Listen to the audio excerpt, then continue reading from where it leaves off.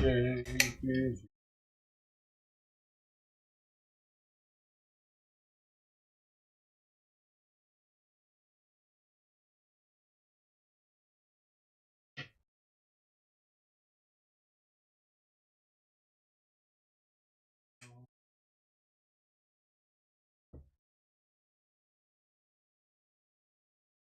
Okay.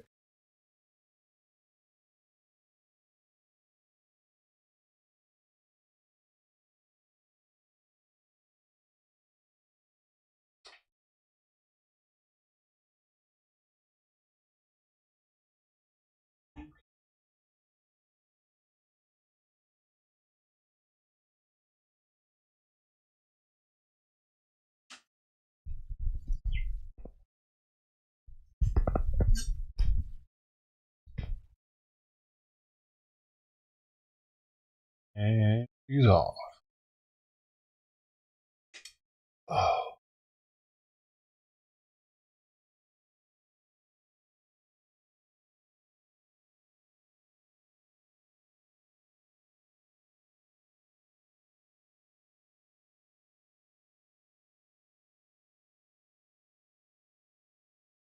Yeah. I don't know where she was this time. I didn't see her.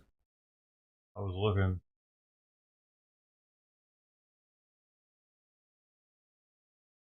I didn't put any True on it this time, but that is a full can right there. For this specific brand, for 2 cans of it a day, for 2 cans of it a day, for a week supply of it, came out to $28.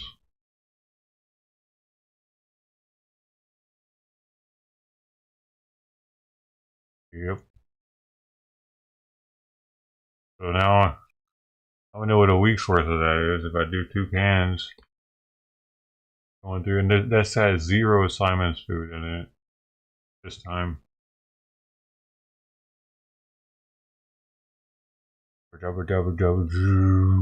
And there are cheaper ones like Friskies and what was another one? Uh, another F, but they're super. They're like cans are like half the size though. You know what I mean? Like they're 80 cents a can or 90 cents a can, but the cans are only like 3 ounces, and these are 5.5.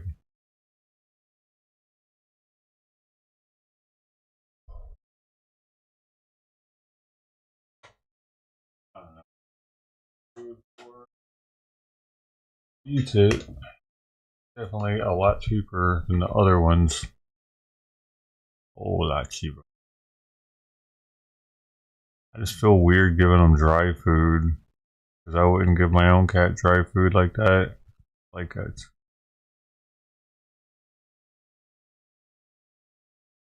like I think I might have put more than I at least put 2 tablespoons, heaping tablespoons of water in with that.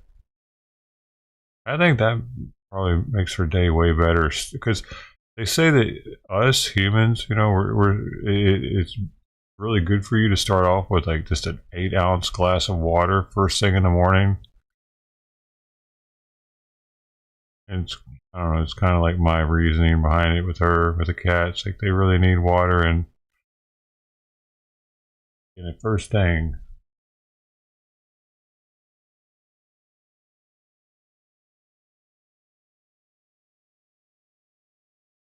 Water out. Yeah, yeah. I just uh I just know Simon and her, like they don't hardly drink any water and that's she has though, which is a little concerning that she's drank water after eating the wet food. She might have kidney problems. The water would really be something she needs. That's the case.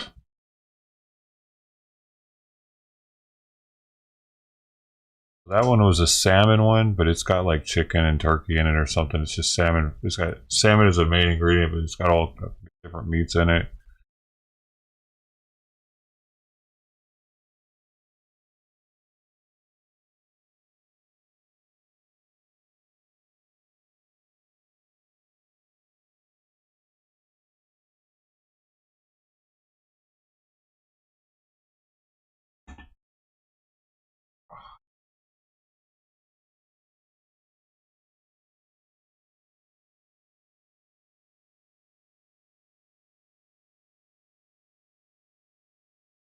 right now. I'd like to see more of it.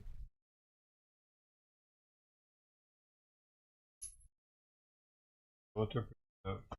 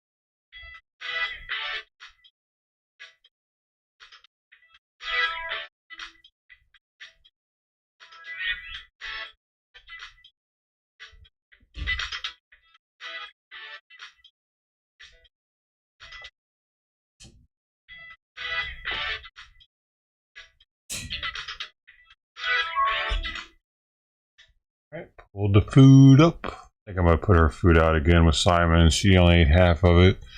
I'll put hers out again at 11 when I bring his out. Yeet. Yeet.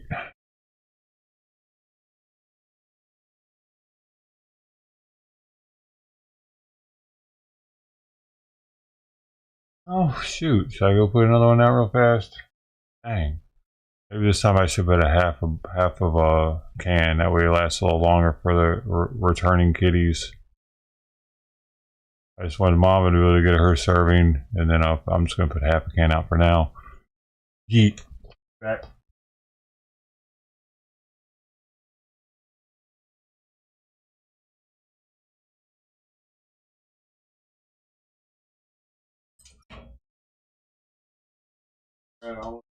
Pepper.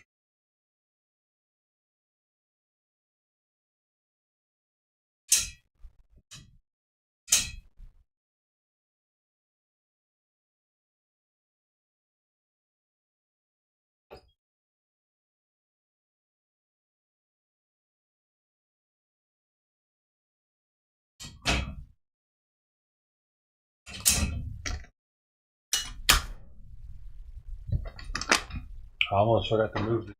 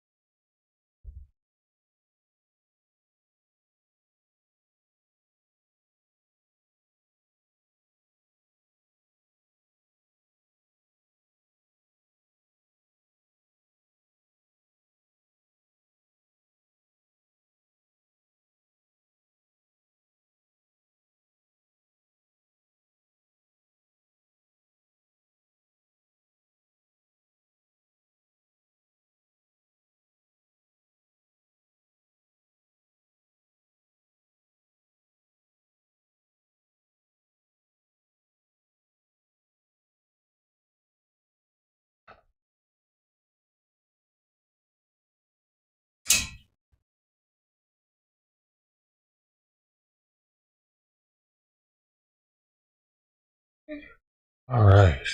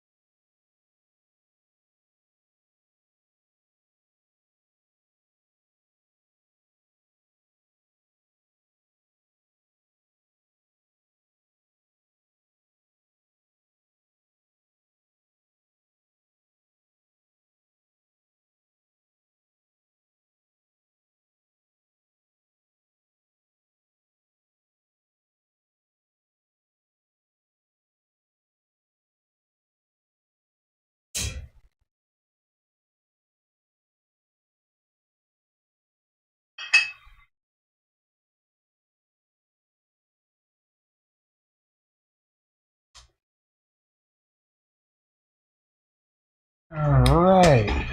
Right. Oh, got everybody done for the morning.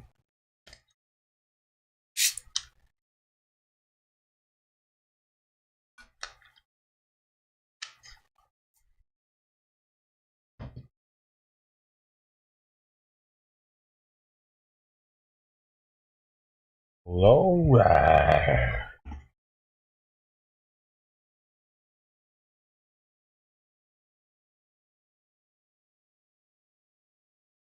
Surprised Mom ain't right back to get some more. This time it's chicken liver.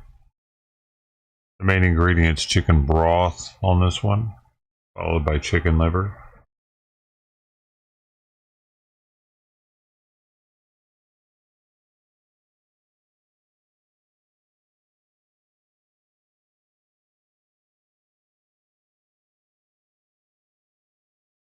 I mean, I've been looking at everything I eat now. Pretty much everything has natural flavoring in it. I bet this cat food even has natural flavoring.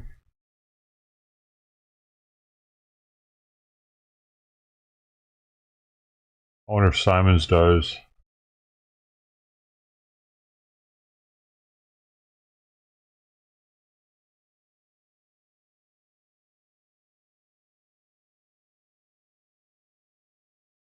Everything, yeah.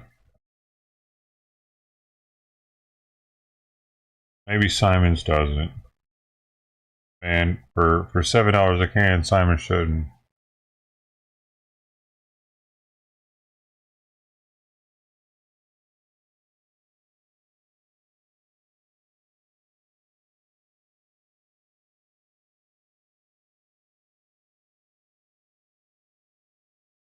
There she is.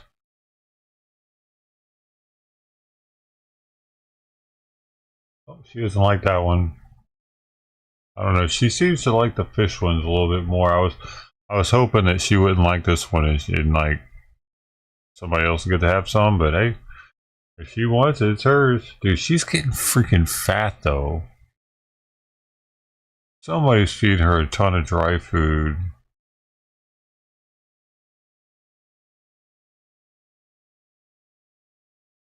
I think. Doesn't it seem like she's getting a little fat?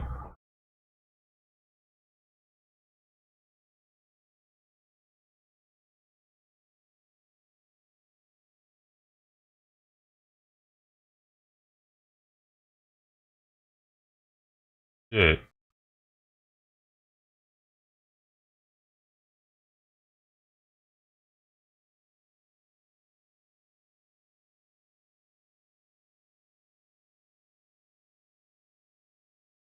Hopefully it's not the worms blowing her out.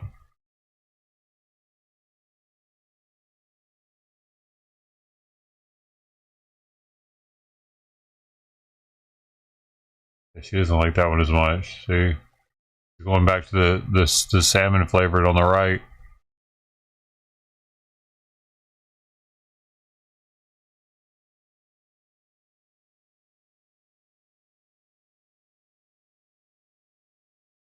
Nope. Yeah, see, she's gotten the.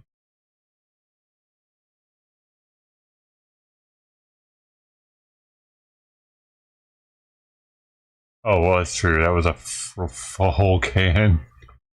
That's a good point. That was like 150 grams of food plus 2 tablespoons of water. Heaping tablespoons, so it's more like 2.5 tablespoons.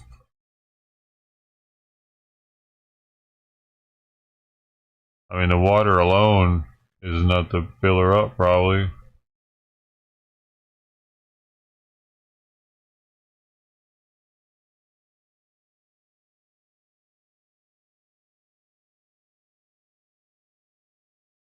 I wonder how much cat shit's under the house, man.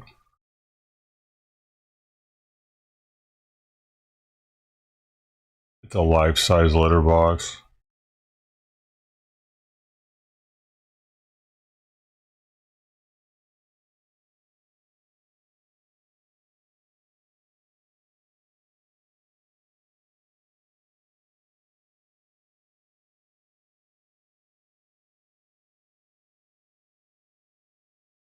It's really interesting how she has this area locked down.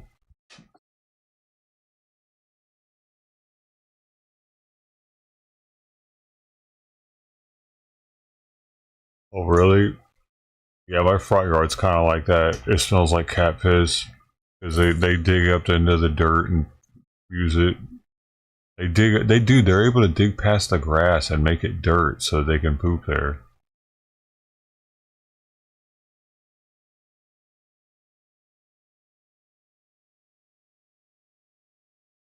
So you went back to the Sabbath to get on the right.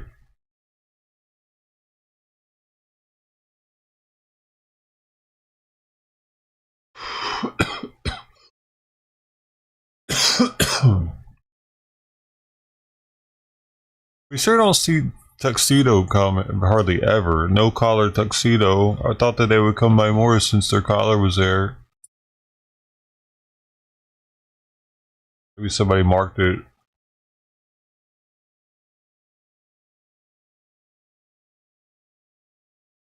You think I should feed her less?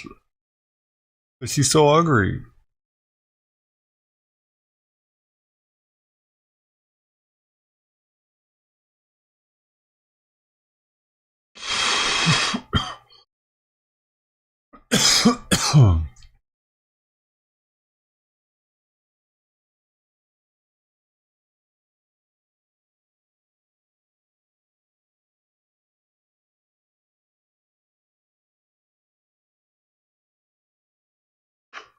Well, yesterday we had four. Then we had four that I could see. Calico just didn't come into play. Neither did Tuxedo, collar Tuxedo. But I saw four cats.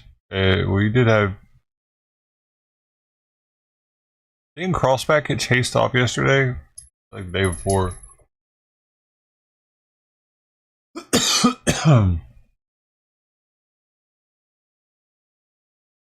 Oh yeah, I think, dude. No, not just one of them's pregnant. One of them is nursing right now. Because remember, they were yowling weeks ago. Whoever that was, that was like over a month ago.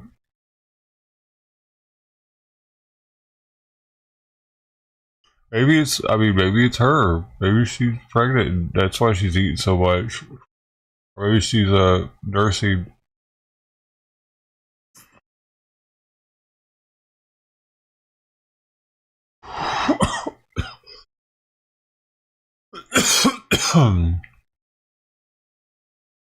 Dadgummit, she ate another half a can. That's insane, dude.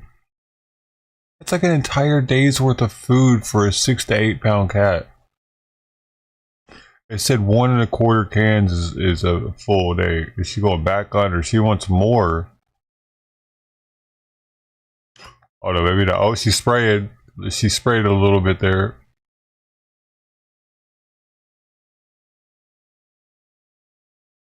Or tail shake.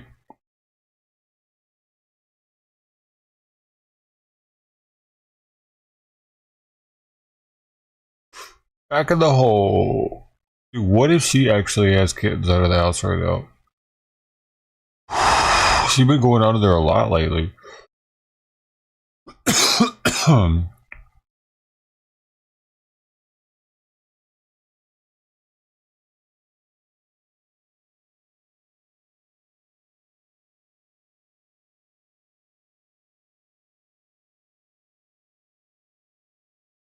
I can't believe she's eaten an entire can and a half. And the stream's only been going for 38 minutes. Like I didn't even go out there instantly. In like 30 minutes, she's eating a can and a half. And some of that time, there wasn't any food out there. Like 10 minutes. Pretty wild.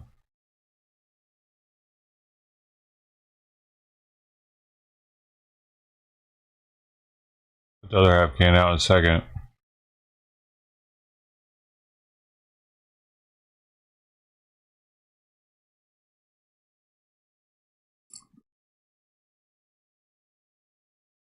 Give her a chance to kind of get full, maybe.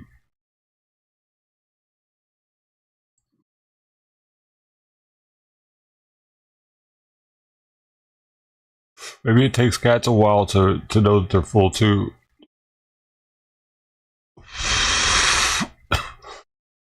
You said it was 20 minutes, right? For humans? I thought it was 7.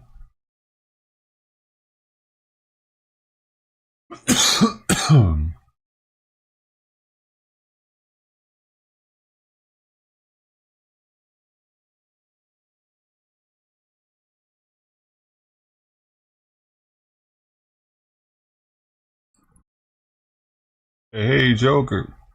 Yeah, man. Let's hope it ain't worms. Well, she probably got worms, man.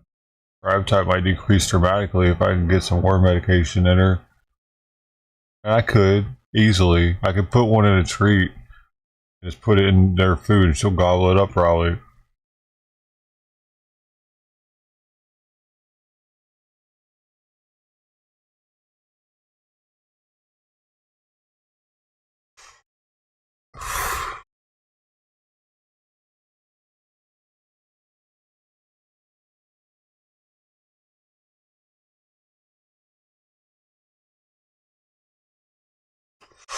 I could ask my vet what's the best all around dewormer to give a feral cat.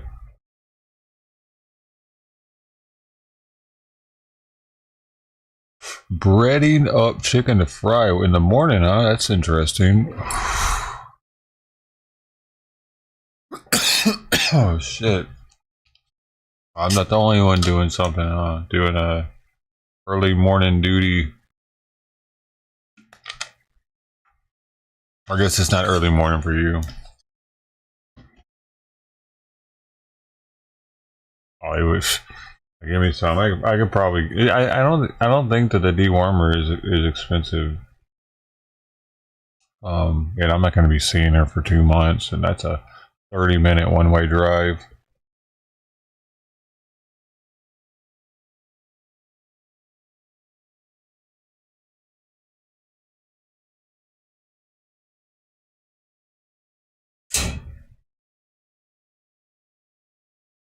Yeah, my fuel efficiency is about 15 miles per gallon.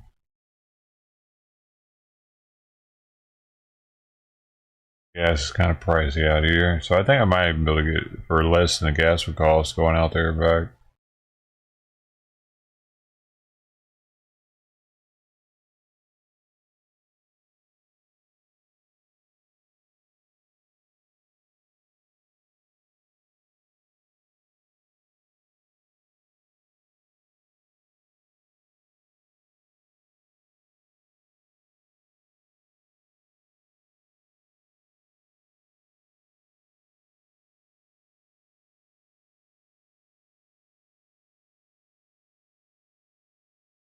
Simon's fighting with P.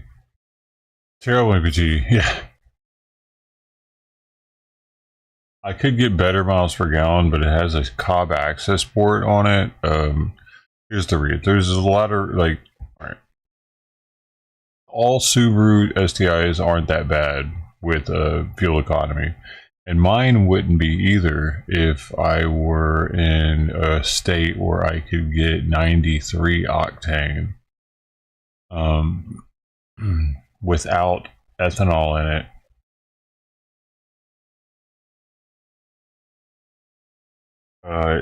Because we have like the worst gas in the country, we have a special blend. It's called the ANC blend. Arizona, New Mexico, and California all get this blend. It's to reduce smog. That blend is dangerous for my car on a factory tune, with the ECU not tuned, and that's what the Cobb access port is for.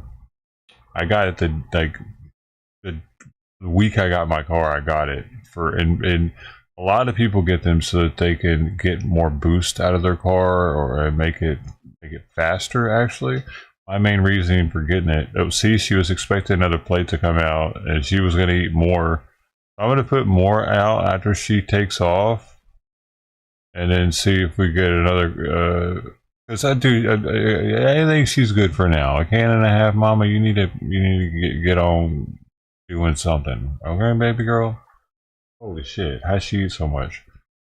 But what I do with my Cobb access port, instead of like making my turbo get all crazy with the boost and therefore leaning the car out even worse, I do the opposite to save the engine, make it run rich.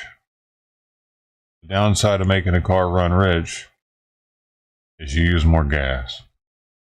The upside of making a car run rich is less likely to pre-detonate or ping.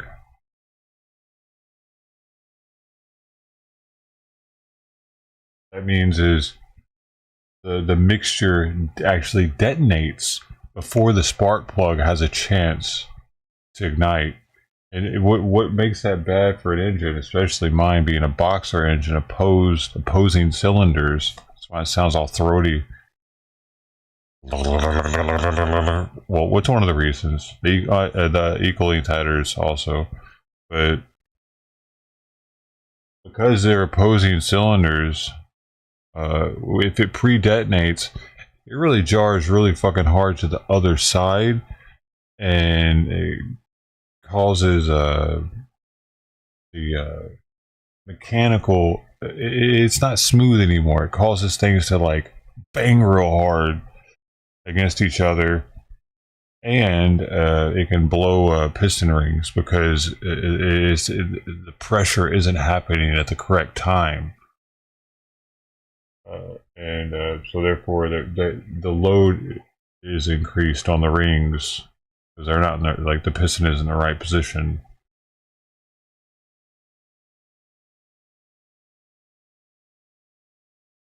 Plus the mixture doesn't burn correctly because it didn't ignite from the spark plug. That's why I use more gas in my car than a normal person, say in Tennessee with an STI and running 93 octane.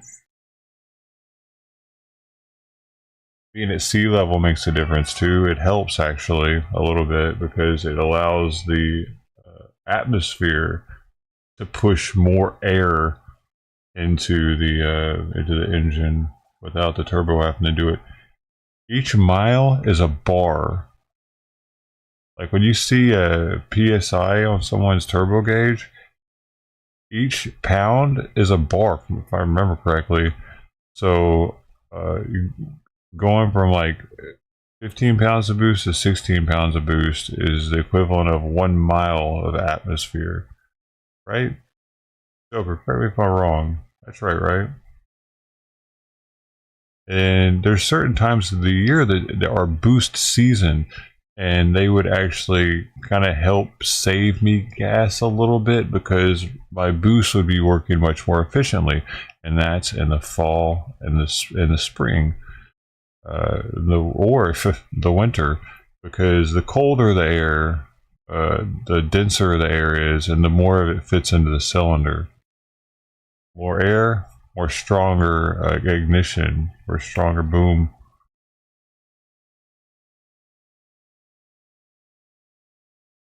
So 15 miles per gallon is worth it to like I could have it so that it's running way leaner. Like I don't have like I have it on a special ANC setting on the access port.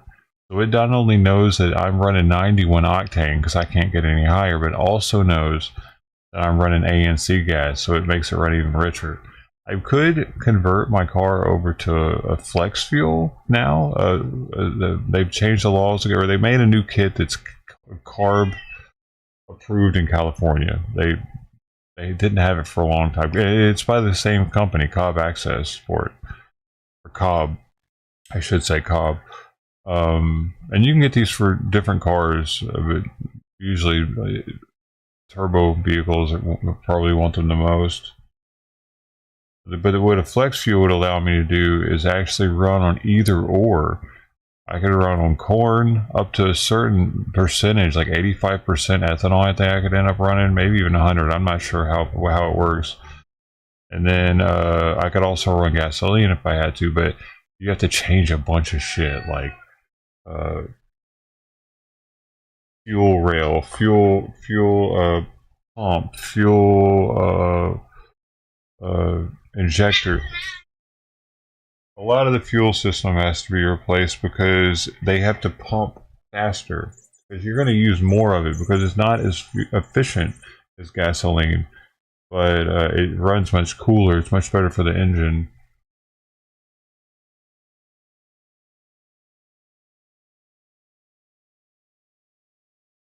Jet fuel, that's JP5. Purple lines on a ship. If you ever see a purple line going down the passageway of the ship, that's JP5. Because the ships actually run on jet propulsion. It's turbine engine that's running the propeller.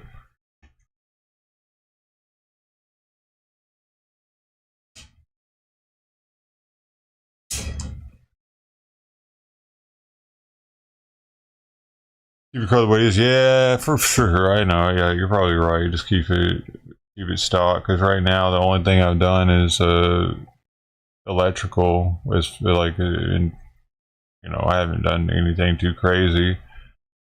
Just wiring in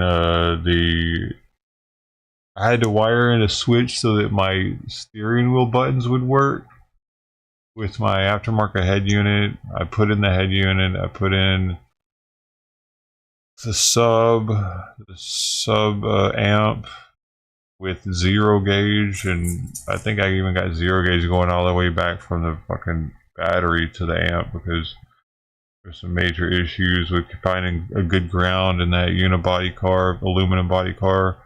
I couldn't get a strong enough signal with the ground for some reason.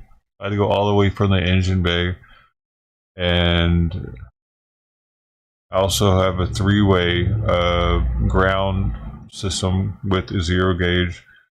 One going to the alternator from the battery to the body, and where's the last one? Battery cable to the alternator, ground, right? Body. Oh, it's called a three-way, man. How am I forgetting what I did now? It's just professional as fuck looking, though. I mean, I think it is. It's decent.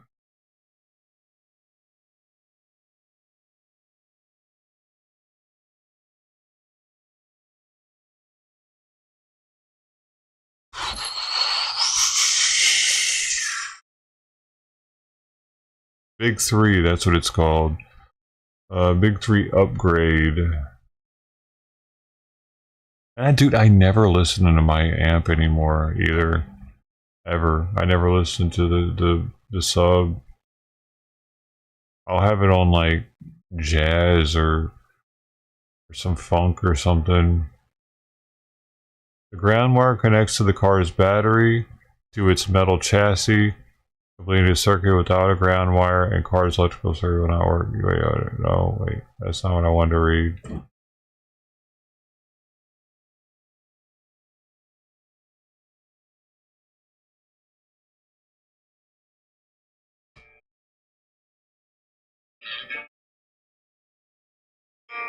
What to do? Oh, it's time for me to claim my points on D-Live. 23 seconds. Right now I'm in 88th place. Let's see if we pump up any. Because these are going to be my draws. Let's see, y'all can watch it. Hold up, we'll go to the... You're going to see me now for a second. It'll be alright though.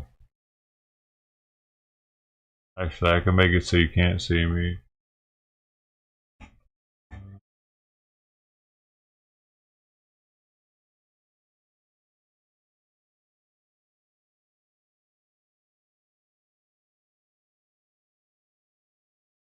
Alright, can gaily draw. Right now I'm 88th, as you can see there, and you can see me on the list. Where is it? Right here. Boom. We're moving on up. We're moving on up the list. Oh shit, today's a bad day. Why is it so bad? Why is it so fucking bad, man? That's bullshit. Why did I only get 272? Man, some days I'll get thousands. Oh, bro. I didn't move up at all, probably. Nope, not at all. 88 still. Oh well. That was a bad one. That's what, like, the most disappointing one out of all of them ever.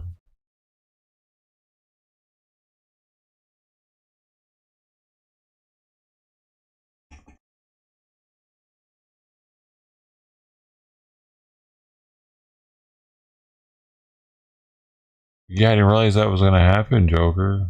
Now what? I got the system in there and a badass. The alternator isn't helping with my gas mileage either. It's got like a 280 amp alternator in it.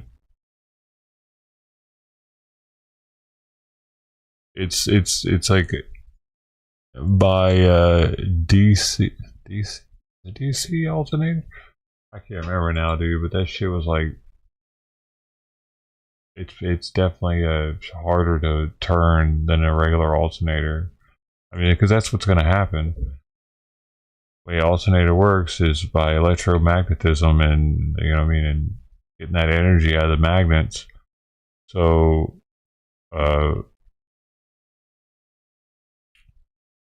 right? Feels like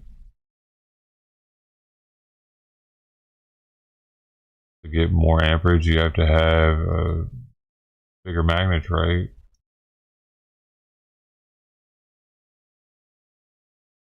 Don't they have magnets in them?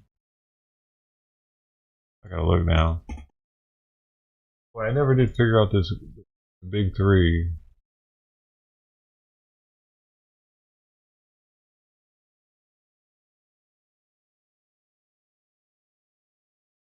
Close the.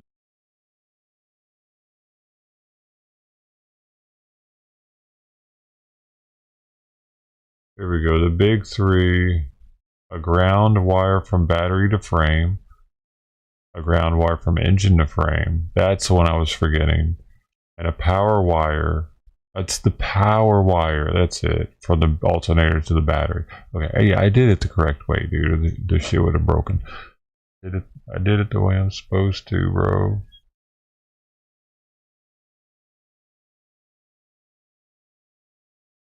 Kitty, kitty. Yeah, because the power wire from the alternator to the battery is how you get like more.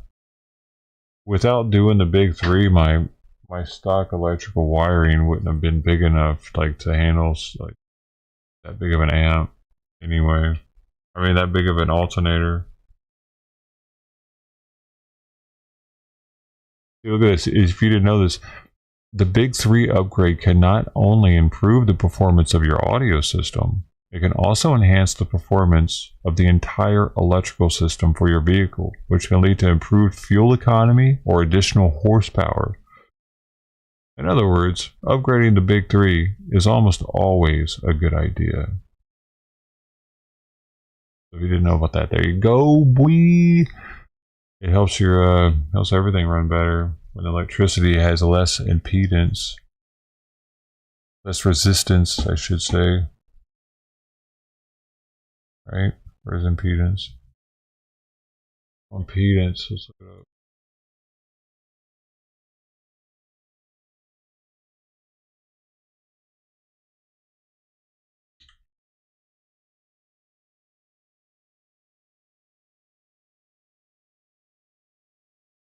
Opposition to alternating current presented by combined effect resistance and reactance in a circuit. Maybe it is impedance.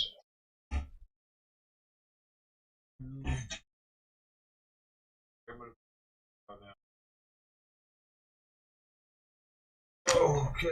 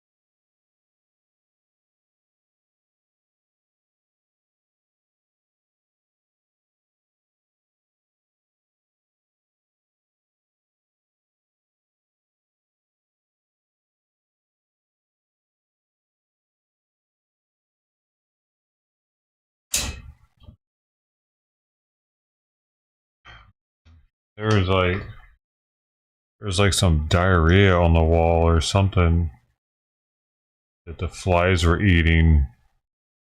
I don't know, dude. It looked like something like jumped on top of the wall and just squirted a little bit and then it ran off.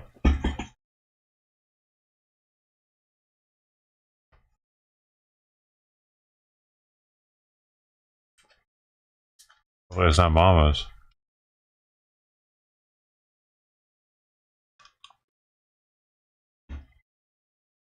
Just rinsed it off with a water hose. But hopefully now the flies that were eating that shit are in the food.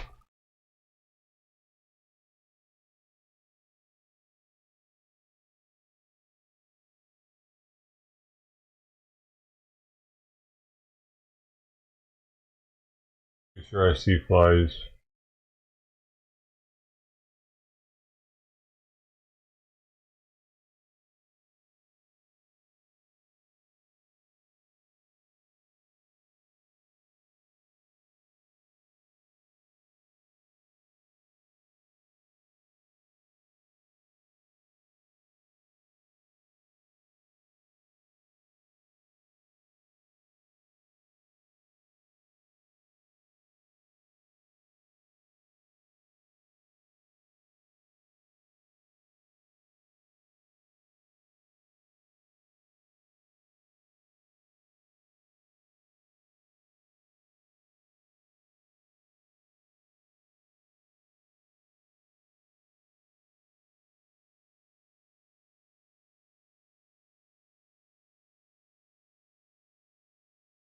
Hey, look what we got here. Collar. Collar tuxedo never eats. Collar tuxedo never.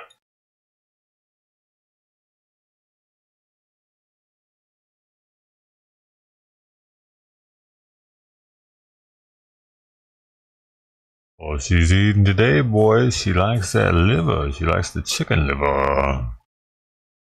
Looks like she's just drinking the gravy.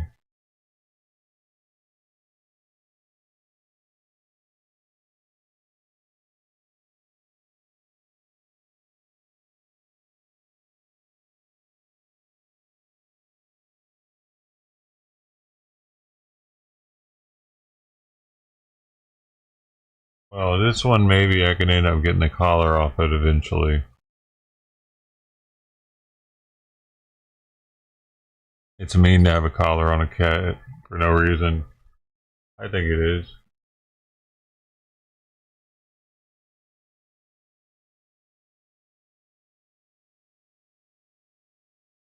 They're gonna check if her chips regardless. If he ever got caught.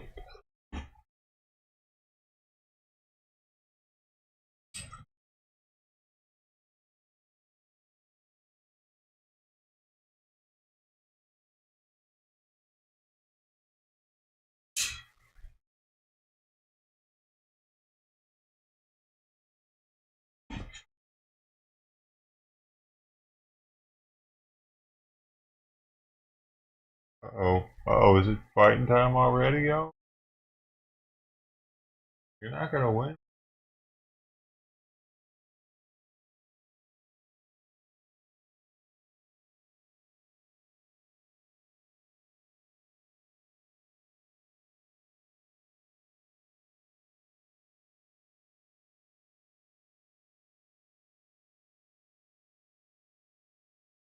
Oh, I'm sorry.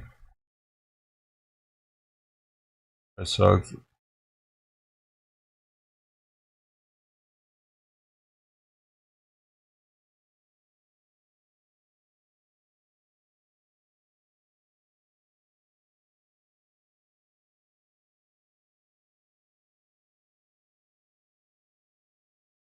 Broken.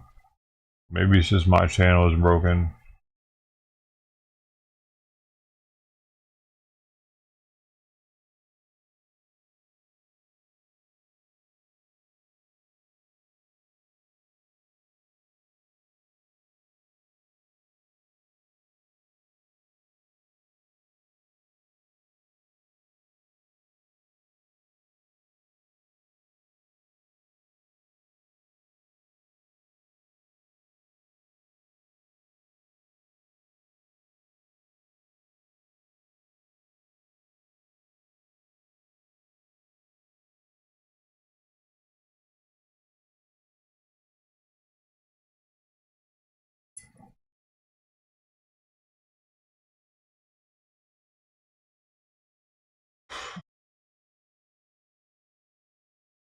Hi.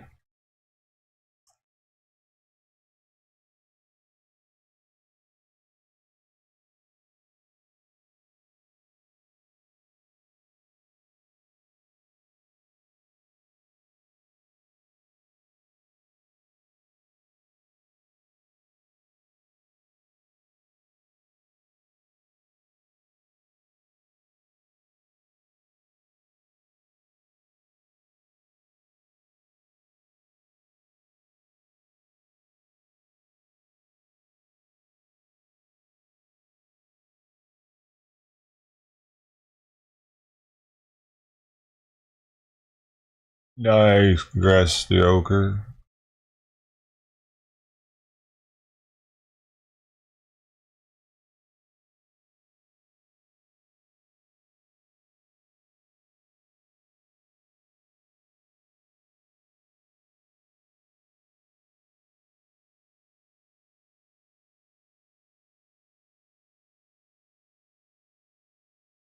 This cat's in really good shape, dude. Or it's skinny. I don't know. It seems to be in good shape. I'm about to make it fat, baby. You want to be a fat alley cat? Come on down to kitty cat.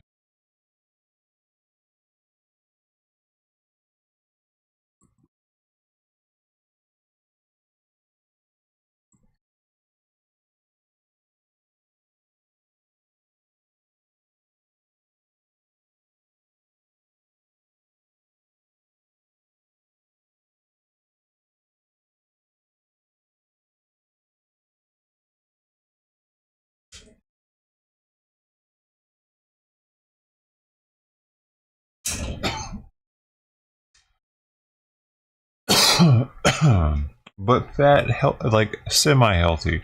This is like not. It's not like Simon's food. It's not healthy food, but it's healthier than dry food because of the moisture content, and it's healthier than dude. It doesn't have a bunch of like. I looked at Friskies, and Farina, and like all the like name brands like that are cheaper, and the top like four ingredients or whatever were shit. They're all byproducts and stuff like that.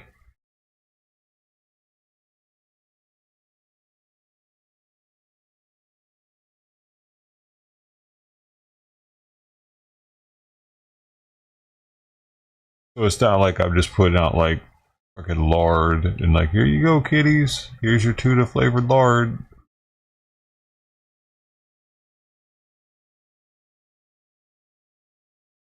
Wow, she liked that one.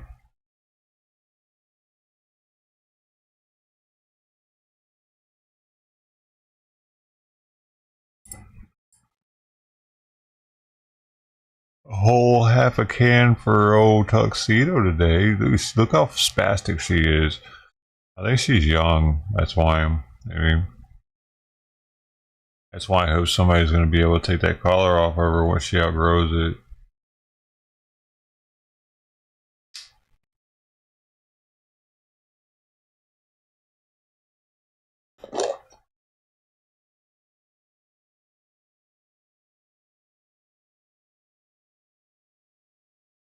She's moving the plate around. She's all freaking out. Trying to get, dude, she's trying to get all that. I don't ever see her eat like that, dude. Wow. Wow, they really do like that food. Whatever natural flavor they're putting in that shit works for cats. Yeah, I think that is like a sign that she's still a kitten because her tail's so much longer than it seems like it should be. Maybe. Simon's in the back yowling. Simon!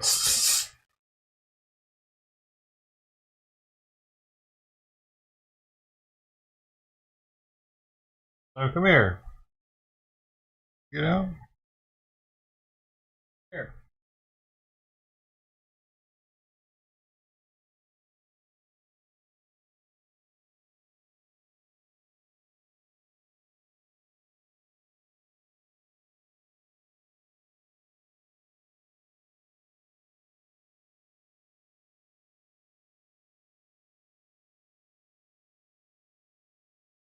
Oh, shicka shooty shoot, man. I got that area all wet back there now too, damn it. I was hoping that it would dry up a little bit before they finish the plate. I went to have to walk on some wet stuff and track it in.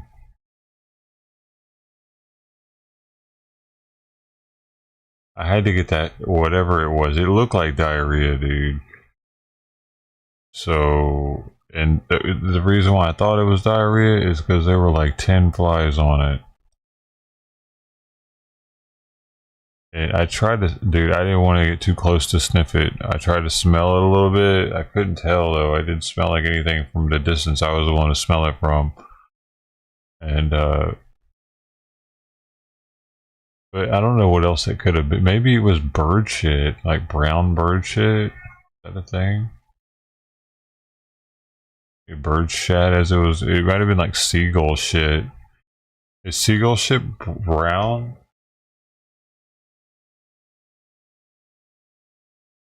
Brown. I mean, I'm kind of inland for the seagulls. Feces are solid and worm-like.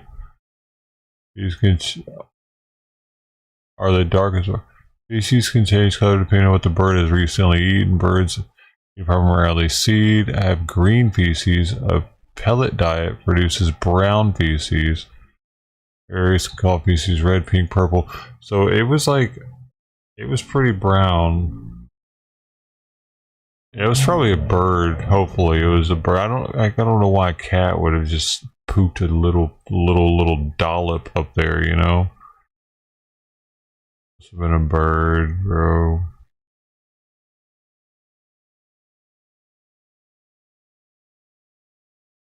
Oh baby, baby, let me see some bird poop now. It was a lot though.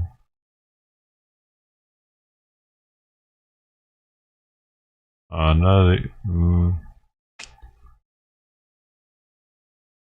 Dude, I saw a hawk yesterday. Maybe it was hawk shit.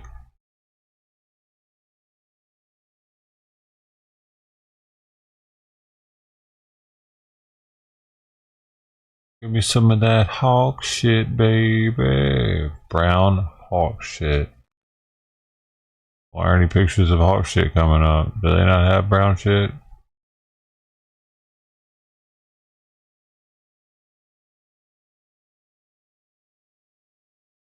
Maybe I gotta put splatter. Hawk shit splatter. Hawk shit splatter. You got that hawk shit splatter. Bro, birds just go while they're freaking flying? That's disgusting. Dude. Well, I mean, I've had it happen to me before, though, when I was a kid. Yep. All day long that day, I was working a carnival.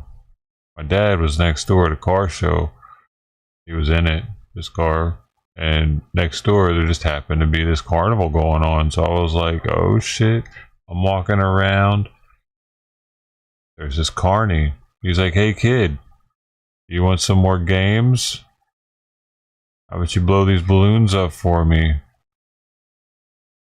I'll give you a game for every, I forget, like, a trash can full that you fill. Free game. How'd that sound? So I was like, alright, sweet. Dude, I tied so many balloons that day that my fingers were like, the skin was coming off of my fingers. Actually, I got a blister and then it popped and shit. Like, it was bad. But by the end of the day, I didn't really win shit from that guy. He totally scammed me. And I was walking back to the car show. It was super hot that day too. I forgot to mention that. It was like 90 something degrees probably. It was blazing. And I felt this ice cold from heaven smack me in the forehead. And I was like, oh my God, that's amazing. Where'd that come from? That's so cold and nice on my forehead. I'm rubbing it in. And then I pull my hand away and look at my hand and it was white. I was like, oh no. With a little bit like, you know, I could tell it was bird shit. I knew I had been smearing bird shit all over my forehead thinking it was like some just the water that somehow splashed on me.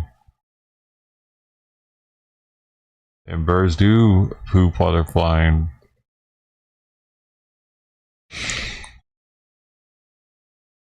I forget how I got that shit off my forehead. If I had to ask my mom or some mommy, shit on my forehead. I didn't say it like that. We're already $4 down on wet food for the day. For the wet food budget. The cat canned food budget.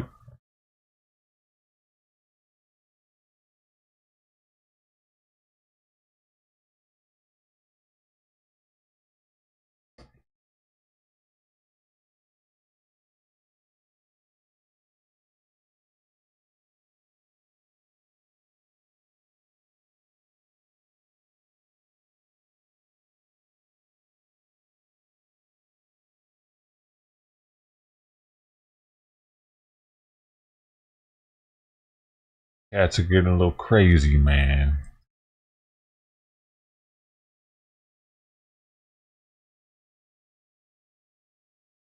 Maybe the other one was just more filling. That's why they would leave more behind. This one probably has a bunch of stuff that makes them want to eat it, though. They're cheating the system. Like the natural flavors that they're doing to us.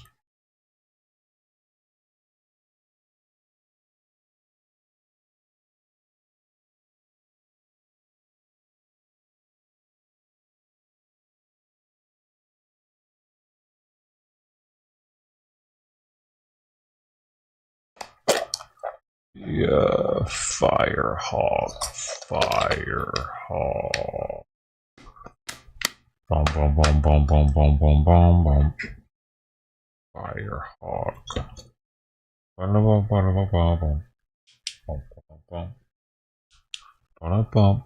Boom, boom, boom, boom, boom. Ow. Boom, boom. Boom, boom, boom. Boom, boom, boom, boom, boom, boom.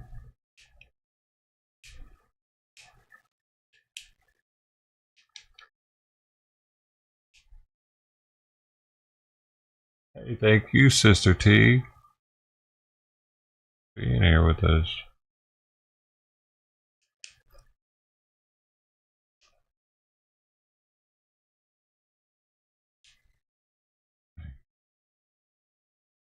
No. No, what are you doing? Don't come up here yet.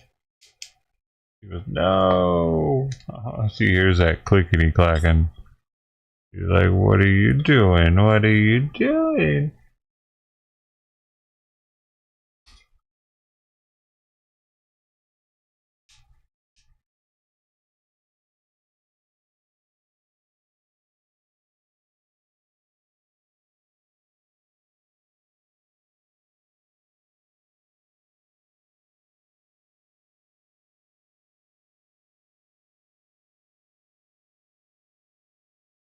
Hey, hey, hey, hey. God damn it, cat. You're sniffing the alcohol cap. I'm trying to keep her. All I'm trying to do is keep her away from the fumes so she doesn't smell them. And she straight jumps up here and goes right for the cap.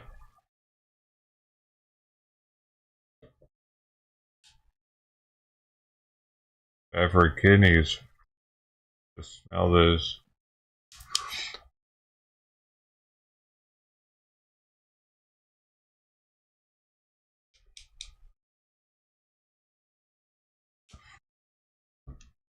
Do do do do do.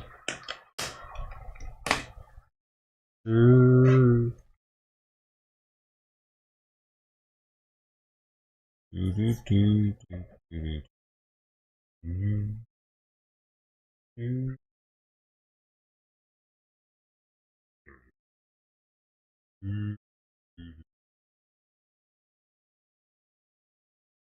Well, guess I gotta put another half can out there. It's not a kitty cam kind of show, is it?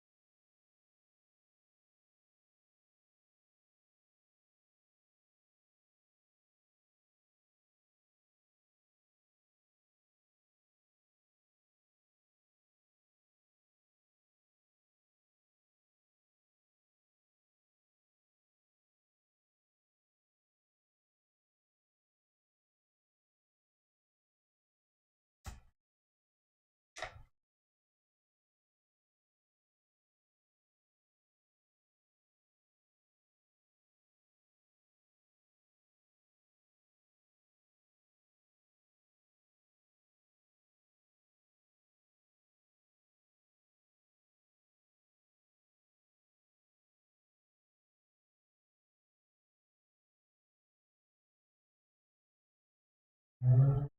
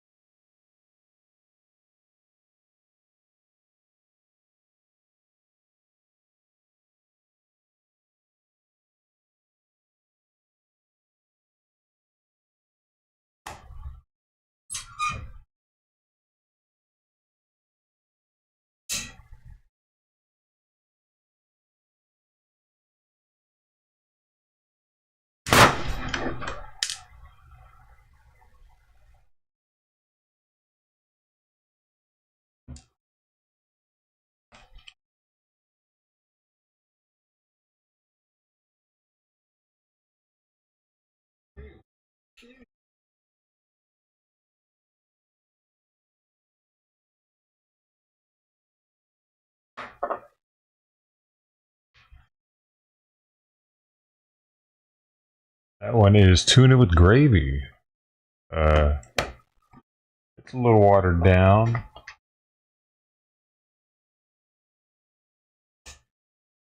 Looks like the flies don't like it. That's a good sign.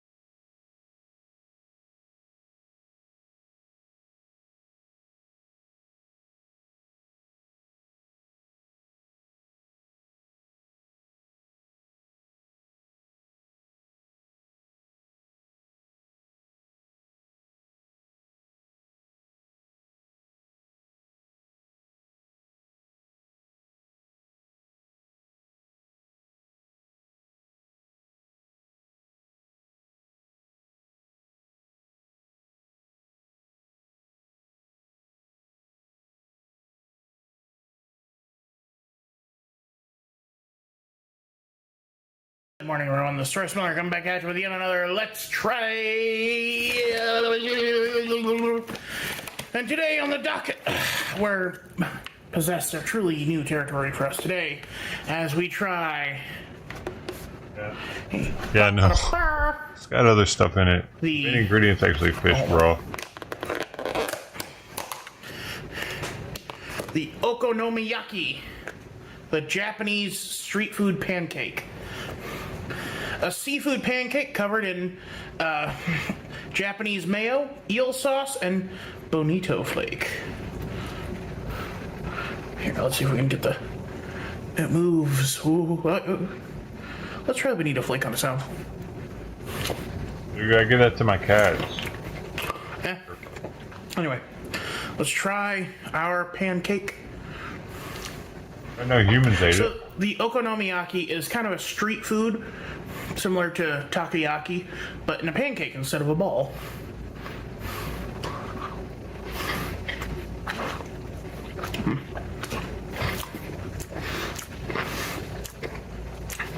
The texture reminds me of a crab cake. It's got some either like maybe shrimp or crab, edamame beans.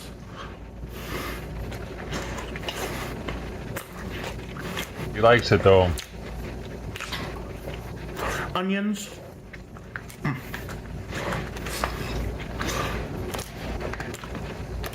It's also very doughy, like American takoyaki is. Because remember, these foods were meant to be cooked on a street corner and sitting under and finishing cooking under the heat lamps as the person waited for customers, the vendor.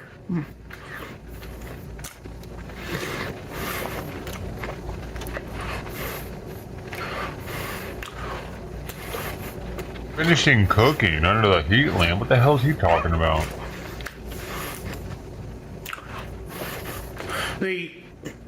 The pancake is also known for its decorative design, which usually has the stripes of the eel sauce and the... What do you say it's made out of? What is it? The pancake's made of fish or something? It's a fish patty?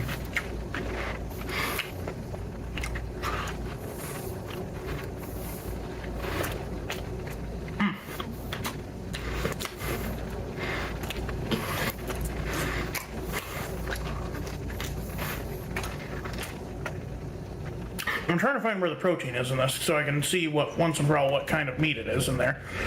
There might not be any meat in here. I mean, these things are kind of made on the fly. And the recipe varies person to person. Made on the fly?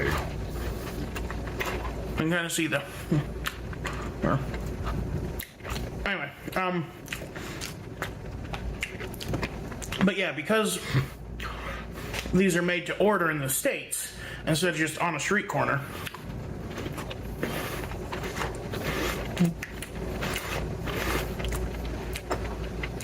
They're a lot more doughy. I'll get it. So that's what I recommend if you do get one of these, is just keep that in mind. It's still really good, just a different texture.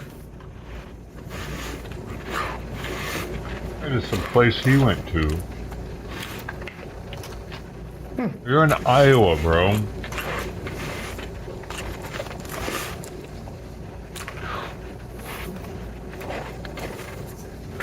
How many authentic Japanese restaurants are there in Iowa?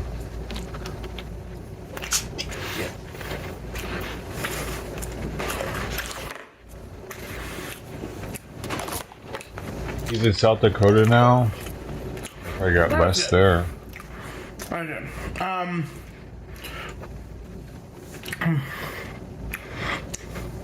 Bit of a shorter let's try today. I do apologize about that. Usually these are a bit longer. But c'est la vie, que sera, sera. That's it.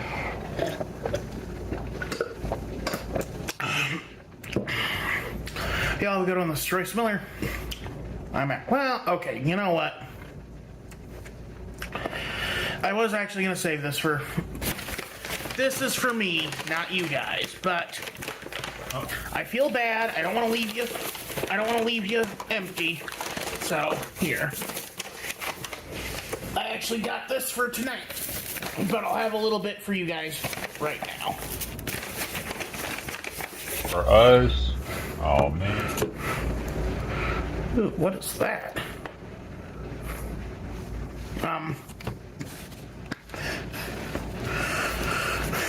I got some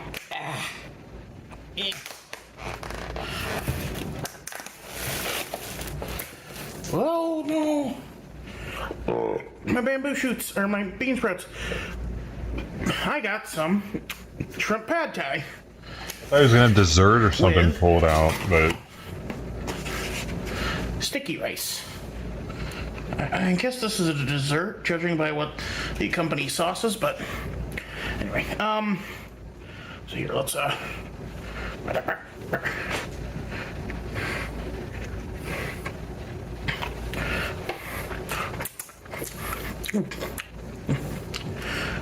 oh, that's mean. They left the tails on the shrimp. That's just rude.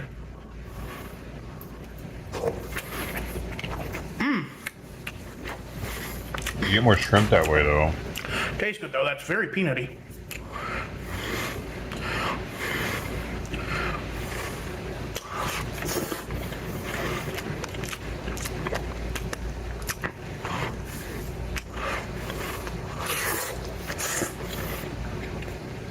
So pad thai is a Thai noodle dish, which why they had it at a place that serves Japanese cuisine? Well, probably because Orientalism. You know, all Asian food is the same to them. South Dakotans, maybe. That works. But this is actually really good. It reminds me of when I used to go to Who Hot and get just a ton of different sauces and they would come and they would get, and like it would get all sticky on the pan. Too hot? Heard of it. I got it a little spicy, not very spicy.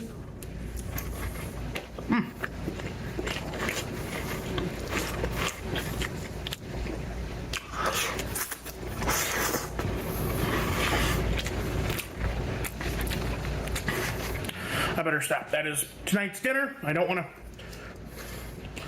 I gotta see what this stuff is.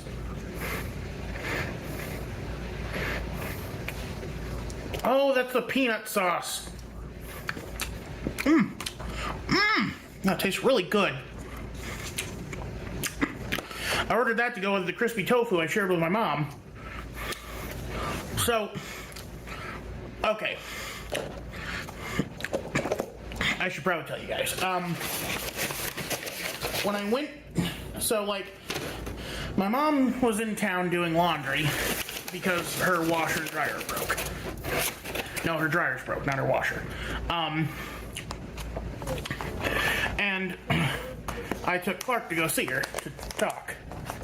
And I offered to get her some pad thai, but then I realized, like, oh no, I brought Clark with me, and this was an online order, so I'd have to wait at the, I have to wait at the restaurant with my dog who can't go in the restaurant, or leave him in the car, which would be really cruel and inhumane.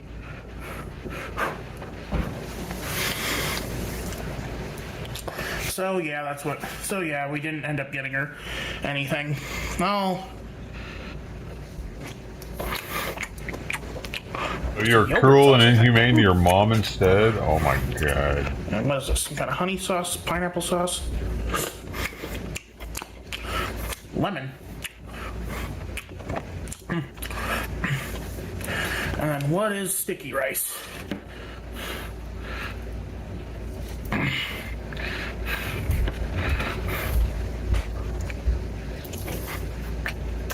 Ooh. I bet this is a palate cleanser.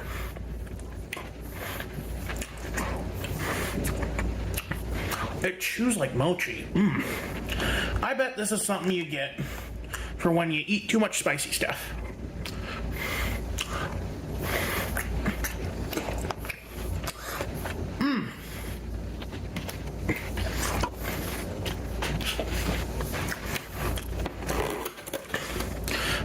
That is really good, but I gotta put this stuff away. This is for tonight. Not right now. Anyway, I hope y'all have a good one. This is Royce Miller. I'm outie.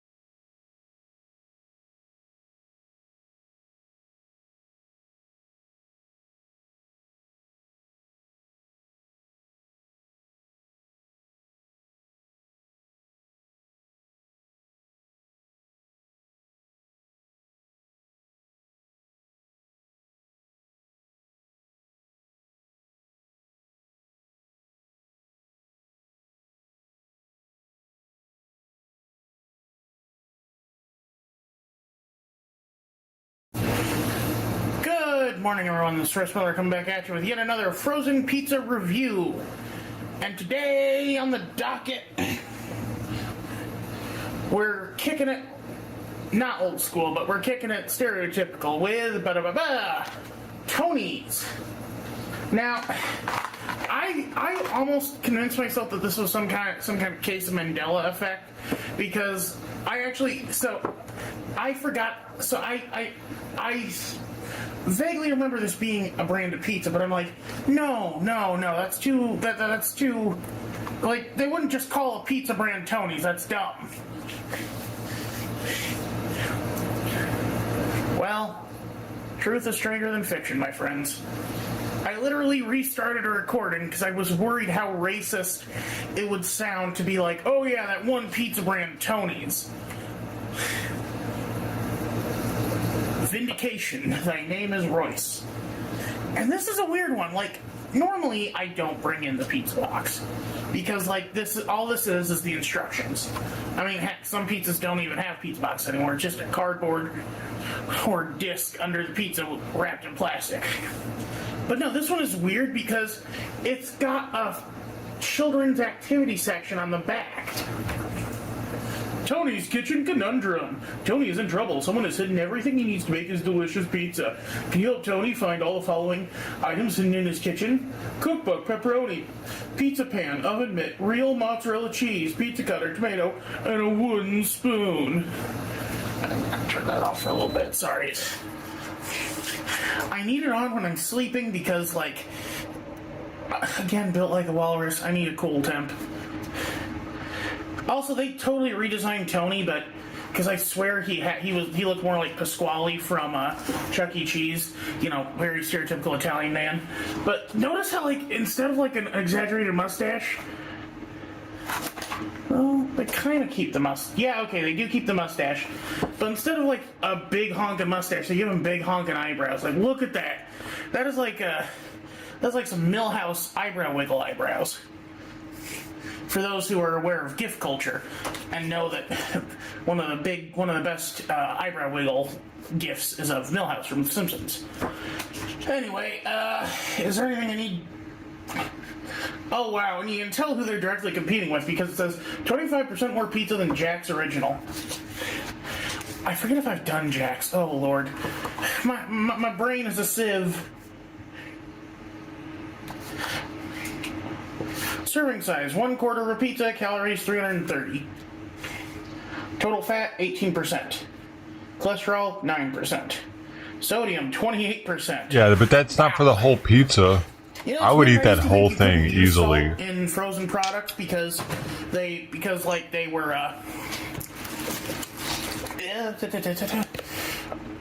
thought you couldn't use salt in frozen products because it would make them not as good. Like, it would make them freeze poorly. Like, that's why you don't see actual buffalo sauce and stuff, is because vinegar melts ice. And vinegar is a key ingredient to buffalo sauce. That's why you don't see you don't see buffalo style wing, or you see buffalo style wings, not buffalo wings.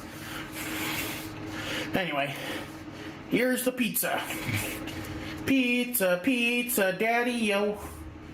Oh, Lord. When I was a kid, I don't know if this was like across the nation or just specifically our little neck of the woods, but we had to study music that was orchestrated by this one composer named Teresa Jennings. And she did, I think she was kind of like one of those, I think she was for music classes what all those overpriced textbooks are for history and science and stuff. Where she just makes she makes new music books every year and cranks them out. She did have some bangers though. Jaws of the Jurassic, Pumpkin Jack, really good. Anyway, let's take a bite.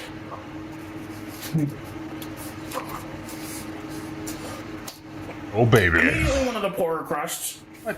Oh, man. That's not the corn crust thing. The cheese is okay. The sauce is good. The pepperoni is really good, actually. That might be the highest quality pepperoni we've had in this show. It's weird how all the different pizzas focus on different things. Some focus on crust, some focus on sauce, some focus on cheese, some focus on toppings. Well, speaking of cheese.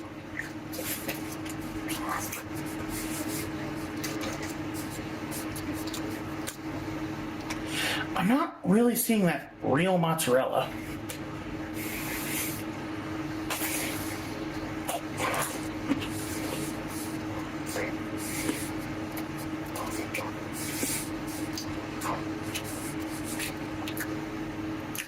The crust is bready,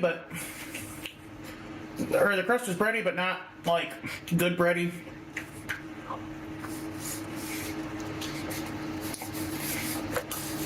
Again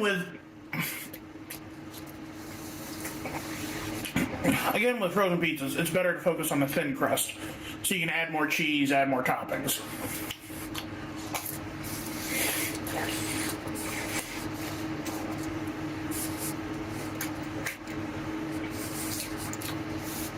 This is going to sound really strange, everyone, but this reminds me of Chuck E. Cheese pizza more than the frozen Chuck E. Cheese pizza did. I might have to get a Chuck E. Cheese pizza just to compare.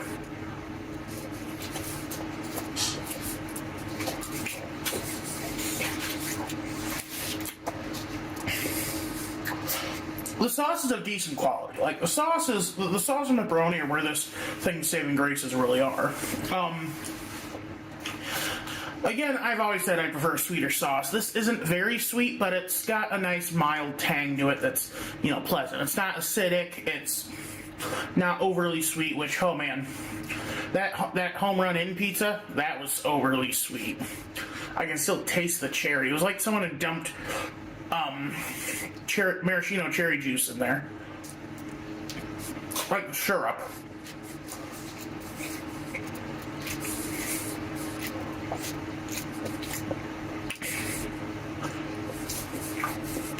And I baked this for the recommended time, but once again you run into the issue of a slightly bready, underdone inside and a slightly too crispy, overdone outside.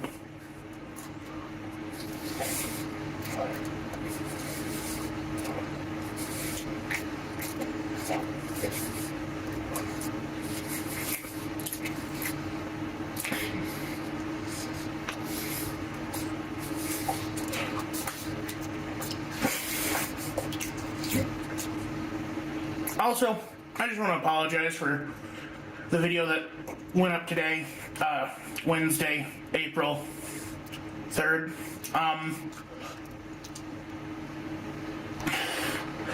I was sleep deprived and hopped up on caffeine, I shouldn't have been talking about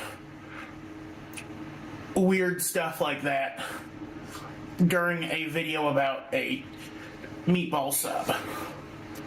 No one's mentioned it yet that I've seen, but I worry that they will.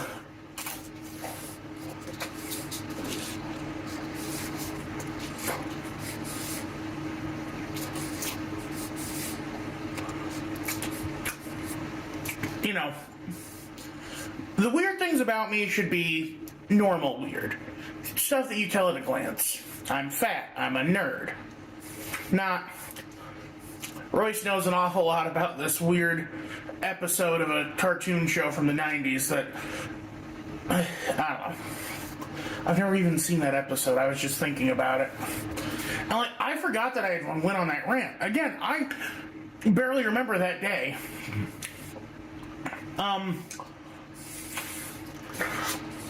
It turns out you can treat coffee like a drug.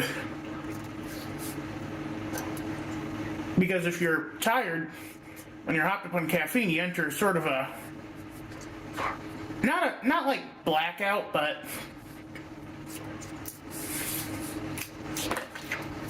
you reach a weird level of stasis. I will say to either this thing's benefit or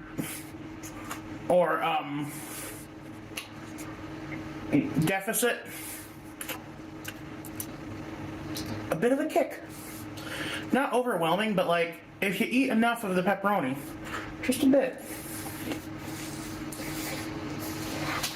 Who makes this? I won't be surprised if it were Hormel, because that does taste like Hormel pepperoni.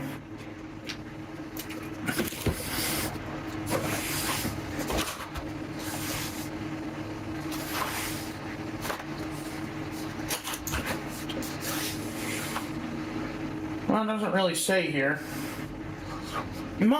I will say most like foods that you buy at the store are owned by like one of three companies, 3 or 4.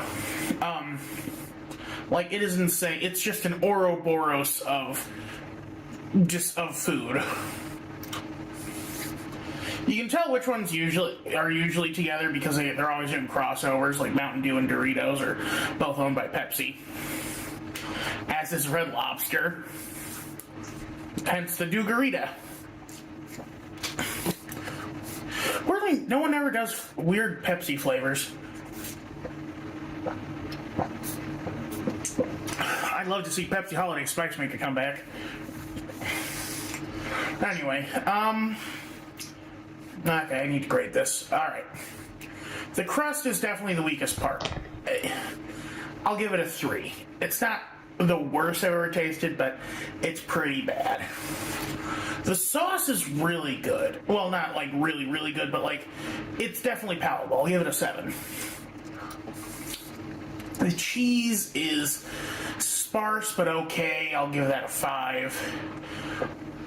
And then the pepperoni, again, really good. I'll give that a 9. So let's see. 3 plus 7 is 10. Plus 5 is 15. Plus 9 is 24. Divide 4, that's about a 6. And that's not a bad score. Like, that's about what I would have put this at if I had to grade it overall. You see, the system works, guys. The system works. Anyway, I hope you all have a good weekend. This is Royce Miller. I'll see you tomorrow. I'm outie. I got you. Meow. Say hi to the people. No, don't lick that, silly. Oh my god, she's eating my microphone.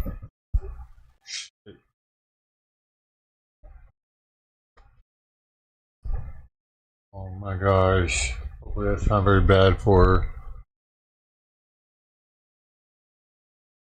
Been eating it a little bit, it looks like.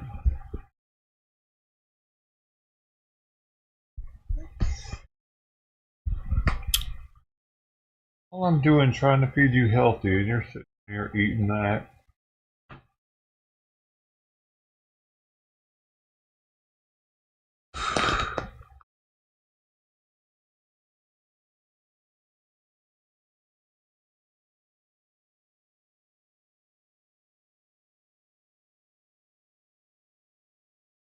What are you doing?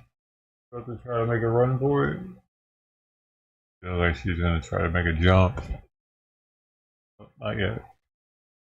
She jumped the other way. Fast food faves, baby. Alright, y'all, this is the Trump rally shooter. He looks a lot like the guys who have been commenting on my page since I told them bitch. Alright, y'all, this is the Trump rally shooter. He looks a lot like the guys who have been commenting on my page since I told them bitch ass niggas at Fresh and Fit about their horrible structure of their platform. This brother looks like he would pay $35 a month to watch a 3-hour podcast on a Friday night. What the fuck is that? Weird. Thought it was gonna be something.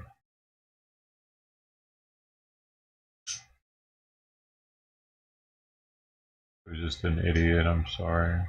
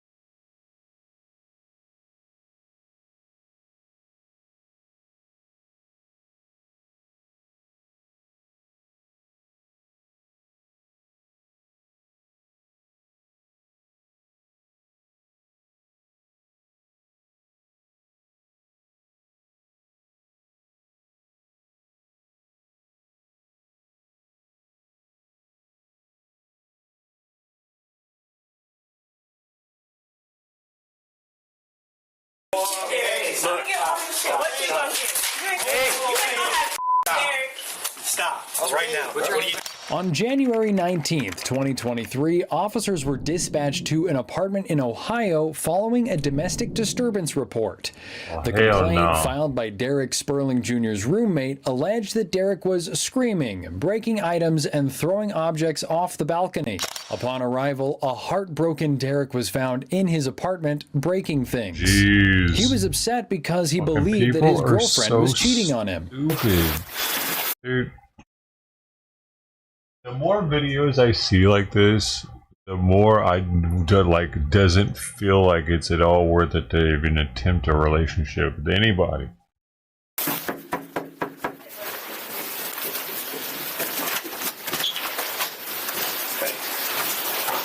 What? I didn't hear about that, Joker. Crazy. What's his name? Derek. Derek. Jeez, man. He might be on the Derek. What's going on, man? What's going on? What's going on? What's this, man? Bro, I don't care about none of this, bro. Dude, watch your feet, man. I don't want you to What's get cut. going on? Bro, I don't care, bro. About what? Bro, stop talking. What don't you care about, man? Stop talking to me, bro. What? Go in there, get in there. Derek. Bro, what are you Hey, man. What's going on? Bro, ain't nothing going on. I'm good. No, you're not good, man. Jesus. Look at this. I don't care about none of this, bro. What's going on? What are you Talk to going me, on? man. I'm not talking to you, bro. Why? I don't talk to police, bro. Why not? Bro, what do you mean, why not, bro? Have you been living in this world, bro? What do you mean, why not? Are you kidding me? Relax. You saying I'm about I'm to here to talk help to you, bro? You're in a whole uniform, bro. I'm not talking to you. Yeah, I am, man. I'm just here to help you out. Okay. And he really called the police, like. Just saying. Stop. Stop acting now. You're not going to walk through me. Hang on. I'm not going to walk through you. You the boss, huh? You're damn right. Right now I am. Okay. What's going on, bro? Bro, I'm not talking to you, bro. Okay. Do not go in that Talk to closet. me, I'm good, bro. You can stand here and talk to him then. All right, man. I'm going to talk to him. Talk to him then. I'm not talking to you. Put Okay. your hands on me, bro. Hey, Is you slow? Derek. Hey, listen to me. You better calm down, bro. What's going I'm calm. You better calm down. I'm calm as can be. Okay, that's cool. Okay. Derek, I'm here to figure out what's going on, man.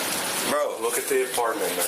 Look at the I don't apartment. care about this apartment, bro. Okay, I understand I'm that. finna leave. Okay, I'm finna have my people come get me. Okay, who's coming to pick you up? My mom, wait till she wake up. Okay. I'm gonna call her at a respectable time so she can come Why? get me.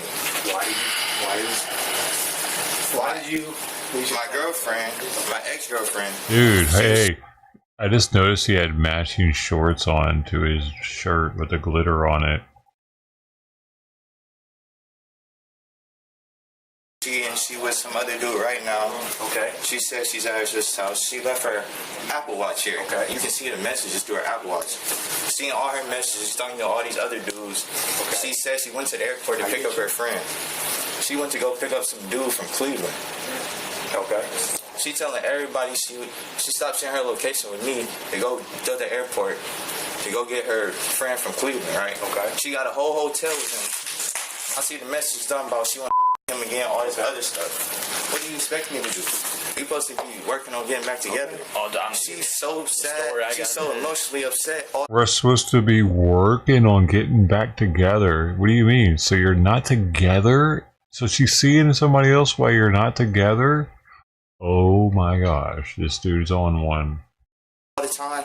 She always come to me for help, advice, all that. I'm the only one who there for her.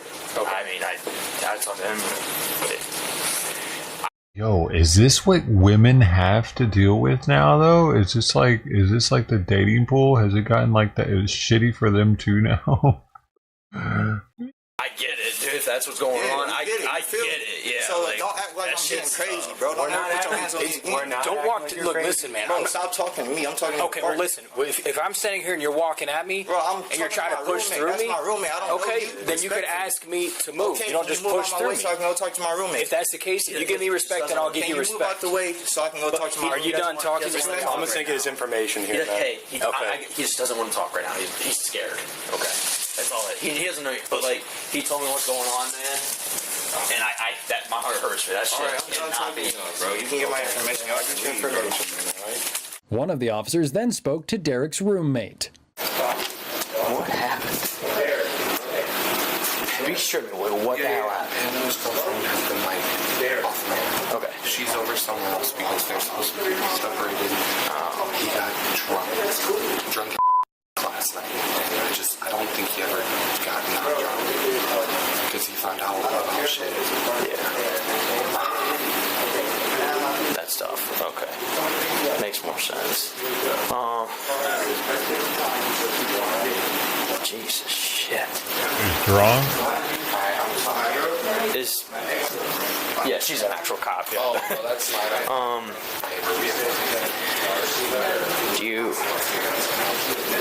Do you know, like, is this laptop yours? This is all her stuff? Holy shit. Well, this is all our stuff. Yeah, I mean... Wow. Yeah, well, the problem is like... I mean... I can't decide everything. SPERL. Jesus Christ. Damn, dude, this is nuts. I mean, who are we supposed to decide what's what? You know, he's got to sue him civilly. His girl broke up with him, and now she's with another dude right now. And he was drinking all last night, and now he lost it. Roommates live here. Yeah, it's his roommate. So the roommate says that he's been drinking all night. The girl, I guess, sent him some stuff about with the dude. And that's what... This was the roommate. This is what... He's in that first room on your left. Your roommate told me. Your roommate said you were drinking all night. Bro, I'm not drinking all night, bro. That's what your roommate said. I was asleep. I just woke up. Okay. I'm wondering where she at. I'm checking her location on her Apple Watch. I'm seeing all these messages. I get that's why you're mad. I 100% trust us. We all get it. So what are you talking about? Drinking all night, bro. That's what I'm talking about. That's what he said. I didn't say you were. That's what he said. Okay, that's why I'm about to go talk to him. Y'all won't let me talk to him. Because he doesn't want to talk to you, bud. Okay, so it's that. I don't want to talk to y'all. That doesn't make sense. Jesus Christ. Yeah, because you did. You think we want to be here? No, because you act like a child, so we have to come out here and deal with it because you want to act this way. When everyone else is trying to live their life, you want to act like this, and then we have to come deal with it. And then you're going to be shitty with us. Jesus Christ. Why are you working on my life? Because I care about you. I care about everybody. You know me, bro. I don't need to know you to care. Bro, don't lie like that, bro. Okay, then just go in your room and be mad. I will, bro. Was he outside? What are you talking There's about? nothing. He's staying here. Was he outside at all? What was he doing? This. What? So the issue is, you're gonna have to sue him civilly probably for all this stuff. Can't take him right here. Where? I'm waiting on my people to come get me. Okay, man. Are you Okay. You're planning on leaving? I'm leaving. What are you talking about? I'm leaving. I'm asking. Can I come in real quick? What do you got to ask me? Is this how he normally is? Is this how he normally is? Are you guys like usually really good friends? I mean, we're cool. We're not. We don't. Okay. Do you think he's? He's gay. From anybody's perspective, He's gay. if he's seen stuff that I think she's he's what he just said. we can all understand why he's livid. We get it. Not saying his actions are okay by any means. The issue is with you guys being roommates. He's mad at me. I don't. Why is he mad at you? Because Did you say something? No, I didn't say. He texted me and said something about, or I knew the whole time, and he's done with me or something. Any threats like I'm gonna hurt you? No, he just tried to knock down my door. This door? My door right here. Like, Did you see how they cut it out? They cut something out right there, and I think it was the gay. I I'm just gay. kept it shut with my hand. Yeah. So the problem is you guys live together. So stuff is kind of like mutual property. We can't sit here and say, okay, well, this is his and that's yours. This is that. You're gonna have to sue him for everything they broke. What a weird room he has, dude. Or when she got home. Not even Basically. he's like, because he was threatening her when he got home. Or when she got home. If the problem with that is if she's the victim, she has to be the one that wants to prosecute. We can't file on her behalf. Or you you're saying like if you're gone, is he gonna come in and break your shit? Yeah, I don't know. I don't know. I'm trying to think of what I can do because like. I can see if I can come over. Like if I wanted to if I wanted to go to my house and kick my door down, I can do it, and it's not a crime. If I want to smash my car, it's not a crime. He doesn't want to get his loot collection The only fucked thing is, up. it comes down to you can't decide everything, who's is what. Some of it's antique. At this time, like I can't sit here and be like, No, I get that. like what about the TV out there? No, yeah, it's not that. I'm just scared of him. And I get that. The problem is I have no legal place to put him because he's not he didn't threaten you, so I can't say he's a threat to you. He didn't threaten himself, so I can't say he's a threat to himself. So I'm like trying to think of where I can so we call it a pink slip, is where we force somebody to go somewhere, like to the hospital. I just don't think it's there yet at the moment because I can't. With him not threatening you and not threatening his own life or stuff like that, I can't. The hospital will never accept it. That's the problem. Do you want to go somewhere? We can stand by if you want to collect some stuff and we can walk you out. Can I? Yeah. I don't want you to be here if you don't want to be here. So, yeah, you go ahead and do some stuff. We'll hang out here. If she comes, it's going to be a fight. Someone's going to go to jail. If she comes, she wants. If you just have to tell her if she comes here and we have to come back out because there's an issue because they're arguing, then there's a good chance she's going to get arrested and him. Okay? Because here's the thing, we're trying to alleviate the situation, you know what I mean? We know you get it. Obviously, right now, things are tense. Until he leaves, I would say she should not be here.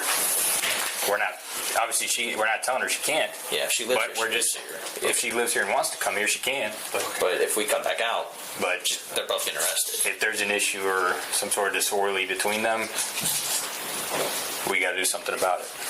While the officers were attempting to speak with Derek's roommate, Derek became argumentative with them. Probably for all this stuff. see my stuff right here. Where? I'm waiting on my peoples to come get me.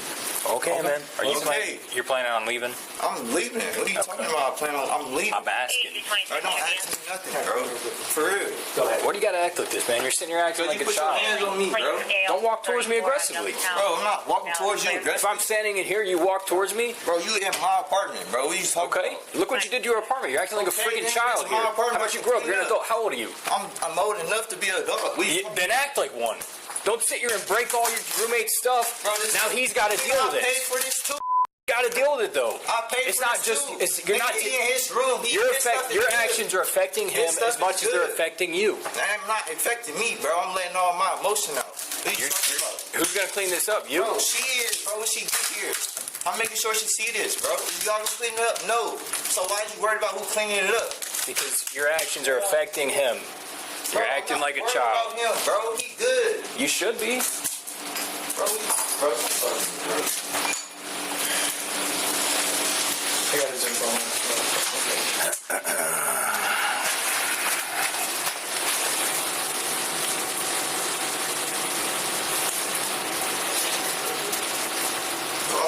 right now, bro.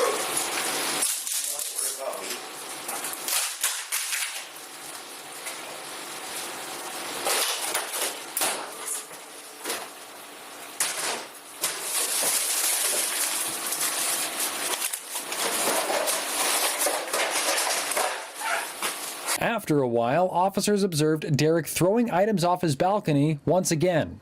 Despite being ordered to stop, Derek persisted in his behavior. Hey, my man. Listen. Hey, Derek. Derek. Bro, I thought y'all left. Well, listen, man. You're throwing stuff outside the balcony. You can't throw stuff outside. Bro, I'm throwing her clothes, bro. Okay, but you can't throw her stuff outside of the balcony. Come up, bro. Listen, you can't throw stuff outside. If you want to do stuff in here, that's on you. But dude, when you're throwing stuff outside, that's not your property. Okay, bro. Thanks for letting me know, bro. Okay. Let me know, bro. I'm good. So then a ticket? Yeah, I'm sorry. Okay. Here's the deal, man. You're still getting a ticket. Okay, bro. That's cool, bro. I'm not worried about So now we gotta wait.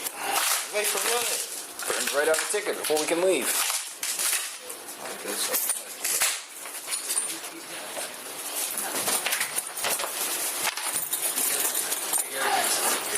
That's fine. Hey, look, man, just hang out for a second. You are right now under arrest for disorderly conduct. We're writing you a ticket. Just hang tight, okay?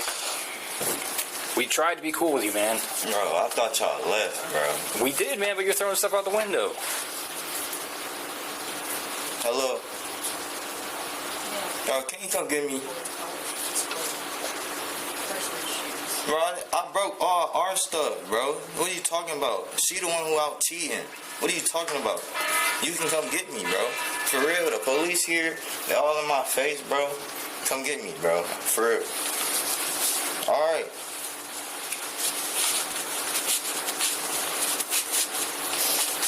Hang tight, She come, bro. Okay, but hang tight. She coming. I know, but we I gotta gotta get my stuff. Okay, but you gotta hang tight.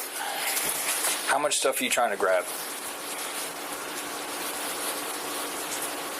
Do you know how much stuff you're trying to grab? A backpack full of suitcase. Do you know how much? Bro, all my stuff right here, bro. That's it? Is there anything? What else you want to get?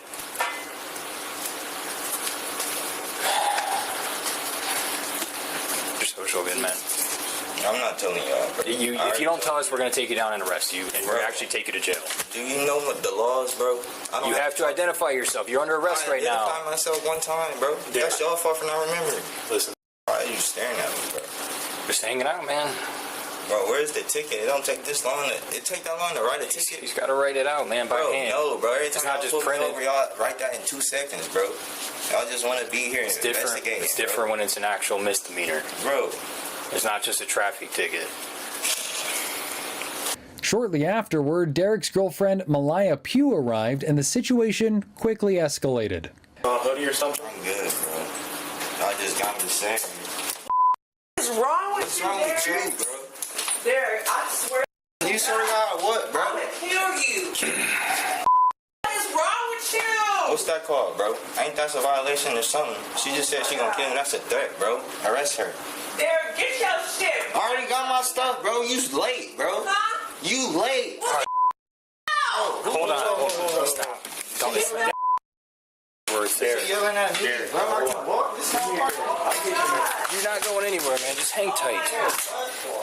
She don't did all this. She calls me to act like this. Oh my God. Listen, I get it's stressful. Please. I'm not going to kill him. What? I'm not going to do nothing. Okay, but you need to be smart first off with your choice of words, please. And then I get it is stressful, but there's a better way to handle this, okay? What is on my floor? You may not, but I care. Bro, I don't care, bro. What you're gonna have to do is you're gonna have to take him to court, okay? He obviously, because you guys live here, we kind of explained it to your roommate a little bit. You guys have shared property, so you're gonna have to take him to civil court for No, this. this is my. This is all my.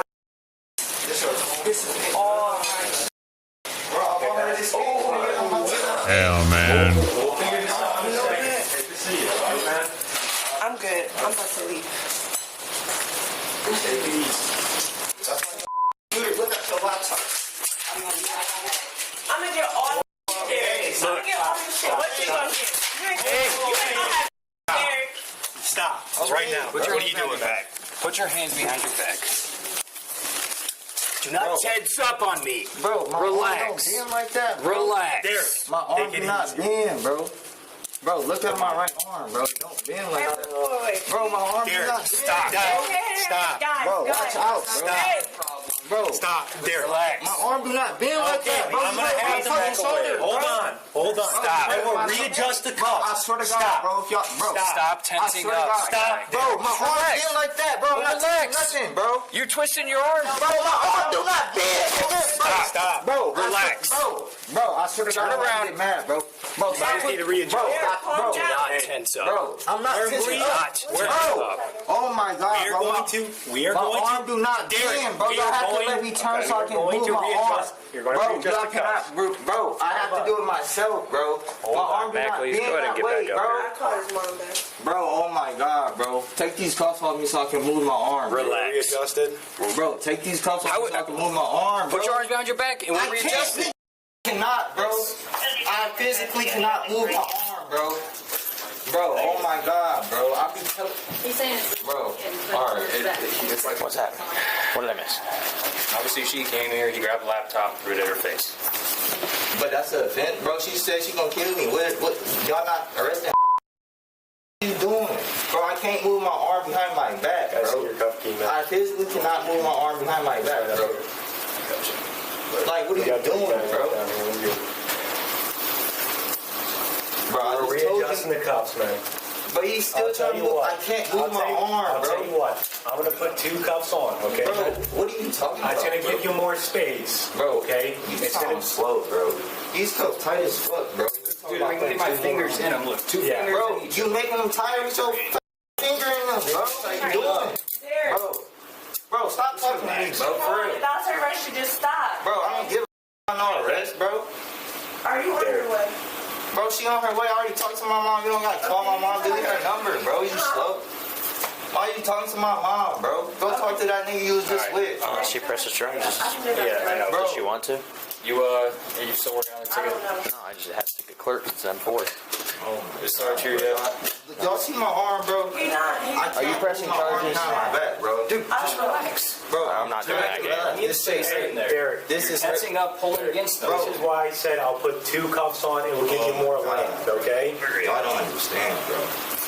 Just let him talk. If he wants to talk, let him talk. Bro, talking about let me talk. I don't even like talking, bro. I'm telling you, Really? Because you won't stop. bro. What? What? Fucking. Bro, y'all, bro. It's Everything's starting to make sense, I'll tell you that. Bro, it don't make sense, bro, because I can't put my arm behind my back, bro. I literally Oh, try yeah, to tell they you. live together. Hey, bro, my mom calling me. Can y'all, let me answer my phone, bro? Can you look on my phone so I can answer my phone? Not yours. Bro, my phone is in, bro. I don't know. Did you guys see him throw it? Yeah, he threw it right in front of my face. Oh, okay. Hey, you're under arrest for domestic violence. Okay? So you're going to jail. Let's go. Okay. You gonna wait for his mom to get here? Nope, going to jail. Don't care. Going to jail. Where are you guys? 75-45 to the front desk. Officer, where are you guys? To jail. Where? The house? All right, bro, can I put some clothes on? We don't bro? even want to come out. He's going to jail for domestic violence. Bro, I can't put no clothes on, bro. Bro, why are you grabbing me so aggressive? Oh my god. Stop, dude. Bro, stop. What, bro? Relax. Let's go to jail. Come on. Bro, I don't even got no shoes on. I don't care. That's your problem. Bro, that's all right. You don't need anybody up there? Oh no, he tried to run. Jeez. Stop it! Bro, get off of me. Relax. What a moron. Relax. I was in muddy water. Trying to run. Yes, you did. What, praying for a marathon? Now you're getting another resisting charge. Bro, I'm trying to fix my arm. Oh, he ain't gonna be getting out anytime soon now. My arm is not even on my back, bro. Look at my arm. Relax. Bro, oh my god, bro. See, they messed up his designer raw shorts.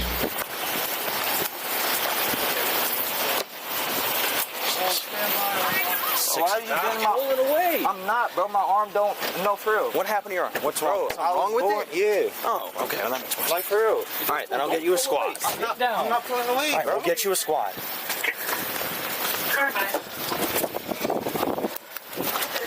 Squad. His cell phone and his wallet's in your in the front. Okay, man. You guys okay?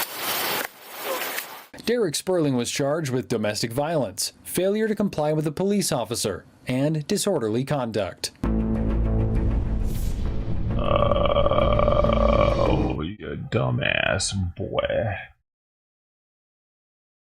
They might not even let her get him out. I don't know how that works.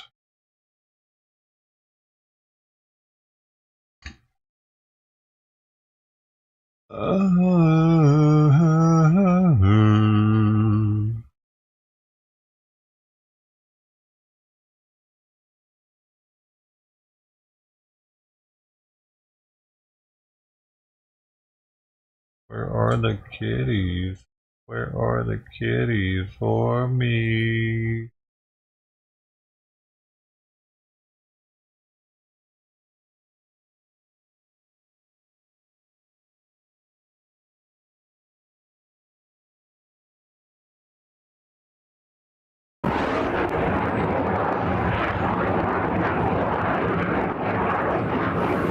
If you didn't see it, maybe you heard it. A military jet flying around southeastern Wisconsin. You're not alone if you did. The military using an F-35 fighter jet to escort a single prop airplane away from Milwaukee after it failed to respond to air traffic controllers. The plane was inside a temporary flight restriction that's in place for the RNC. That plane was about 27 miles southwest of Milwaukee. NORAD says that plane was escorted out of the restricted area without incident. Ben Handelman tonight sat down with Jonathan Castro-Zuniga, who works in our IT department at Fox 6, for his reaction. Why? Well, because Jonathan served as a U.S. Army specialist in Kuwait as an early warning operator looking at radar. So they get the flight ready, the plane takes off, and then they're going to be communicating with radar to make sure that they're able to match the speed, match the height. And then once it becomes close enough for radar hailing or for radio hailing, it will stay with it until it becomes escorting out with it. And that's exactly what happened tonight. Jonathan says mistakes do happen from time to time. NORAD says the F-35 aircraft was flying at a little over 4,000 feet.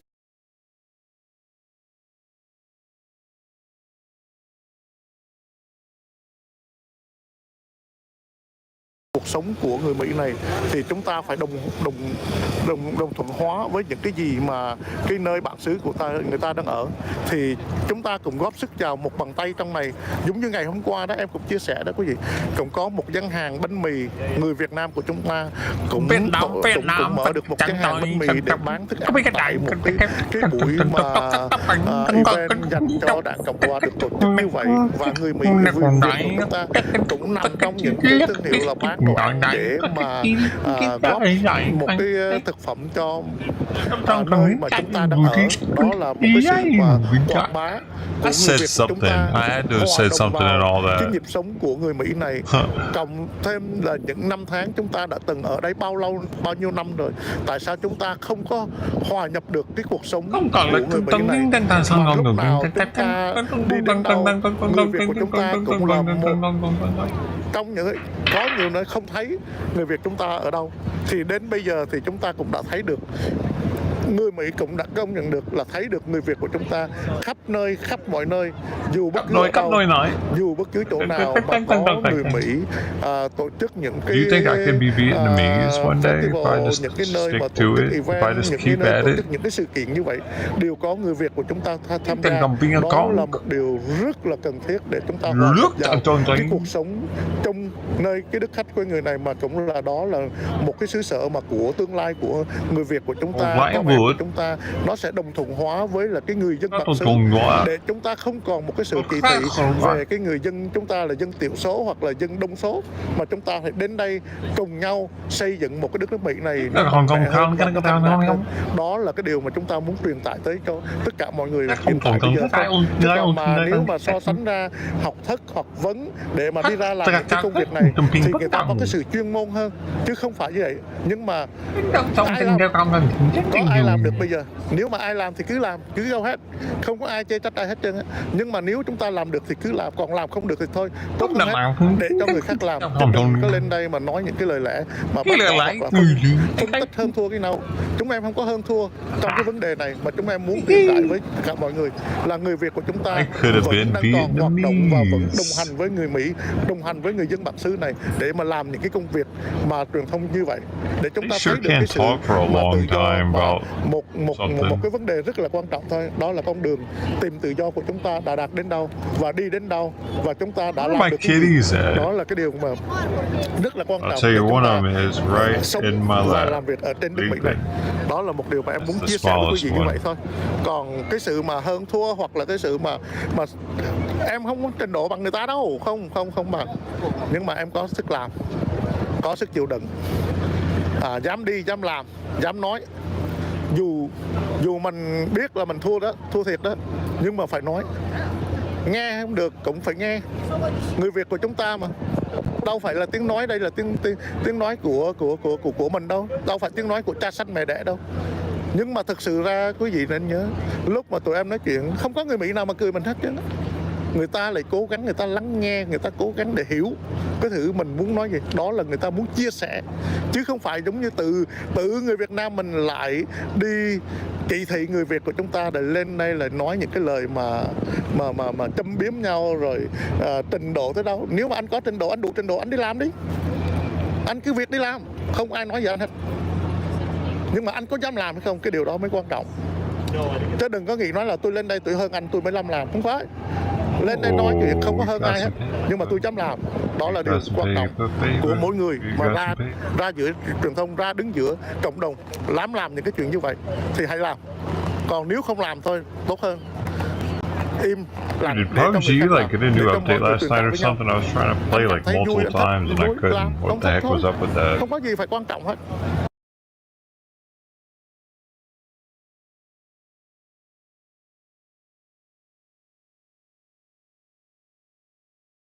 What in the heck was that all about, baby?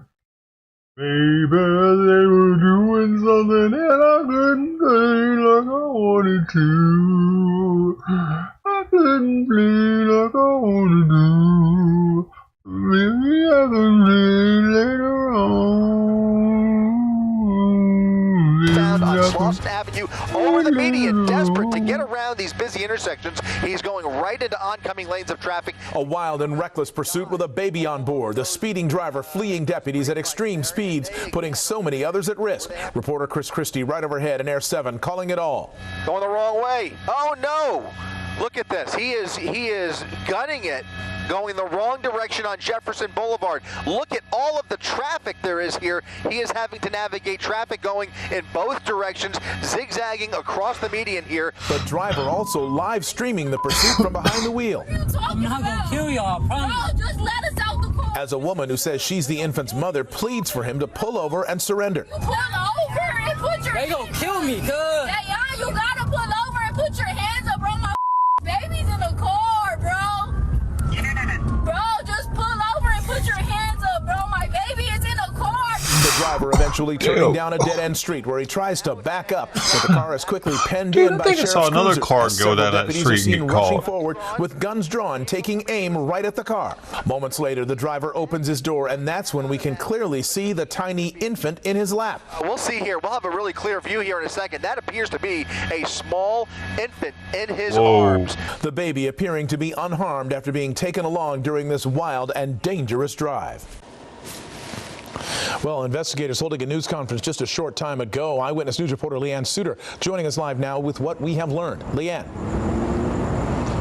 Mark, that live stream alerting deputies to the fact that there was an infant in the vehicle, and they say that took their pursuit to level 10.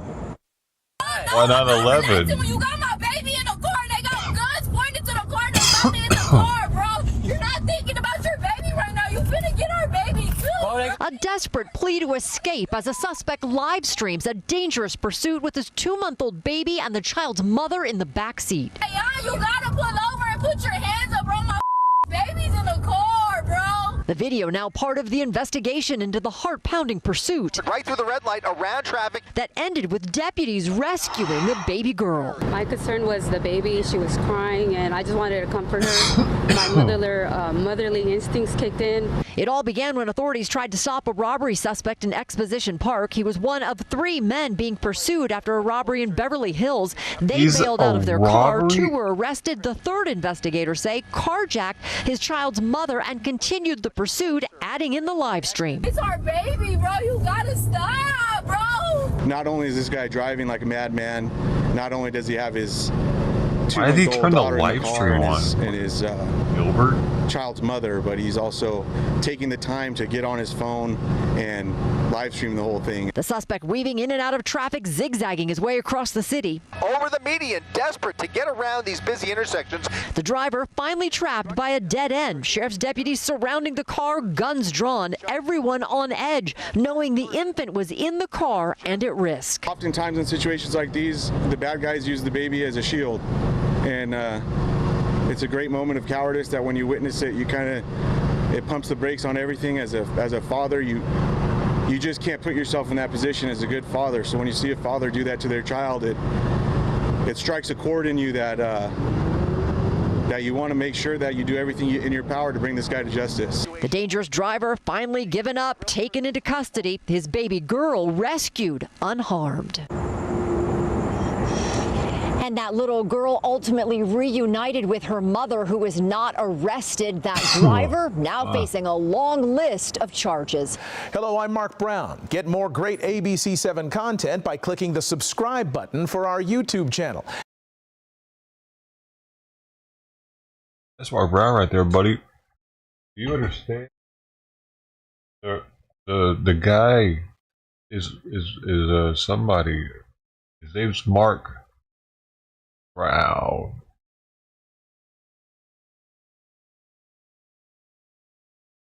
So Trump is calling RFK, and apparently he told Robert F. Kennedy he might have him in the administration. Yeah, can you fucking believe that? Not after this leak. You think he leaked it without telling Trump? They probably planned this shit out. But you and I talked about that a long time ago. And anyway, I would love you to do something. Hey, you see, Trump does Who's it too. filming it?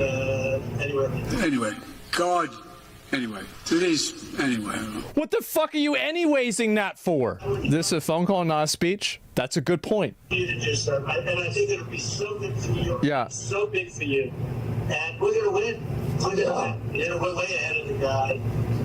And you know, he's interesting. He was very nice actually. He called me and he said, how did you choose to move to the right?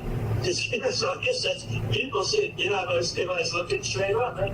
He said, I said, I was just showing a chart. I didn't have to tell him the chart was on all the people pouring into our country. But no, I just turned my head to show the chart. And something wrapped me. It felt like a giant, like the world's largest mosquito. And it was a bullet going around. You know, what do they call that, an AR-15 or something? That was a big gun. It was a pretty tough gun, right? Yeah, there it is. Yeah, it's a mosquito, bro. Like, I don't know, man.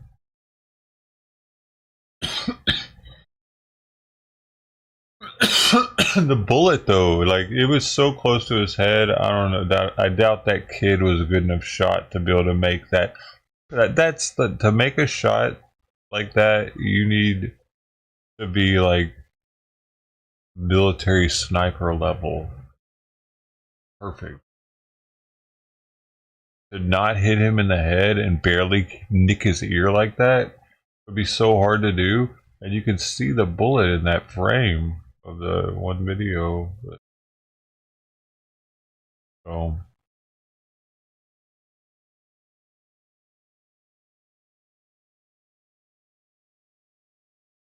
man looking for revenge gets karma. A woman is fired from Dollar General for stealing. This same day, her husband goes absolutely. A woman is fired from Dollar General for stealing. This same day, her husband goes absolutely nuts. You need to calm down right now. No, leave me alone and back up. Her name's Shantae? Siobhan. Siobhan, and what's his name? William.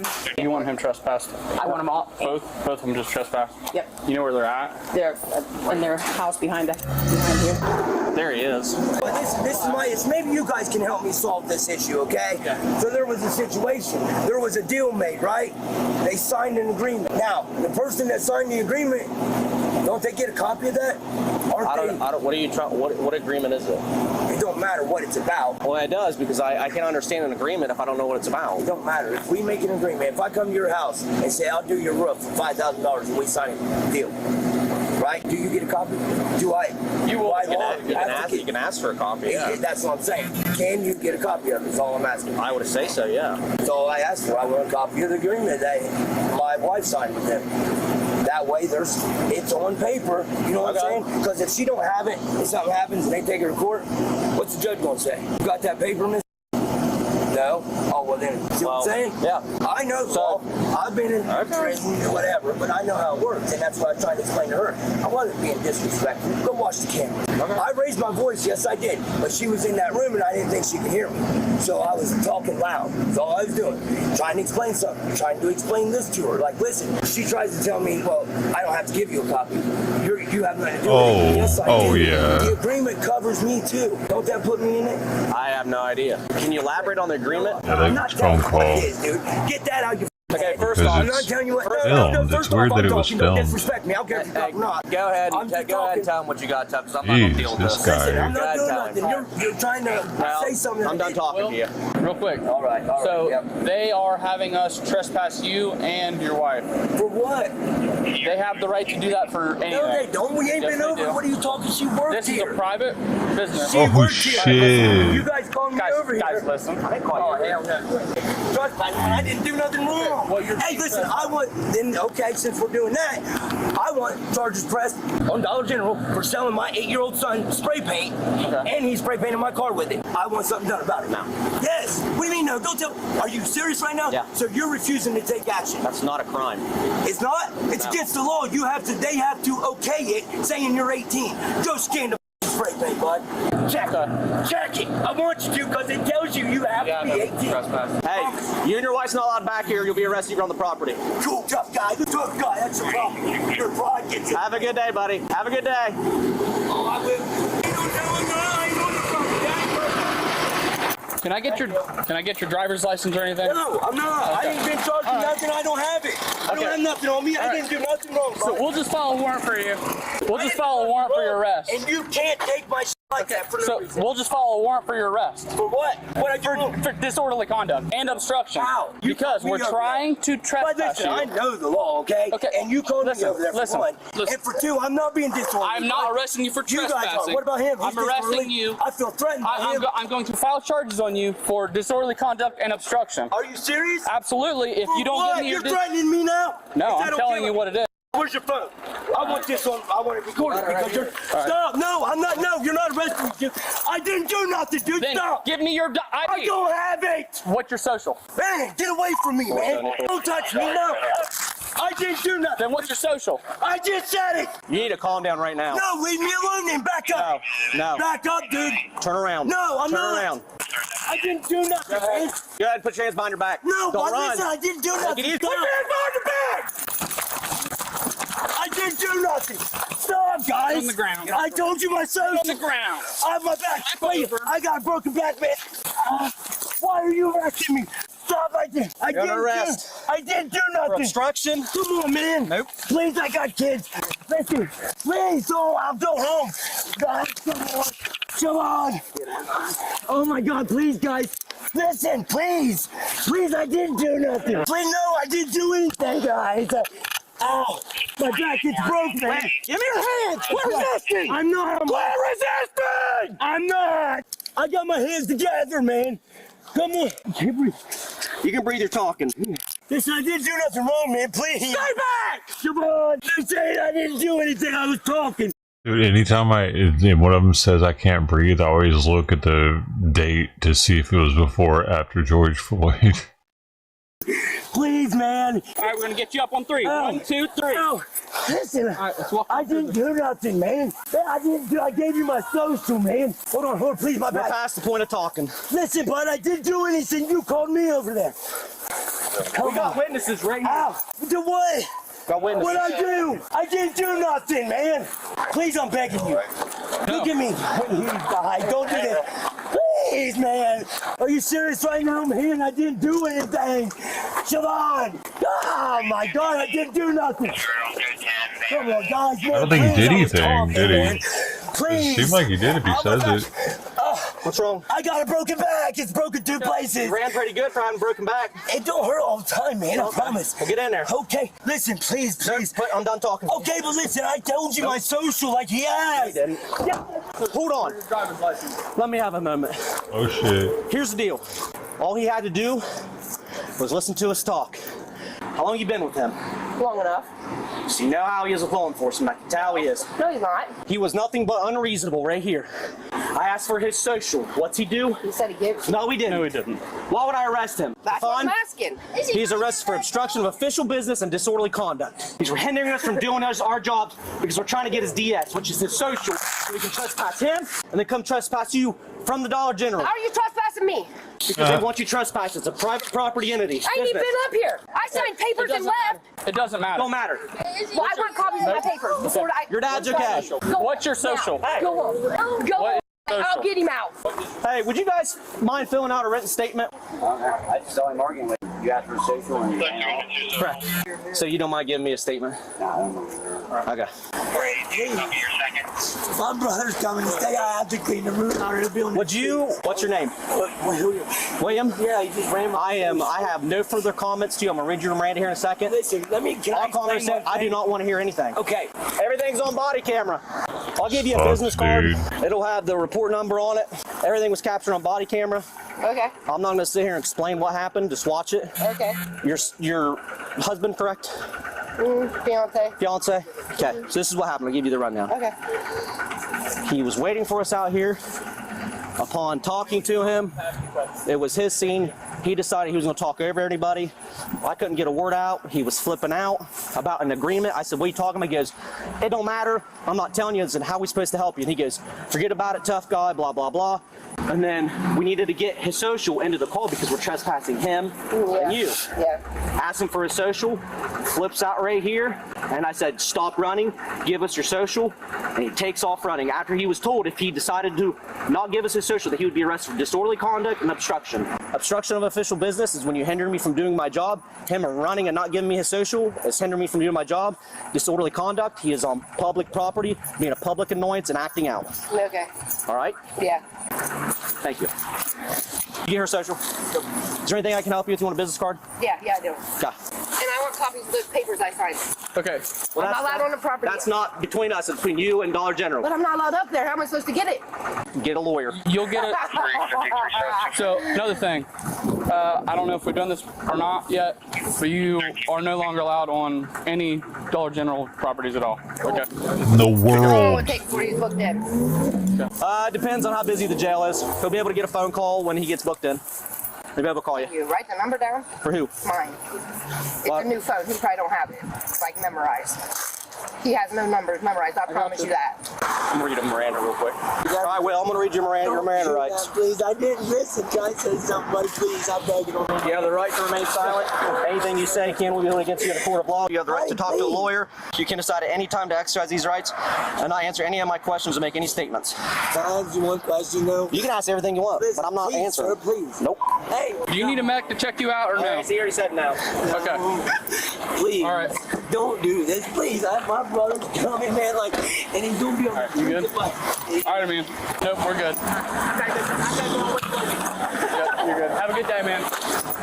Hey, these cuffs are like cutting my head back, man. Like real bad. Okay. Hold on. Hey, listen. I'm going to loosen your cuffs up. Yeah. But I'm telling you right now, you need to act with some sense. I will. I'm just upset because I don't know what I did, honestly. I understand I was being loud, but I wasn't like being mean or anything. Like, I promise. I'm not here to debate that with you right now. I'm gonna loosen this cuffs up. All right, turn around. I'm sorry. I apologize for whatever it is. No hard feelings, buddy. We're just doing our job. What can you listen? What? Try listening. That's why it happened. But we was both upset clearly, Nah, I was not. and we was listen, buddy. You'll see it in court on body camera, buddy. Okay, but I'm asking you. There's no asking anymore. Listen, though, did you call me back? Like, I came back for you. You wanted me, man. That's why you ran, huh? Not because I didn't do anything. Damn, dude, I can't.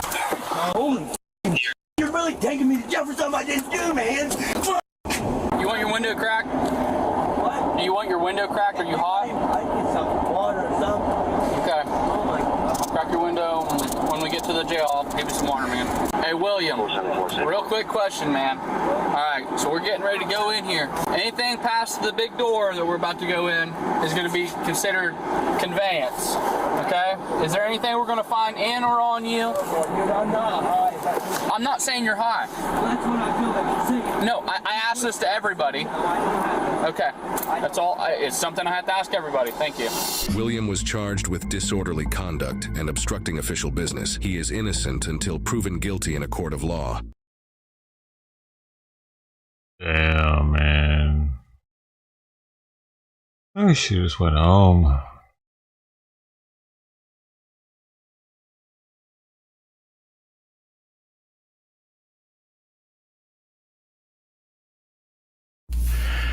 Good morning, lads, gals, and non-binary pals. This is Royce Miller coming back at you with yet another Let's Try. Today on the docket, we have the birthday Grimace Shake. A mixed berry flavor, from what I've heard. Not exactly friend of the channel, but person who I admire, whose content I also watch, Brent Daniel, referred to this shake as tasting like cough syrup, so let's give her a try. It's very sweet, kind of a berry, generic berry flavor. But the vanilla ice cream adds a lot of creaminess to this that it would otherwise lack.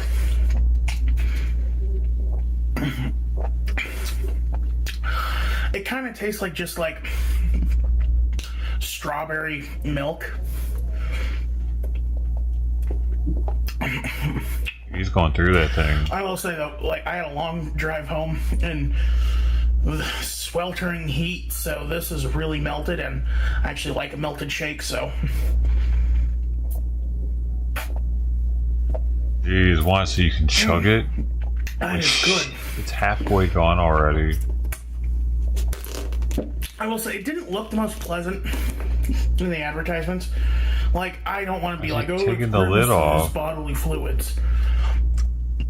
That's dumb. But I will say, though, like, in one of the advertisements for it, it did look kind of like when Gargamel blended up Smurfs in an episode of Robot Chicken.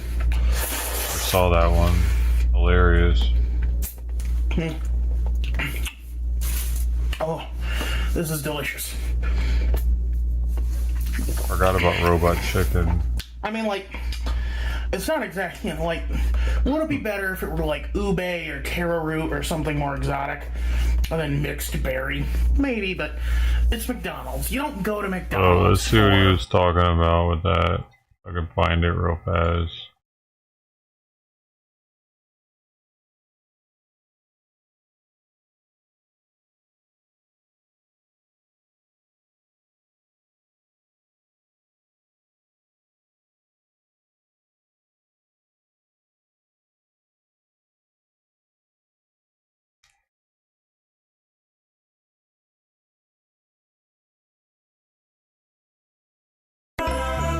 And that was La La La La La La La La La La La, smurfing up the charts. Before that, we heard La La La La La La La La La. Now at number 84, here's La La La La La La La. Getting copyrighted. La, la, la, Smurf Radio.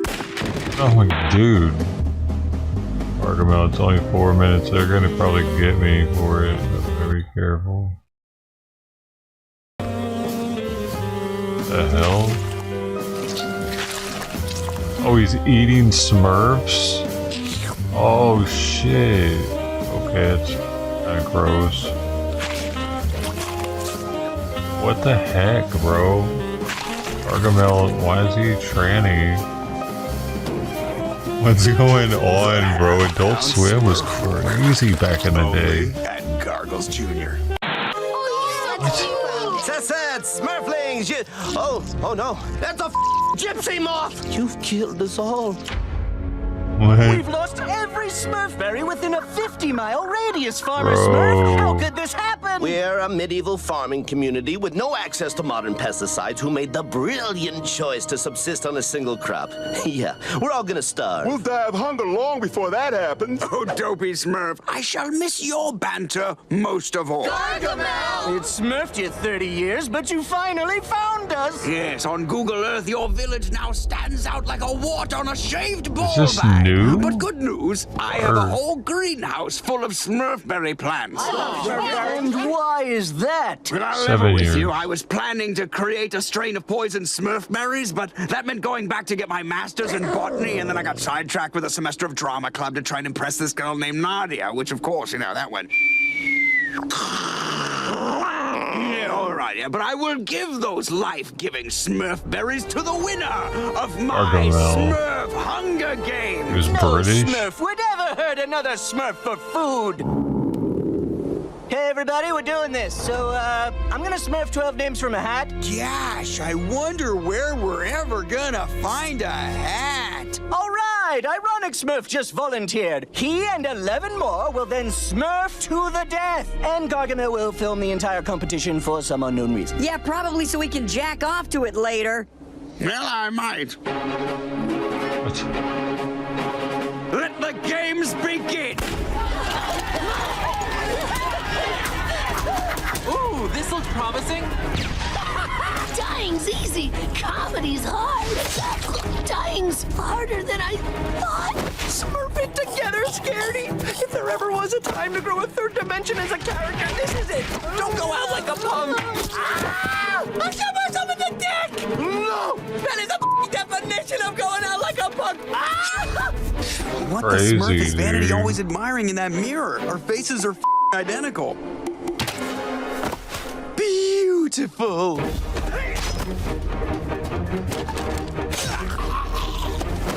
Whoever tries to cook these steaks is gonna get their face blown off. I mean, I guess. We are a 1980s cartoon with wildly inconsistent writing.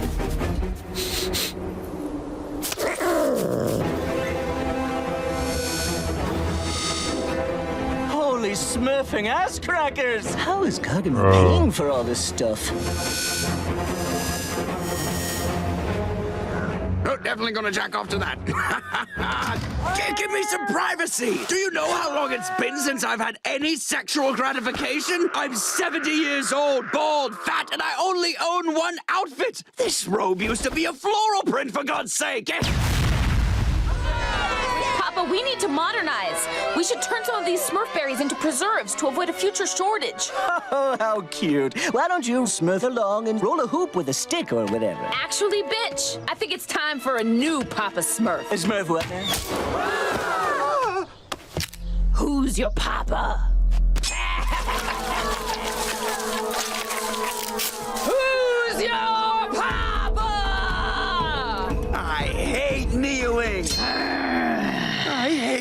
pissing my pants. What in the hell? I don't know if that was the same one he was talking about.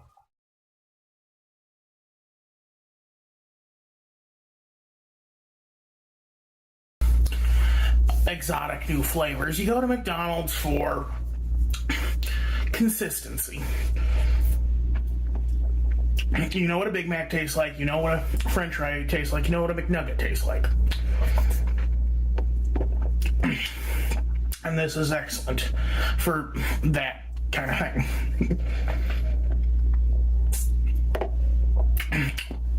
Would I say it's a patch on like their chocolate and vanilla shakes? Maybe not, but it's still good. I actually think it's better than their strawberry shake. Like, my problem with strawberry shakes is usually try to put chunks of strawberry in it, and like, I don't like shakes with chunks in them. I want my shake to be more drinkable, not less drinkable.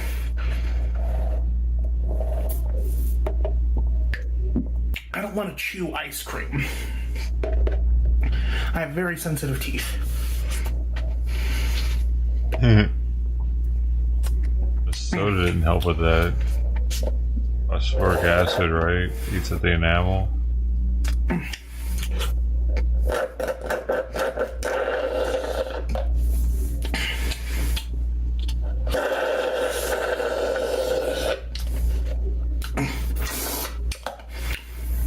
That's good. It's good. It's good. It's not bad. I'm not gonna be on here and be like, "Ooh, this tastes disgusting." Like, I don't understand where Brendan was getting that cough syrup taste from. Maybe there's too much syrup at the bottom or something. I don't know. It was actually in his live stream yesterday, so you'll have to track down the VOD for it if you want to see his review.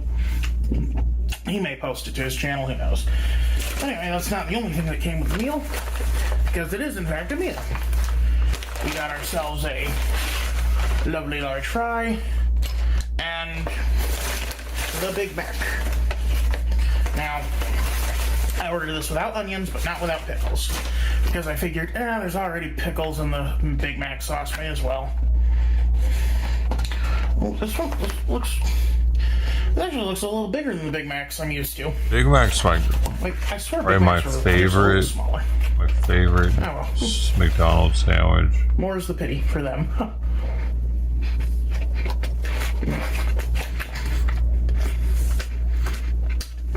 Well, I can still get down with a I think the Big Mac's like double cheeseburger sandwich because it's double because of the obviously Yeah. the Thousand Island dressing, double quarter pounder. Pow pow pow pow pow. which has a little more. I think the difference between Big Mac sauce and regular Thousand Island is a little more pickles. Yeah, probably. But other than that, it's it's the toasted buns, it's the salted patties. Salted patties. Why does he say salted? Is it because he puts salt on everything while it's cooking? Even the pickles aren't too noticeable in this. Maybe I could have ordered it with onions. This dude probably salts his lettuce. I salt my cucumbers though, it brings out the flavor in them.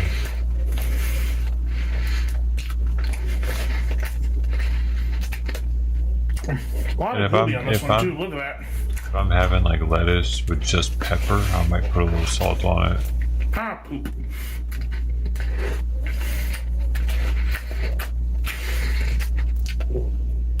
Now, do I hate pickles? Not really. It's only when they're by themselves that I really dislike them, but it's like a tomato. In a sandwich, it can work.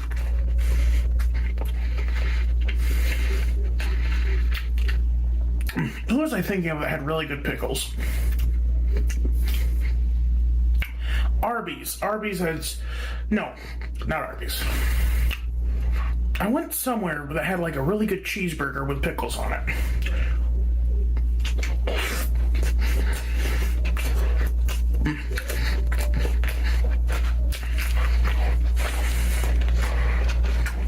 Jeez, bro, he needs a snort. He's some sort of eating snorkel. Or one side of it's food, the other side he can breathe.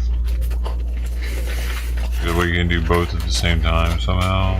You should have meant that for him. For all the other lard asses out there. Also, what even is Grimace?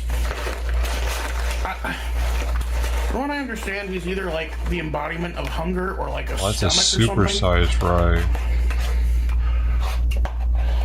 Grimace? So there's basically like a Prince of Sin. He's a giant. Like from the Bible. Or Prince of Hell, sorry. Wait, is he really? I thought he was like a gumdrop. Gumdrop man. In no longer canon parts of the Bible, there were listed 7 princes of hell. So Lucifer was jealousy. Satan was wrath. Really? Lucifer and Satan aren't the same? No, Lucifer was pride, sorry. Pride cometh before the fall.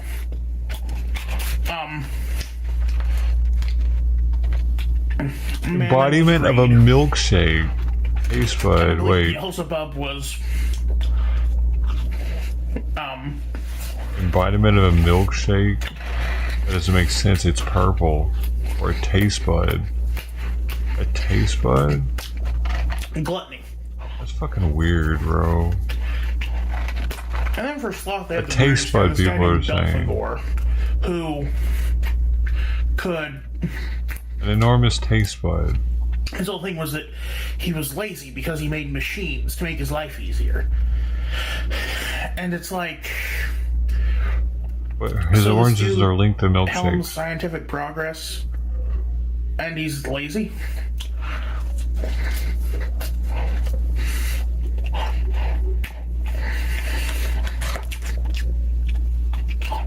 It's kind of that technophobic nonsense you see 100 times.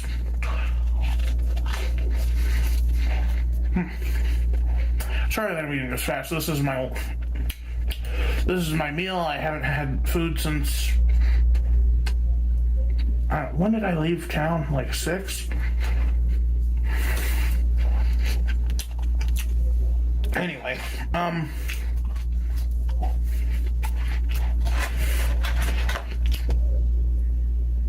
I do kind of miss the old, like, McDonald's branded stuff, like, you know, Ronald McDonald and all these other dudes.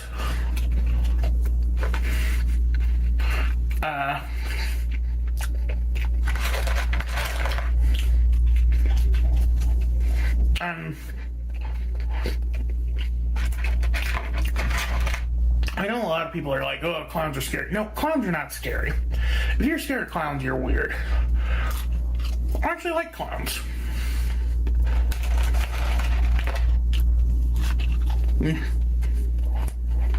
Also, car update. Finally repaired.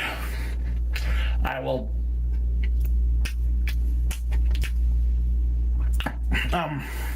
I don't know what the final bill is. At last check it was $400, but then it overheated again leaving the parking lot, so I had to do even more work to it. So we'll see where it ends up.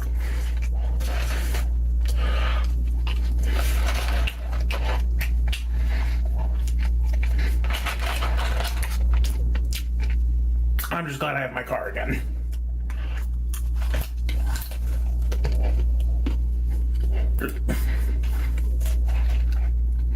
All I want to do is go through the drive-thru and be able to drive around town. God willing, maybe drive over to visit my family in the next state. But if I have to give that up, well, that's kind of on them for not loving me enough to come visit me instead. Or, you know, arrange transport for me.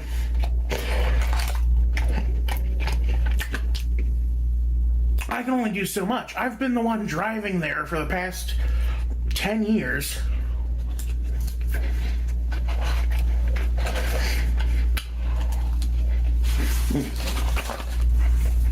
Anyway. I think it's going to be it for me today. Y'all have a good one. Royce Miller signing out.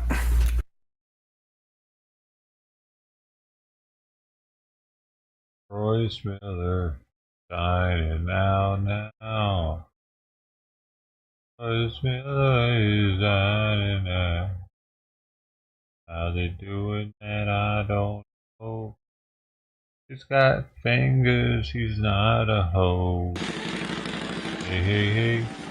Ho, ho, ho. This is a memorial service being held for the guy who got killed. The victim. But there's not, I mean, much to really look at here, is there? Look, there's that guy directing traffic, there's people, there's cars, there's people, and there's cars.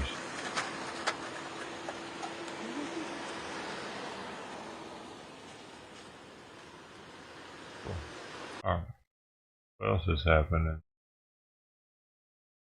I gotta go get this paper out from outside. Oh, wake up, you gotta wake up, Missy. Oh, Missy. What about him eating KFCs? Oh, wait a second. Harris campaigns in North Carolina while Biden isolates on COVID-19. That's happening. Oh, the stuff.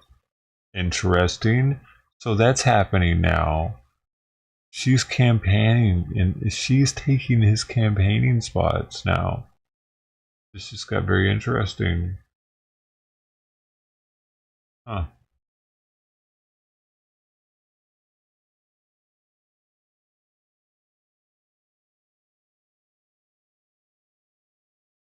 Harris campaigns in North Carolina while Biden isolates with COVID-19. Supposed to happen at 11 a.m. Oh, this one's already live. Boom. Aw, man, why they always gotta be playing copyrighted music?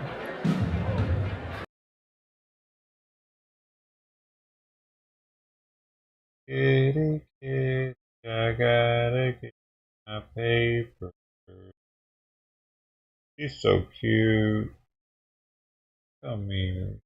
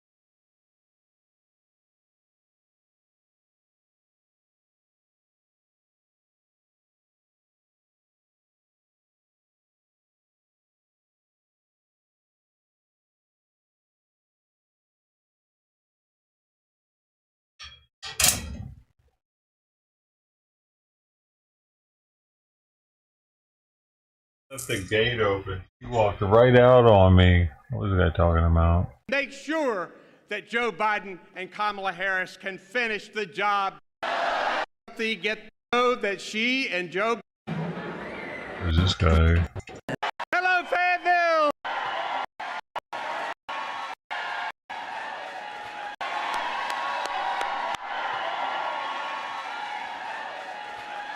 Hello, Fayetteville! Thanks for being here, and thanks for caring about the future of our country. North Carolina welcomes back Vice President Kamala Harris as she and President Biden get ready to defeat Donald Trump in November. Guys, this is the Vice President's 15th trip to the most military and veteran-friendly state in the country. I've known Kamala Harris for more than 12 years, going back to our days as state attorneys general together. I know she's a fighter. I know that she gets the job done, and I know that she and Joe Biden need 4 more years to finish the job. You know, this election is not just about what kind of president we want to have. This election is about what kind of country we want to be. Donald Trump's America is where the wealthy get the breaks and the working families get the shaft. Do we want Donald Trump's America? Donald Trump's America is where the end of Roe v. Wade is a great thing, and politicians police women's bodies. Do we want Donald Trump's America? Donald Trump's America is where it's easier to get an assault rifle than it is to get health care. Do we want Donald Trump's America? Donald Trump's America is where the president is a convicted felon, a chronic liar, and the king of chaos. Do we want Donald Trump's America? Folks, 4 years ago, we told Donald Trump, "You're fired." Now he wants his job back. No way. You know, Donald Trump threatens our democracy and wants to make history by installing himself as a dictator on day one.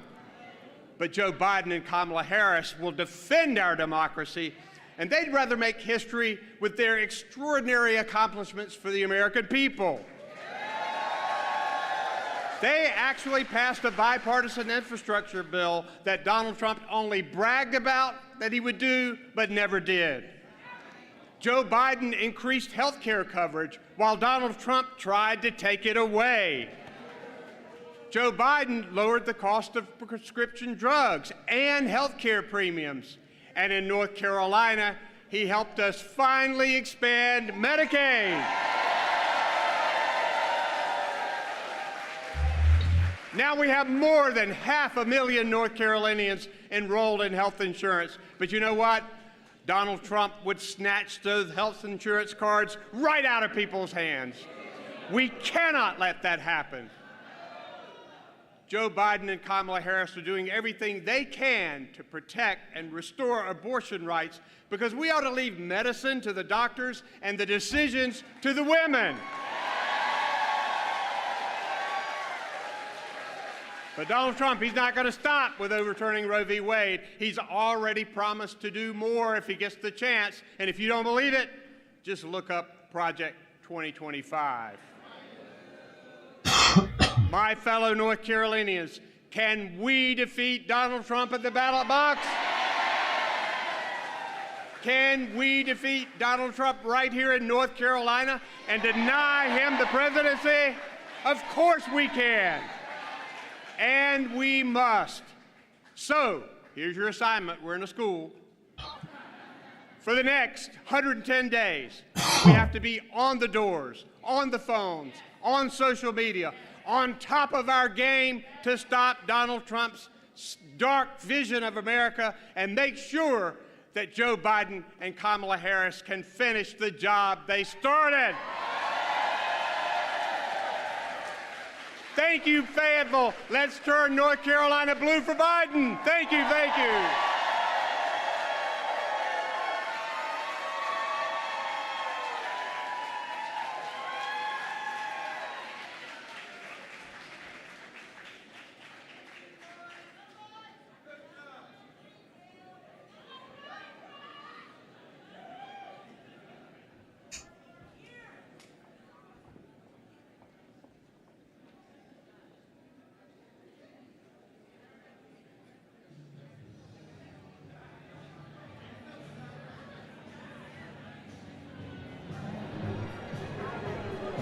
Oh, what? Back. Kelly Artis.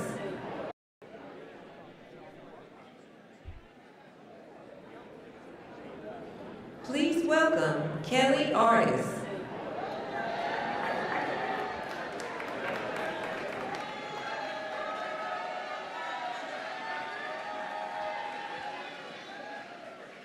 Good afternoon, Fayetteville.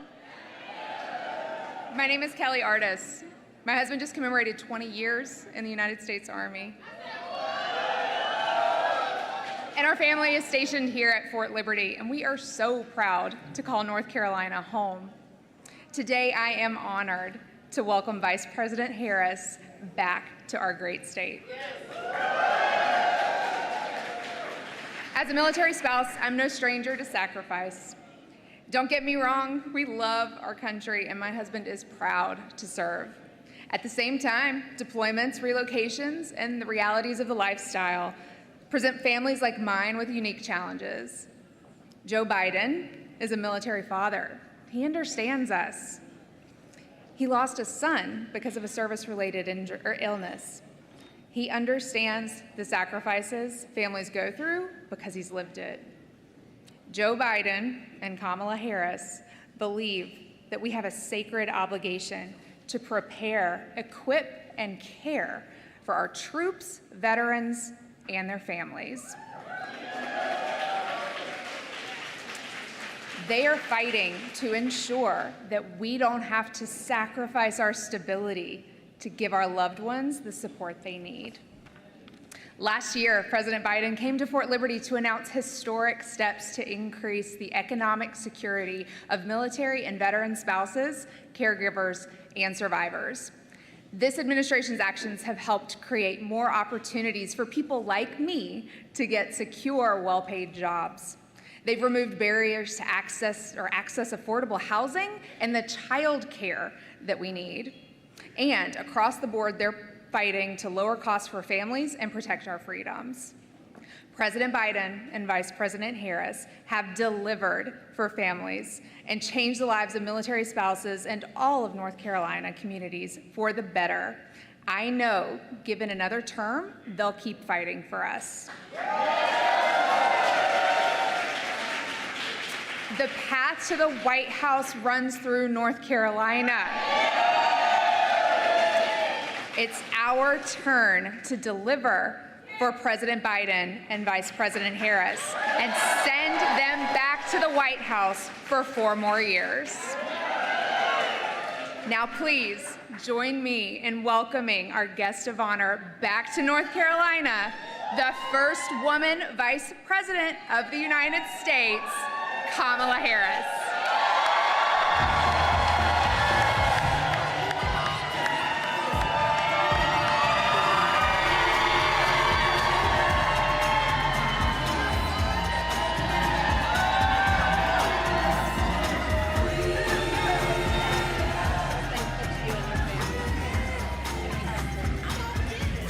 Can we hear it for Kelly? Good afternoon, North Carolina.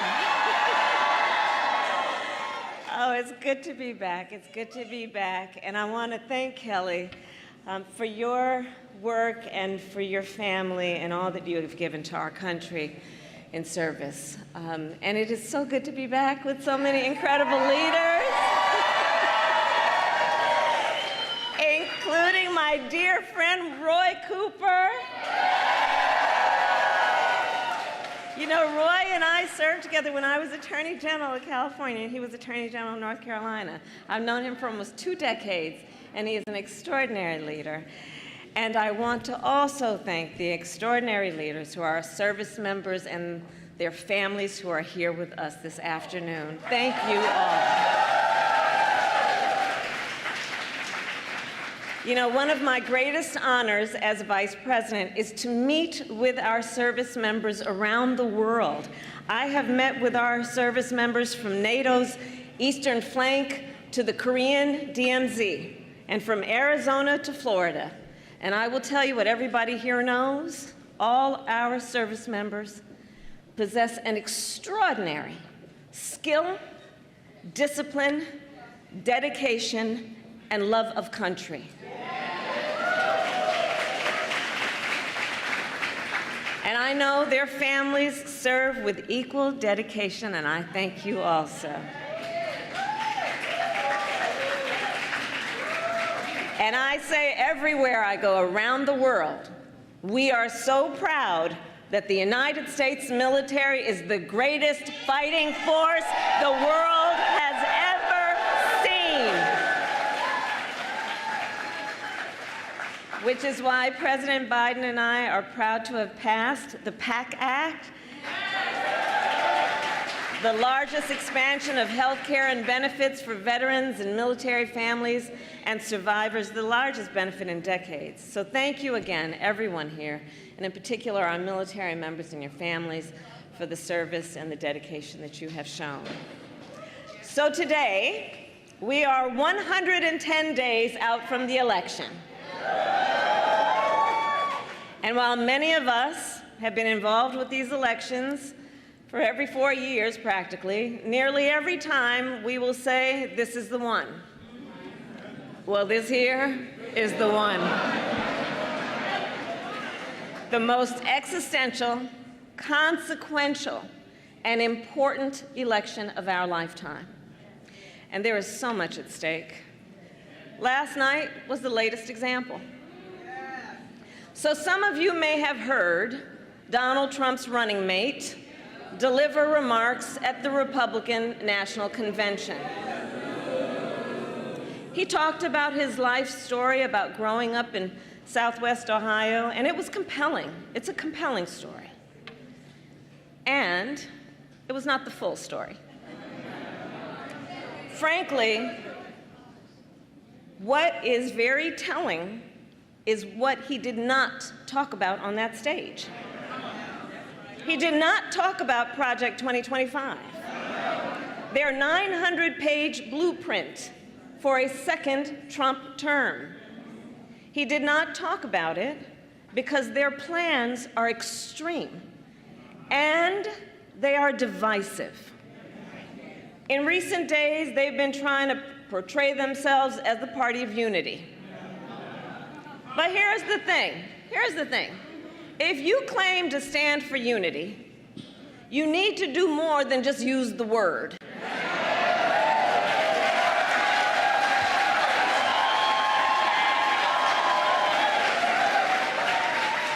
You cannot claim you stand for unity if you are pushing an agenda that deprives whole groups of Americans of basic freedoms, opportunity, and dignity.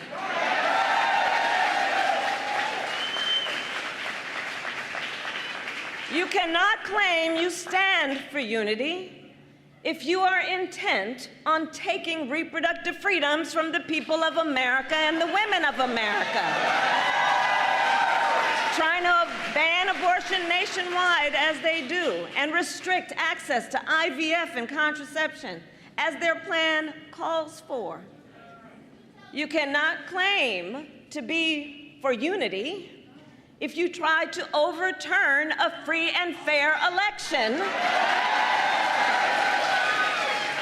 and threaten to terminate the United States Constitution. And you cannot claim to be for unity when your entire economic agenda is designed to prioritize billionaires and big corporations over the middle class.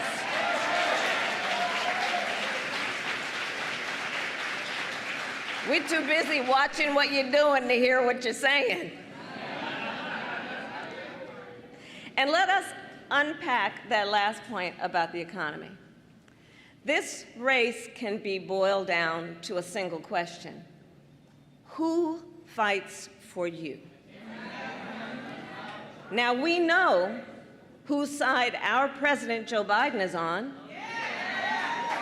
He grew up in a middle-class family in Scranton, Pennsylvania, and he has never forgotten where he came from. And I have been a first-hand witness. With every decision he makes in the Oval Office, he thinks about how it will impact working Americans. He understands everyday struggles because he has actually lived them. So friends, I say the contrast between Joe Biden and Donald Trump is like night and day. But with the selection of his running mate this week, Donald Trump is also trying to distract people. He wants to direct attention away from his record and his Project 2025 plan to suggest that he and his running mate are going to prioritize the middle class. But we are not buying it. We are not falling for the okie doke. As many of you know, I am a former prosecutor. So I say, let's look at the facts, shall we?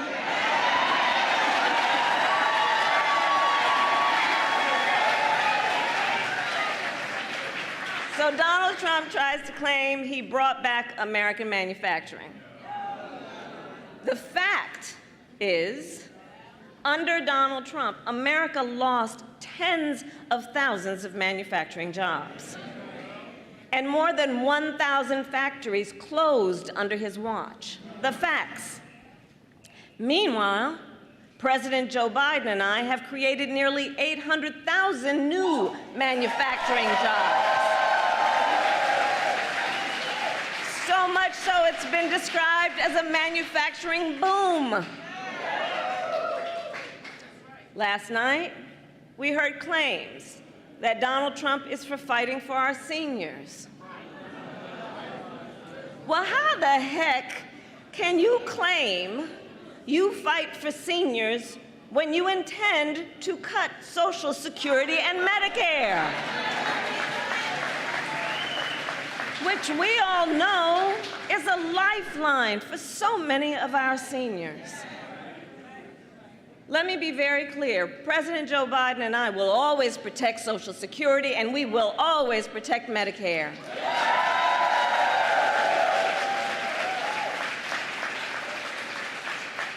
All while we continue to fight to lower the cost of prescription drugs for our seniors. It is President Biden and I that took on Big Pharma and finally capped the cost of insulin for our seniors at $35 a month.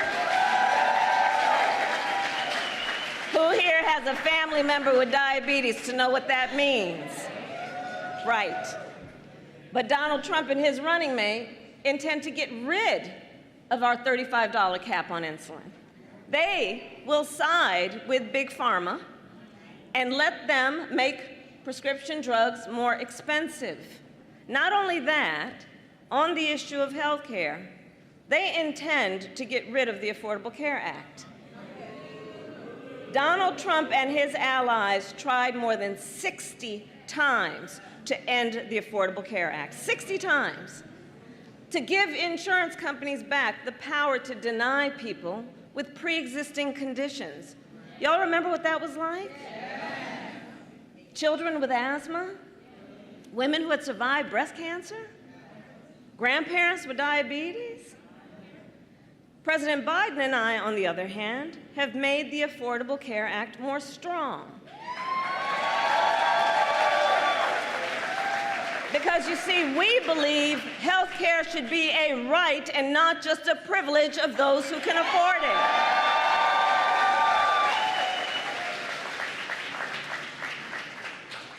Pull up the split screen. Whereas the last administration gave tax cuts to billionaires, we gave tax cuts to families through the child tax credit, which cut child poverty in America by half. And please do note, their Project 2025 agenda would even end Head Start, to take away preschool from hundreds of thousands of our children. On the issue of the cost of living, Donald Trump says he will implement a 10% tariff on all imported goods. Well, understand, independent economists agree his tariffs would increase the cost of everyday expenses for families, the cost of gas, groceries, and clothing. We, on the other hand, have taken on big pharma, the big banks, and big corporations to bring down costs. It is we who have canceled debt, including student loan debt. In fact, testify if you have received it. Indeed. In fact, so far we have forgiven student loan debt for nearly 5 million Americans. And twice as much for our public servants, including our teachers, our nurses, and our firefighters.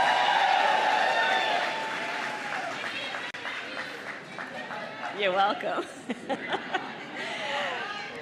We are also fighting to lower energy costs. We made historic investments in clean energy. Today, America has record energy production, and we are energy independent. But Trump wants to roll back our progress. Check this out. In fundraisers with big oil lobbyists, he wanted to trade clean energy investments that we made for you for a $1 billion campaign contribution he could get for himself. Understand motivation. So North Carolina, I think it is clear. If Donald Trump were to win in November, he will continue to sell out working families. He will continue to attack reproductive freedom, and he will continue to undermine our democracy. Ultimately, in this election, we each face a question. And herein lies our power. The question we face is, what kind of country do we want to live in? Do we want to live in a country of freedom, compassion, and rule of law? Or a country of chaos, fear, and hate? We each have the power to answer this question. I was in the kitchen. So she did something. She said some bullshit. Hold on. So much so it's been described as a manufacturing boom. Well, that, of course, was COVID, right? Last But there night, was something else after we heard that. claims that Donald Trump is for fighting for our seniors. What was it? All while we continue to fight to lower the cost of prescription drugs for our seniors. It is President Biden and I that took on Big Pharma and finally capped the cost of insulin for our seniors at $35 a month. Hey, can people just stop getting fucking family member with diabetes to know what that means? Shit. To give insurance companies back the power to deny people with pre-existing conditions. Y'all remember what that was like? What it was. The Affordable Care Act more strong. and not just a privilege of those who can afford it. Cut child poverty in America by half. I remember now. And please do note, their Project 2025 agenda would even end Head Start. To take away preschool from hundreds of thousands of our children. On the issue of the cost of living, Donald Trump says he will implement a 10% tariff on all imported goods. I don't know what it Well, was. understand, independent economists agree his tariffs would increase the cost of everyday expenses for families, the cost of gas, banks and big corporations to bring down costs. Testify if you have received it. And clothing. Oh, that. We, on the other hand, that's where I went. have taken on big pharma, the big banks and big corporations to bring down costs. So they repaid. It is we who have canceled debt, including student loan debt. That's it. She said including right there. Including. That's what bothered me when I was in the kitchen. What debt has the government forgiven that wasn't student loan? Why did she say including? That's what was bothering me, for sure. Including. Isn't it all student debt? That is the only debt that they forgave, isn't it?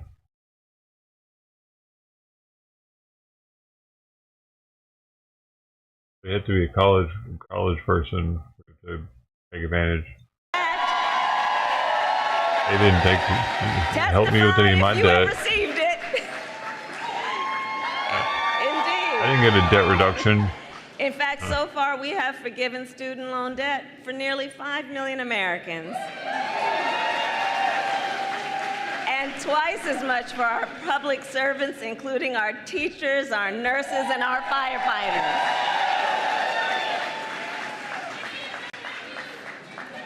You're welcome. We are also fighting to lower energy costs. We made historic investments in clean energy. Today, America has record energy production, and we are energy independent. That's because of Biden? But Trump wants to roll back our progress. Check this out. In fundraisers with big oil lobbyists, he wanted to trade clean energy investments that we made for you for a $1 billion campaign contribution he could get for himself. Understand motivation. I need to see more proof on shit like that too. So North Carolina, they just all believe it blindly because she said it. If Donald Trump were to win in November, he will continue to sell out working families. He will continue to attack reproductive freedom, and he will continue to undermine our democracy. Ultimately, in this election, we each face a question, and herein lies our power. The question we face is, what kind of country do we want to live in? Do we want to live in a country of freedom, compassion, and rule of law, or a country of chaos, fear, and hate? We each have the power to answer this question. So today, then, I ask North Carolina, are you ready to make your voices heard? Do we believe in freedom? Do we believe in opportunity? Do we believe in the promise of America? And are we ready to fight for it? And when we fight, we win. God bless you, and God bless the United States of America. God bless you.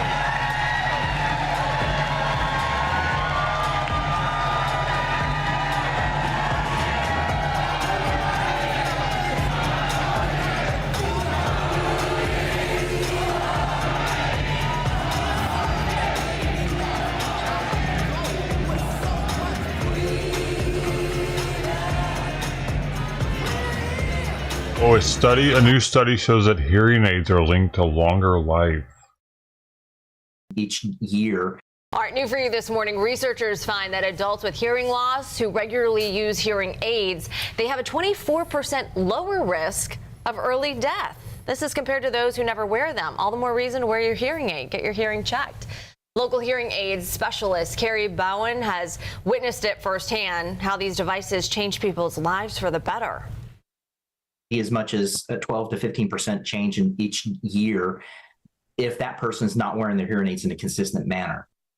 The study says hearing aids may play a protective role in the life of someone who has hearing loss. What'd you say? Gotta get your hearing checked. Gotta get my hearing checked. I had a problem there for a little while. I had to talk only in Caitlin's left ear. I'm back in business though.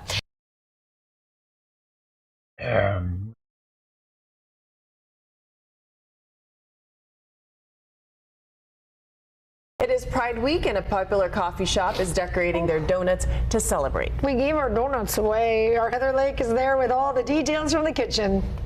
Time to make the donuts, party people. We are getting you ready for Pride, and all week long, Pride donuts are here at Dodo Bird. So if you haven't checked this place out, it's right in the heart of Bird Rock. Really, really cool. You can grab some coffee. You can even grab a breakfast sandwich, which we're going to show you. They've got some of the best in San Diego. But this week, they're making special donuts with all the colors of the rainbow. So pretty. And honestly, it's a work of art. So Zoe, come on in here with me. We're going to talk a little bit about what you guys are doing, because you decided that all week long, you're going to give back to the youth, and tell me a little bit about what you guys are doing. Yeah, so The youth. for the full week, The youth gay? till Sunday, through Sunday, we're going to give 50% back to the San Diego youth, because that's where everything starts. You're figuring yourself out, so I think that's the best thing to do. I love this. I was just with Jenna, one of your lead bakers, and we were back there, and basically you guys are watercoloring every single one of these donuts. So it is quite literally a piece of art. And sprinkles that are It's edible glitter. Edible glitter, people. What gets better than that? So if you come out here, not only do you have just this donut, you have an array of donuts. So come on out here, try things out. You guys are fairly new. You've only been here for how long? We're going on our second year in October. I know that's a ways away, so we have a little bit of time. It's not quite 2 years yet. But if people haven't seen you in the neighborhood or haven't stopped by, you guys, I mean, these breakfast sandwiches, you guys are coming up with new menu items. It's the what? Cubano with Copa ham and gosh. Gruyere, and we use local Hilliker's eggs, so it's delicious. What you guys are doing is really special. When I stopped in here, you know, just grabbing a cup of coffee, Oh, it is? I did take one bite of a donut. I was like, okay, you got to put this down, because if not, I'm going to eat the whole thing. It really is. Yeah. You're like, and here's another. You can take a box with you. Talk about just the ingredients that you're using and how different your donuts are. Yeah, so we use King Arthur, which I personally use at home. I think that that's the best flour. We always pride ourselves on the best ingredients. We use all organic, sustainable when we can, and local, which is the most important because it's the most delicious. Yeah. And new menu that you guys are kind of launching. Would you have lunch too?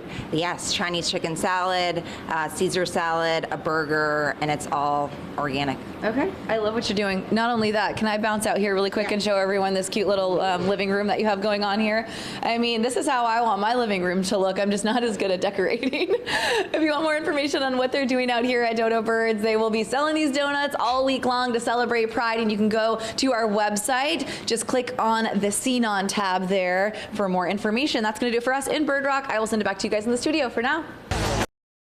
Bird Rock. Bird is the word, bro.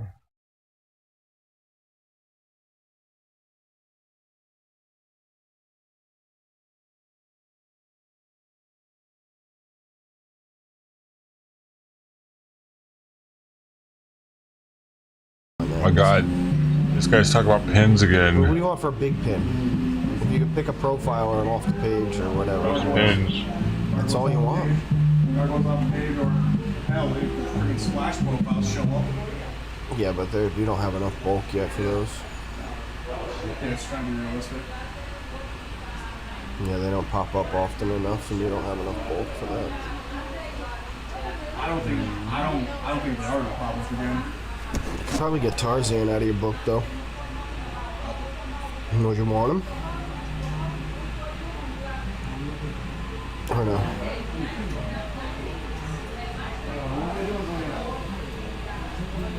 Freaking the pin life, bro.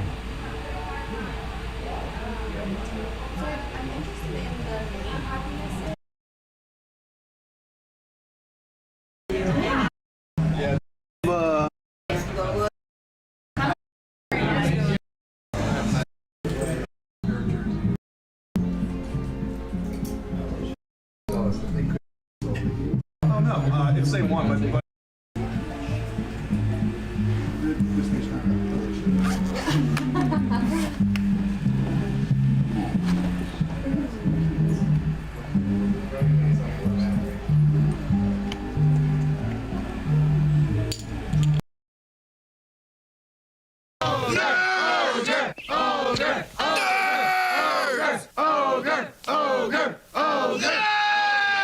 Where are they? I think they're talking about us. No way.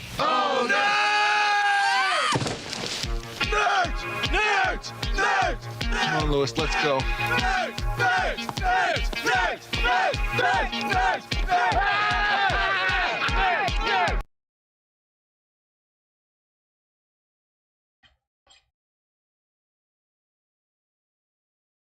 That's a really nice Tarzan pin you got there.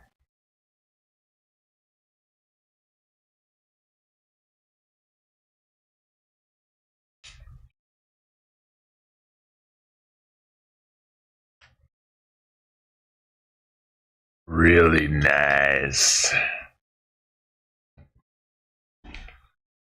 I think I might have to trade it for my Pikachu. Yeah, really nice pin. I can put it on my shirt.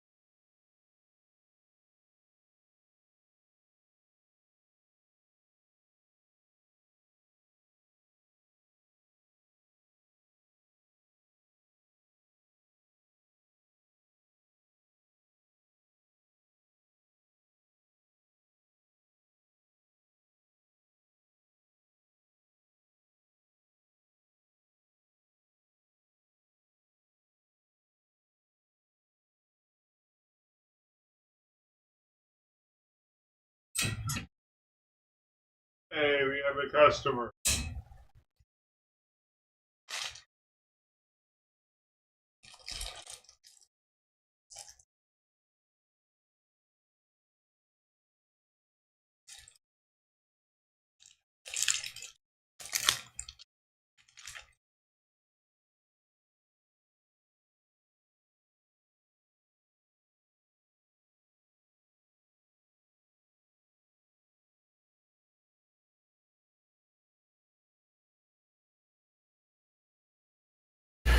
Good morning, everyone. This is Royce Miller coming back at you with yet another Let's Try.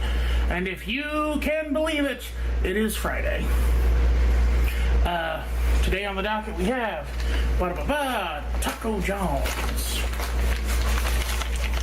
I'm trying to think if Taco John's has a theme, like a slogan I can use. Yes, we are once more returning to that venerable thing. I think I'm actually going to post this video next. I do have 2 more in the back burner. Two more Let's Tries. Those might be Monday, or those might be Sunday and Tuesday. But I'm going to post this one next because I think it'll be a good touch base. So for those who don't know, I had my wisdom teeth out Tuesday. And last time this happened, I was in so much pain, it had literally aggravated my depression, and I was the most...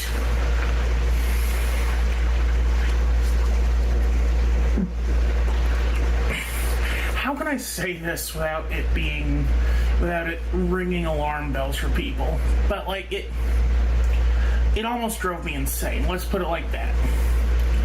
Anyway.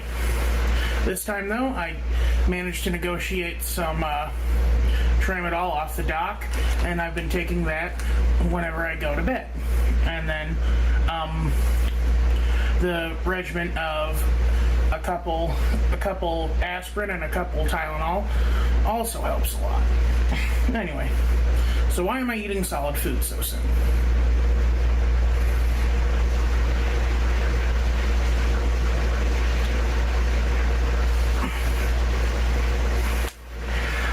Look, I'm not the best judge sometimes, okay? And these should be pretty soft, so, you know. If push comes to shove, I can put them on this side, you know, I can cheek it in that side. What do we have? We have the beef and chicken cheesy crunch tacos. So, Taco John's, I think, got a little jealous of Taco Bell, so they created their own, I forget what they called them, but it's basically the quesalupa or whatever, where it had the cheese grilled onto the deep fried shell. So I got one beef and one chicken. We'll try them both in succession and see how they taste. Oh, look at this. Absolutely gorgeous. Just look at that. Dripping with the cheese goo. You can see some of their little tater tots. The shit.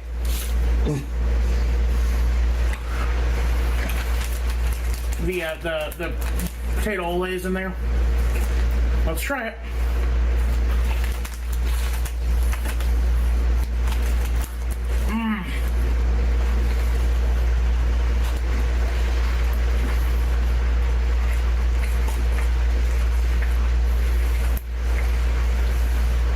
I keep having to remind my mouth, that way, asshole.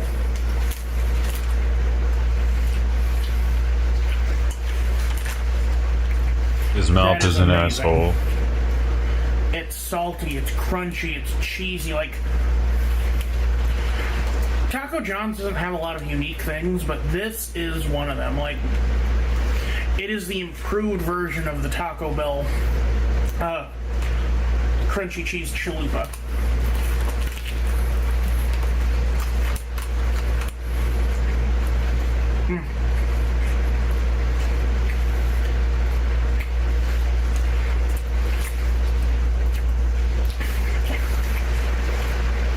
Because here's the funny thing. Taco John's hamburger is more akin to like almost a stew meat, like what you'd get on a really good chili dog.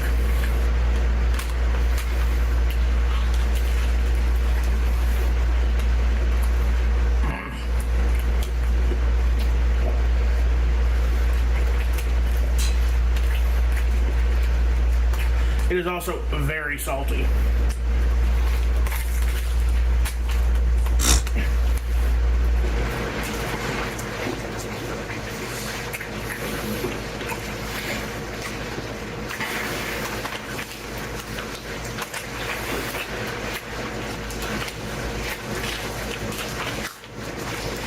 Oh my god. 3 bites in one. It's getting hard for him. He's like, how did I do that? Dang. Honestly, I just That's the longest I've ever seen him chew something. As long as I don't. Because it was 3 mouthfuls. Create a bunch of suction in my mouth and yank the blood clots out, right? Also, they did this thing where it is healing up faster. They even stitched it.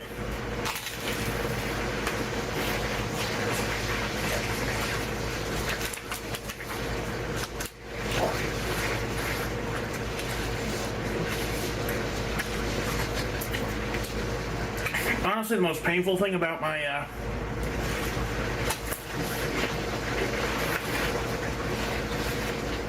about the extraction itself was probably getting the Novocaine injection, because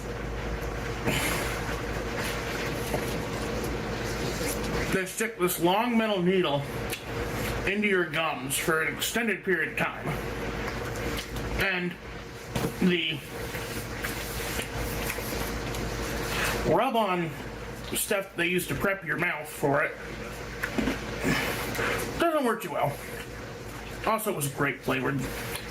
Like, of all the flavors you'd use, you had to use grape. Monsters. I love the little crunchy cheese bits.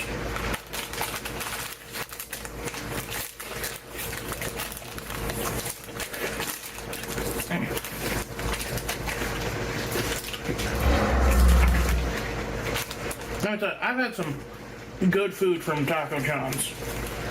I've kind of soured on them in recent years just because everything gets so salty in tandem. No, this right here. Best thing they've had in a long time.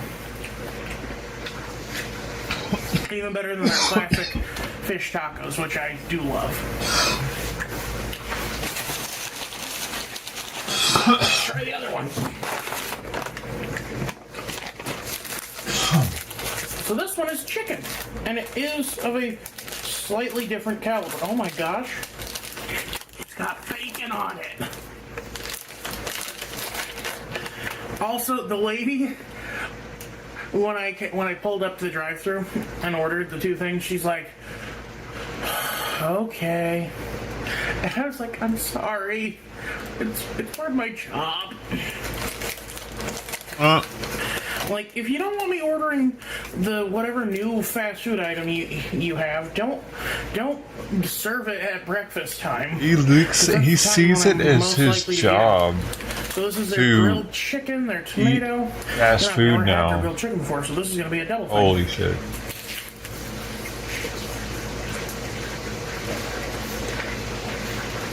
He told her it was his job to eat it. It's my job. Can you imagine, dude, being the fast food worker there and seeing how huge he is, and he's getting literally the thing that has the most calories on their menu, and she's bummed probably because he has to deal with making this cheese thing, and he's like, I'm sorry, it's my job. Like, what, to get fatter? What is this?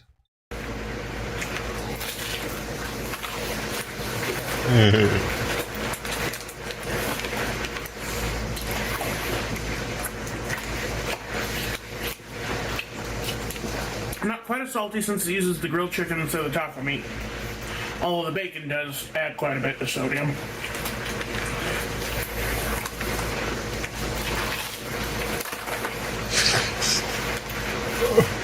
Even the cheese is trying to save him. He's just gonna take that and just let it. This is pretty much the first solid food I've had in He's gonna fold it since Monday night. Make sure nothing goes to waste. Probably fold the paper. Let it fall into his mouth. All the scraps. In fact, you know what's funny? Oh, that thing's dripping now. I had was okay. recording for the next episode of my mom's. I don't like it when my food drips like that. It bothers me a little bit. So look forward to that. The only one. Oh yeah, that's the one where I got really sad. I think what happened was I forgot to take my antidepressant, so when I started talking about a sensitive subject, it kind of opened up the floodgates.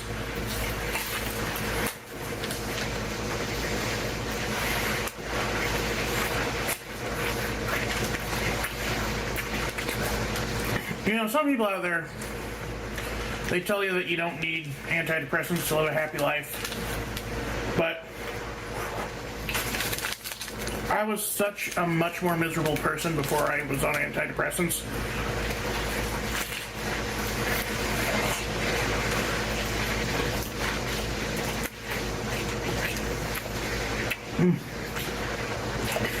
Yeah, this is good.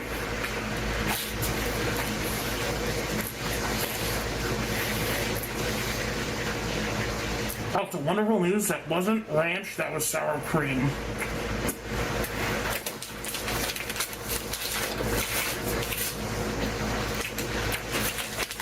All in all, giving you a very pleasant BLT-esque experience.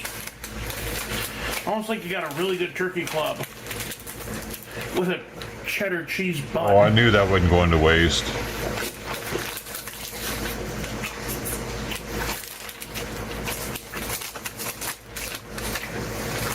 Oh my gosh. I'm sorry, I'm just making a PIG of myself. Yeah, big time. He's licking it. He licked it.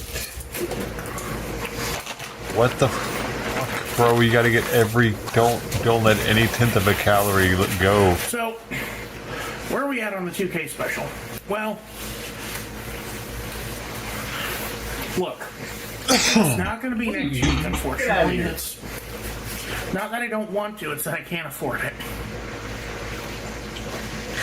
Because for the 2K special, I want to get at least 4 pieces of chicken from both Popeyes and KFC and try them live for you guys.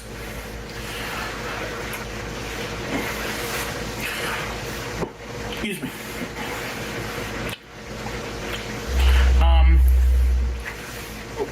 Oh, hiccups.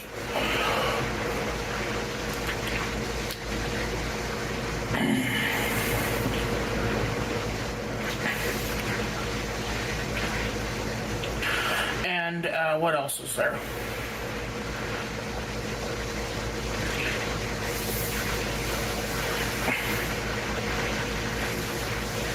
Lost my train of thought.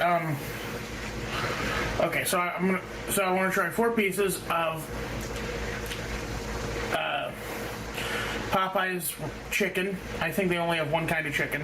And I want to get 4 pieces of my favorite kind of fast food chicken, KFC, to try in comparison. Because KFC is my personal favorite, but people say that Popeye's is the best chicken. To quote the venerable classic Little Nicky, Popeye's chicken is the shiznit.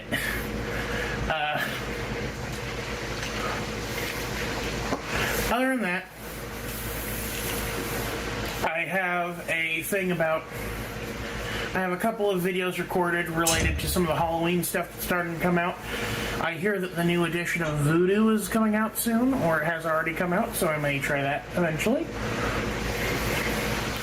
Other than that, just trying to keep it as is.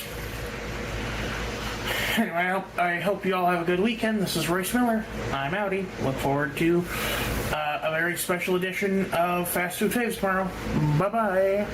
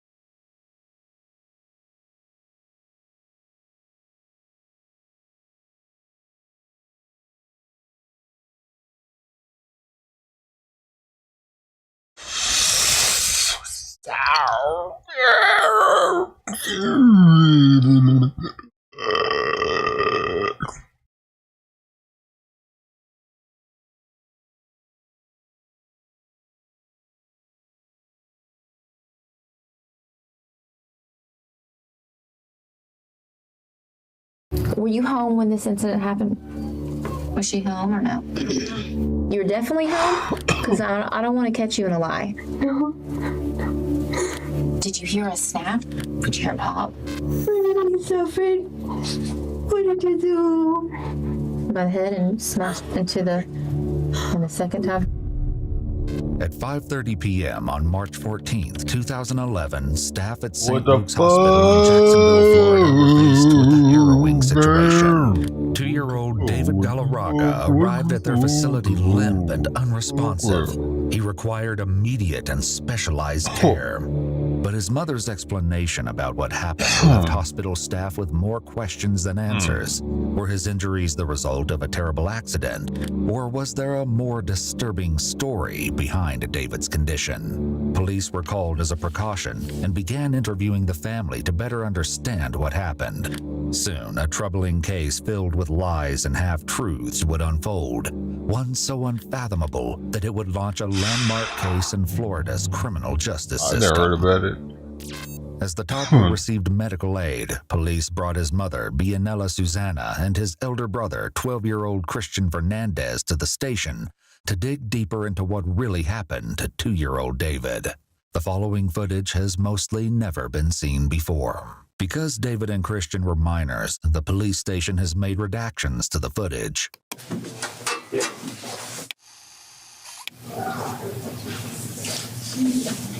Are there flies on that plate out there? I need to go get it. Before I talk to you, I'm just going to go over a few things with you, okay? These are called your constitutional rights. I can't tell. You're 12 years old, right? When's your birthday? Okay, so you turned 12. This little shit just killed his brother, man. What the you're 13 fuck? now. Oh, okay. So you're 13 years old. I'm 12. Yeah, that's what I'm saying. You're 12. Okay. All right. So I want to explain these to you to where you can understand them. As investigators chat with Christian, they know his age may prove to be a challenge. Still, because they're questioning him, they read him his rights. In Florida, police can question children without their parents' permission, and they can also do so without contacting their parent or guardian. A child can always refuse to be questioned, which is why the officers are careful to explain what each statement means. If it can be proven later that Christian didn't fully understand his rights, what he reveals in this interview may not be admissible in court. And I just need you to sign here that you understand them. You have nice cursive. My son's working on his. While the investigator works on building rapport with Christian, more details from the mother and son's initial interview at the hospital come in. According to police reports, Bianella showed a surprising lack of emotion when doctors explained the gravity of David's injuries at the hospital. Instead, she apparently told police she had been through worse. But once she's brought in for questioning, the reality of the situation appears to hit her a bit harder.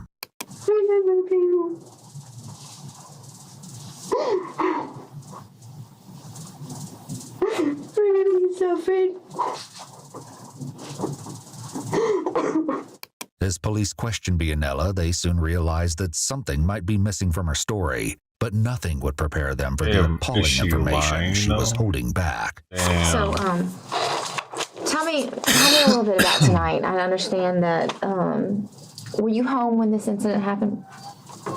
What time did all this occur? A little bit after 4. After 4? Okay. And who was home when this happened?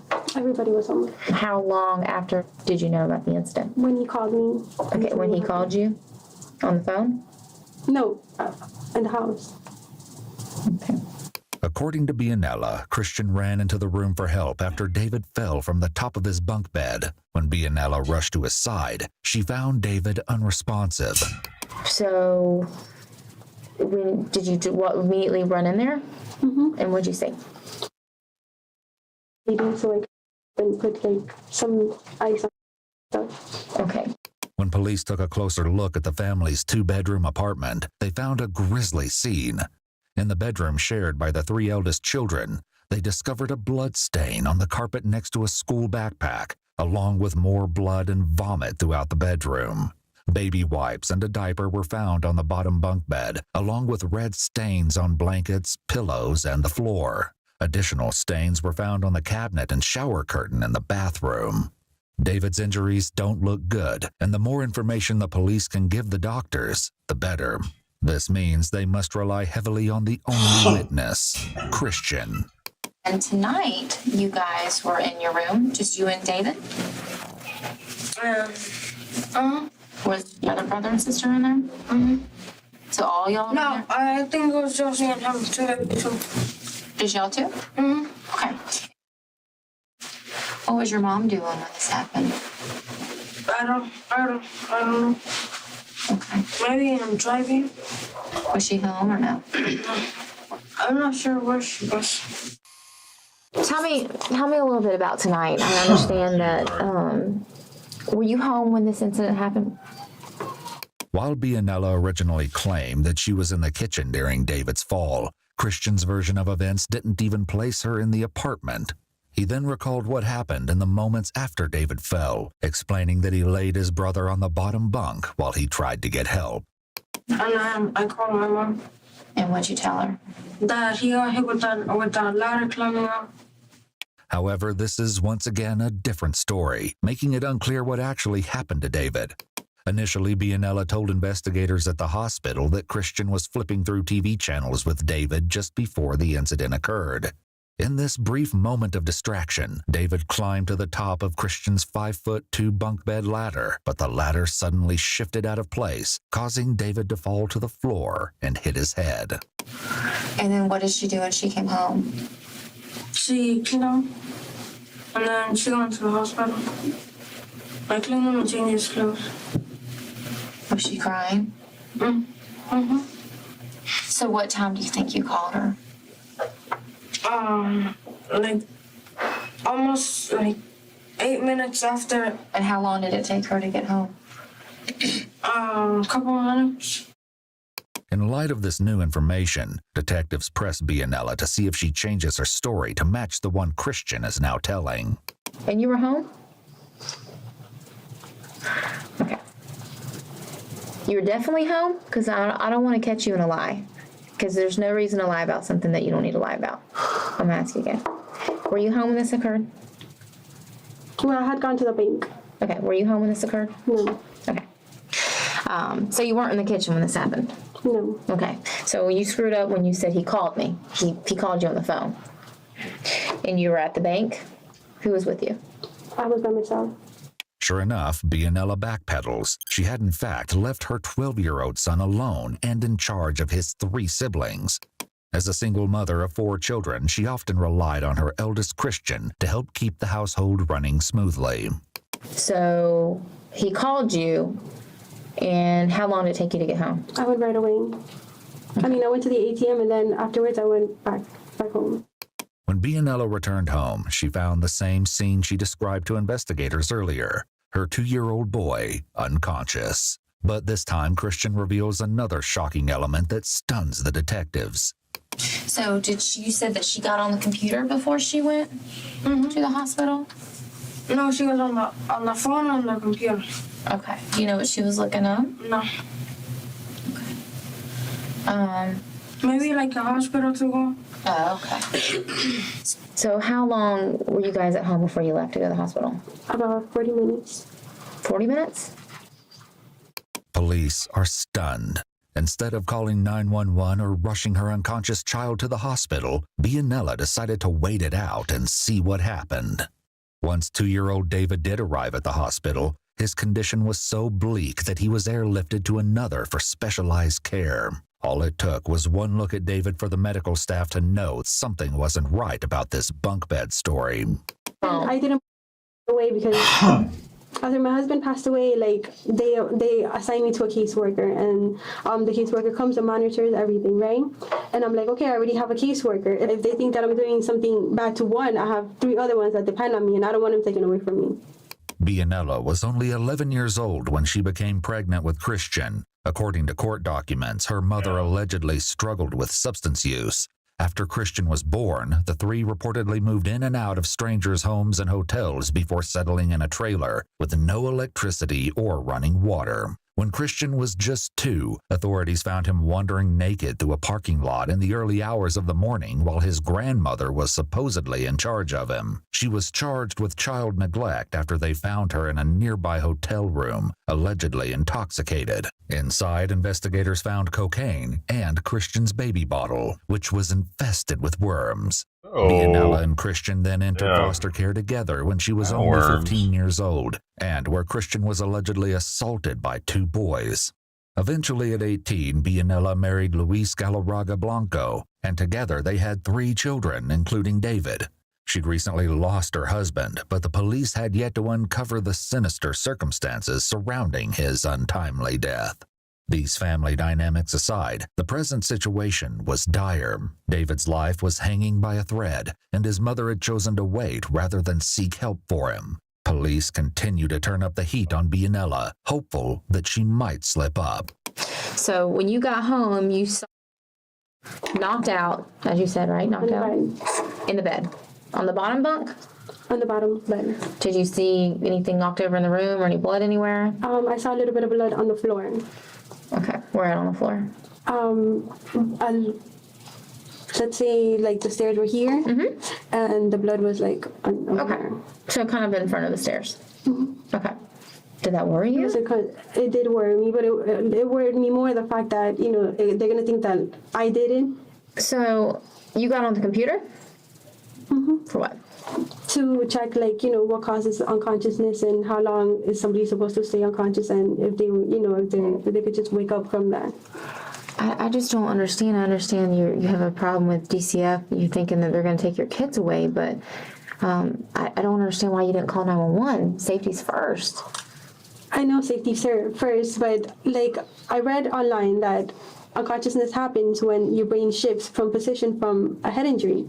Given her 2 recent encounters with Florida's Department of Children and Families, also known as DCF, it was evident that Bianella was already walking on thin ice. Yet the choice to endanger her child's life to avoid another intervention was just plain shocking. Was this truly the only reason, or was there something else hidden beneath all these excuses? And I was like, okay, it's going to shift back to its right place. But most people wouldn't even think about going online. They would think about, oh my God, I got to call 911.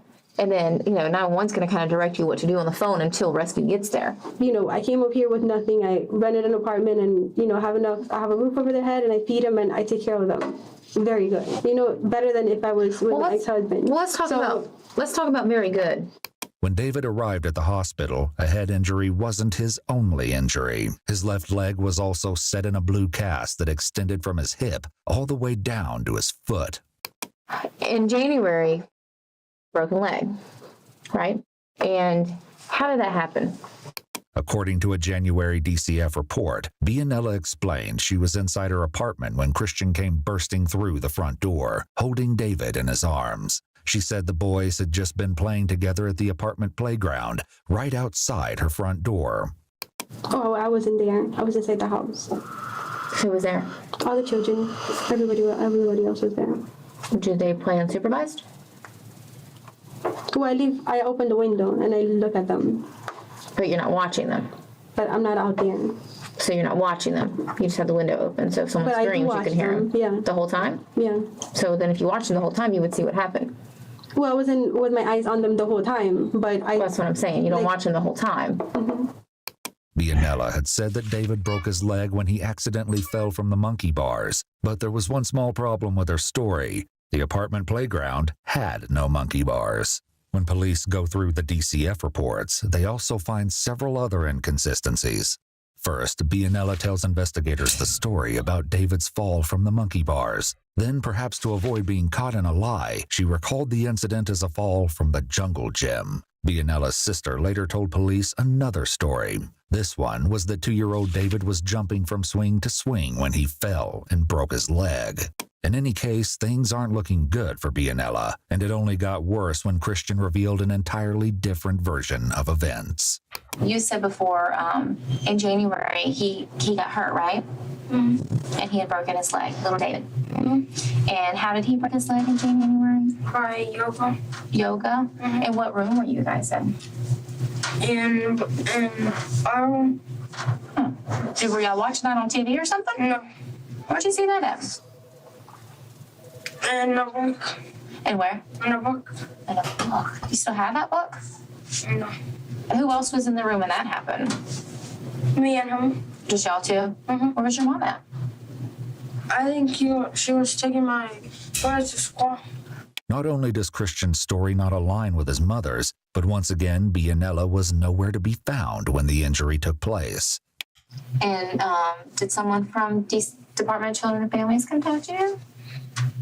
To my mom? Yeah. And us? Yeah. And what did you tell them what happened? That he fell off my monkey bars.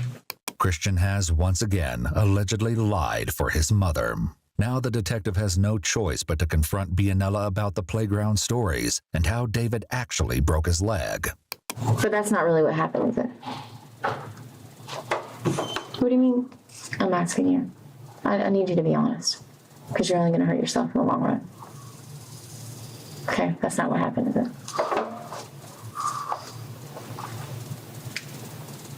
Just like you weren't home today when it happened. That's not what happened, is it? It was my son. Mm-hmm. And what did he do? He said he was wrestling. In a shocking twist, Bianella now appeared to be blaming Christian for David's grievous injuries.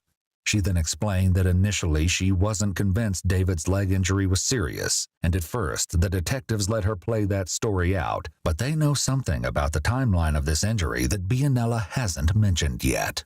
And then I heard, like, when people break bones, they can't stand the pain. They're just screaming and crying from the pain, even when you touch it. So I didn't think that by him being 12, he would be capable of breaking anything, because he's a kid. I mean, anybody can be capable when they're 11, 12 years old. Why did you... But then I was scared that they were going to take him away. I mean, he's still my son, even though he did that. I thought that by me talking to him and me being on top of him and just, me making him realize what he had done. And I took him to the hospital with me. He was in the hospital with me the whole time watching, the pain that they were going through. This is what I don't understand about that, though. I understand as a mom, you don't want your son to get in trouble for something that he probably didn't mean to do. Right? Am I right? Okay. I can understand that. I mean, I got 3 kids, but this is what I don't understand about that. You wait 2 days to the hospital. I didn't think he was capable of breaking anything. I thought it was just swollen. Oh, the kid was crying. Police look to Christian to help them fill in the blanks, and what he shared this time changes the trajectory of the case yet again. He was sitting like this, and then how did you do his legs so we can understand what happened? Like this. Oh, and then what else did you do with his little legs? And like this, and that's it. So you weren't trying to hurt him? No. It was an accident? But I didn't know his bone was gonna break. Yeah, I understand. Because I was doing 2. You were doing but it too? my bone didn't break. Can you do that? Can you do that? That's what you were trying to do? Mm-hmm. Can you do it? No. So show me again what you do. Oh, okay. Did you hear a snap or something? What do you mean, like a snap? Yeah, when he broke his leg. Did you hear it snap? Like a crack? Did you hear it pop? Well, sort of. Yeah. And what happened then? He started crying and then I stopped. Oh. So how long was it before your mom got home? Do you remember? A couple, minutes. As it turns out, David had a remarkably severe injury. One doctor who cared for the 2-year-old said his double fracture was the worst broken bone he'd seen on a toddler. How long did he cry for her? Long time? Mm-hmm. Yeah, that probably hurt him really bad, huh? Little did the detectives know, something far worse is right around the corner. So your son did that in January. You lied. You told him to tell a lie to DCF, didn't you? Yeah. So you told him to lie. You lied. You lied to us. You lied to DCF. I'm just trying to, and I understand I understand why you lied in the beginning, because you don't want your son to get in trouble for something he didn't mean to do, I guess, correct? But then you told him to lie, and then you lied and just got all out of hand. And don't you think it'd just been easier just to tell DCF? My son did it. It was an accident. No, because it wasn't easy for me to tell DCF, and look where I am now. It's not easy. Based on conversations with hospital staff, police are extremely skeptical that the first story they are told about David's head injury is the truth. Detectives circled back to the events leading up to the injury as they continued to question Bianella. Once again, her story wavered. But this time the details she changed to leave her toddler's life hanging in the balance. Earlier, she told police she took David to the hospital 40 minutes after making it back home. From there, her estimation of the time it took slowly expands. And you waited for how long? 40 minutes, you said? You sure it was only 40 minutes? About an hour, but it was about that time.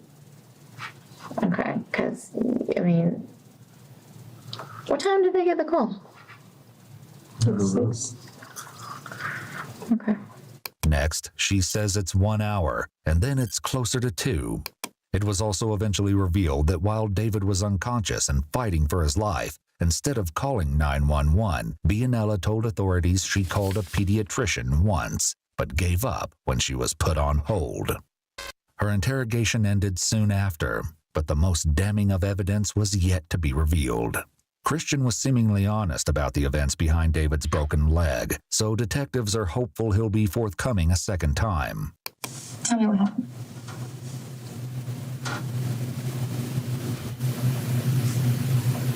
It's okay. You're almost there. Tell me what happened. By now, it's the early morning hours of March 15th. The police were called out on the evening of March 14th, and Christian's been up the entire night talking to the detective. His exhaustion is evident. David's not feeling too good right now. Okay? He deserves for you to tell us the truth. It's just time to be honest. Everything's going to be okay. You don't have to be scared. The door's open and we're just sitting here, it's me and you. So you don't have to be scared. There's nothing to be scared of. I want to be able to tell everybody that you tell the truth about things. It's okay. I'm not angry with you or mad at you or anything like that. We just need to know the truth. At this point, the detectives are well aware that Christian comes from a background of violence. In fact, just 3 months before David's leg injury, Christian endured a hellish ordeal involving alleged aggression and violence at the hand of his late stepfather, Luis Galarraga Blanco. According to court documents, in October of 2010, Christian's mother was called to his middle school when staff noticed his face was red and swollen. By the time she arrived, police and DCF investigators were questioning him. He alleged his stepfather punched him in the face. His injuries were so severe that he needed surgery to repair a torn retina. As an ambulance whisked Christian away, a stunned Bianella reportedly called her husband for answers. Luis then took his own life in front of their 3 kids, allegedly when he discovered police were on their way to arrest him for suspected violence against a child. Their daughter, no more than 4 years old at the time, answered the door when police knocked. David was also found in a nearby bedroom, reportedly shaking and covered in blood. Some of Christian's behavior when left alone displays the kind of violence he may have been subjected to. So tell me what really happened tonight. I put him to carry books. You put him to carry books? Mm-hmm. Okay, what kind of books? Like the books that we have on our bookshelves. Are they big books or little books? Like a bunch of skinny books. Okay, so he was carrying them? Mm-hmm. Does he walk good that one cast? I take pictures with one and normal works with the other. Okay, so he had books in his arms? Mm-hmm. And then what happened? And they fell on him. They fell on him as he was carrying? As he was carrying them. Where they fell on him at? On his head. I don't know. How did they fall instead of he was carrying? Christian changed the story yet again, but detectives still haven't uncovered the horrific truth. Like this, he was carrying them. Because he doesn't know how to carry away. Okay. So then what else happened? And then they fell on him, and then he fell. Okay. What else happened tonight?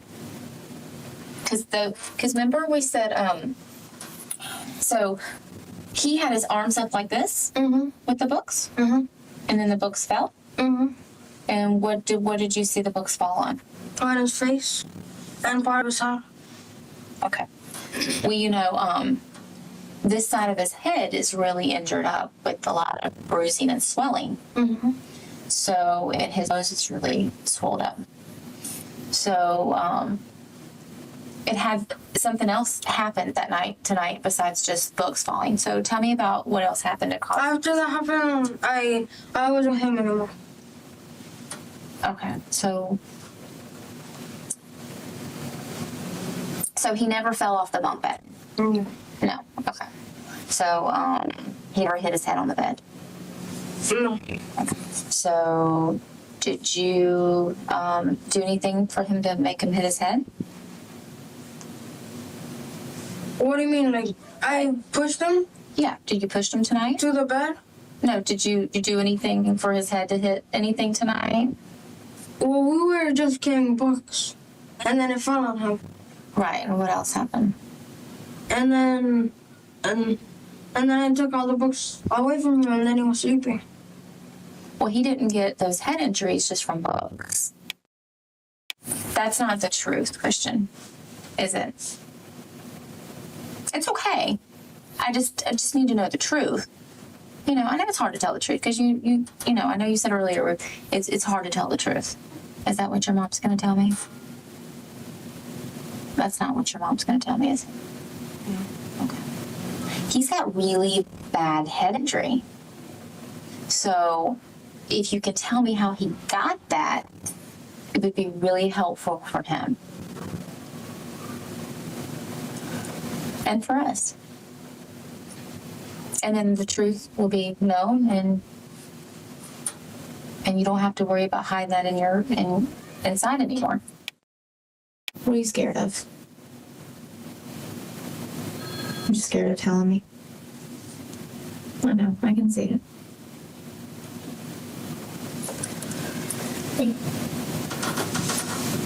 Did your mom do something to David? No. When Christian doesn't budge on his story, the detective tried a different approach, and the results are more shocking than she could have anticipated. Did you push him down? Did they fall? No. What did you hit him with? Did you hit him with something on his head? No. So what happened? What happened to the side of his head? I pushed him against a bookshelf. Why'd you push him? Are you angry about something? Yes. What were you angry about? Oh, my stepdad did to me. Oh, what your stepdad did to you? Is that what you said? Why were you angry about that tonight? Because I was thinking about it. How many times did you push him into the shelf? Twice. How did you want to, like, say this is the shelf. Can you show me with the doll how you pushed him into the shelf? By his hand. So, show me with the doll how you... Like, push it. Oh, okay. So, you pushed him with your hand into the shelf. Is that all that happened tonight? Mm-hmm. Though the investigator is saying tonight, they would soon discover that this wasn't quite accurate. David wasn't injured in the evening, as they previously thought. He was actually injured hours earlier, sometime in the morning. So how did all the blood get everywhere in the room? Because I was dragging him to his bed. So you dragged him to the bed? Mm-hmm. Well, I actually carried him. Okay. To what bed? To my brother's bed. The bottom bunk? Mm-hmm. Okay. So you carried him to the bottom bunk, and where was he bleeding from? From his lungs. Okay. Anywhere else? Like his mouth. His mouth was bleeding? Mm-hmm. Okay. Did you call your mom as soon as it happened? Or did you just wait for her to come? As soon as it happened. I realized what I'd done. When Bianella returned home that morning, she found David bleeding from both nostrils. After she cleaned his face, she loaded her children into the car. David remained unconscious as she dropped the others off at school. Instead of heading to the hospital, she then returned to her apartment, where David lay unresponsive for the entire day. But this was just the beginning of David's torment. From here, the story takes an even more disturbing turn. And so you picked him up? I carried him and I put him in the bed. How'd you carry him? Did you carry him like this? Or how'd you carry him? Or he was over. Like more like this. Oh, you carried him over your shoulder? Mm-hmm. You'd probably have blood on your shirt though, if that was that shirt, huh? Because he was bleeding out of his nose? And you carried him over your shoulder, right? Mm-hmm. So it wasn't that shirt, was it? I'm not sure how I carried him. But I know I carried him by my shoulder or like in front of me. Okay. So you just carried him right away to the bed? Mm-hmm. Is that what you did? Like fast. Mm-hmm. Okay. And then after you got on the bed, what did you do? I thought about what I did. After dropping the children at school and returning home, And while David was grievously injured and clinging to life, Bianella casually surfed the internet. At 10:54 a.m., she searched the phrase, "when someone gets knocked out," followed by "how to wake someone from a concussion." By 2:15 p.m., she was looking up "when you're unconscious for hours." In between searches, she added money to her phone plan, searched for screensavers, logged onto YouTube, and downloaded music. Allegedly, she even made time to look up celebrity gossip. Nobody else touched him or hurt him? No. It was just you? Okay. Do you feel better about telling me what happened? No. You don't feel better? Mm-hmm. Was that the truth, what you told me? Mm-hmm. This time? Yeah. What do you think your mom's going to say? She's just going to be upset for everybody, huh? She'll be upset for you, too. The investigator asked Christian one last time if he alone hurt David, perhaps in an attempt to resolve any lingering suspicions she may have. And rightly so. Up until now, Bianella hasn't had the greatest track record for honesty, but the detective would soon find the most disturbing details of David's story had yet to be revealed. Did you know what you did was wrong? Mm-hmm. How did you, I felt bad because then I realized what I actually done. Because I wasn't really thinking about what I was doing when I pushed him. I was just thinking about my stepdad. Okay. And then when you realized what you'd done and you said you felt bad, what did you feel bad about? About what I did and what was going to happen later. To him or to you? To him. I wasn't worried about me. Okay. You were at some point, though, because that's why you lied, right? Well, I was a little worried.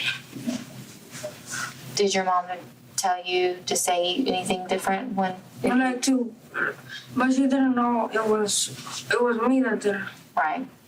While there's at least one documented case of such violence that Bianella agrees to, other sources suggest that Christian may have endured his stepfather's alleged violence for as long as 5 years. Can I ask you a question now? Mm-hmm. Why'd you push him twice? Why'd you push him 2 times?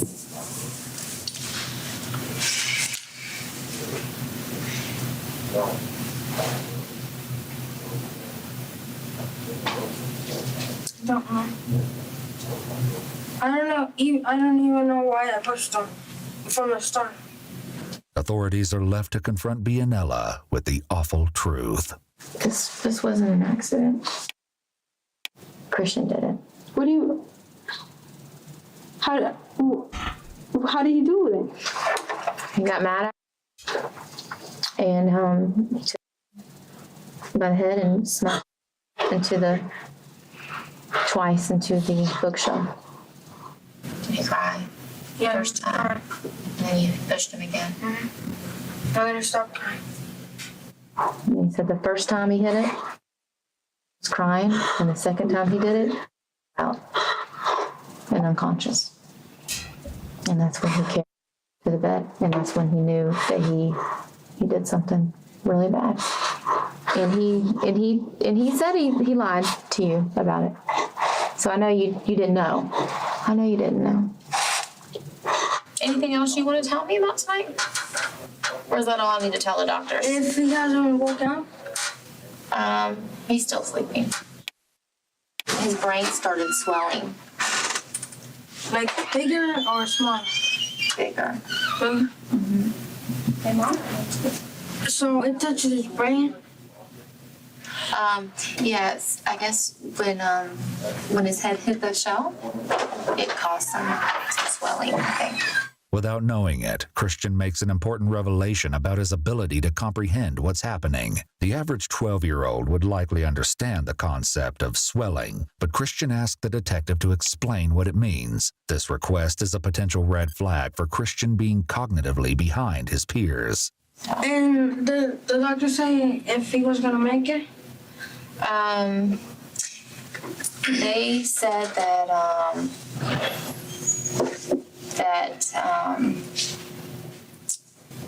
they're hoping that he's gonna wake up. And if he doesn't wake up, that means that he has to make he didn't make it? Yeah, if he doesn't wake up, that means he doesn't make it. But as soon as the detective leaves Christian alone, he says something horrid. David has the pressure. Twice. He got knocked out. He said he just got mad tonight and he snapped. Whoa. And now That was crazy. the outcome of the situation. But I didn't tell him what the doctors told you. According to hospital staff and police reports, David was only alive because he was on life support requiring a ventilator to breathe. His injuries were both extensive and horrific. His neck rested inside a protective brace, his skull was fractured, and his nose was broken and bloody. His right forearm was injured and possibly fractured. David had swelling and redness in both eyes, with a bruise under his left eye. He had a contusion on his right hip, a hematoma above his right ear, and a bruise on the right side of his forehead. Hopeful that they may squeeze out any more lingering details, detectives encouraged Bianella to talk with Christian. At first, she refused, but they eventually convinced her to see him. Christian. Crazy, man. Hey, buddy. I know you're tired, sweetie. You alright? Your mama wants to talk to you. You okay? A little wobbly? I know it's late, baby. If you could talk English, it'd be better. Okay.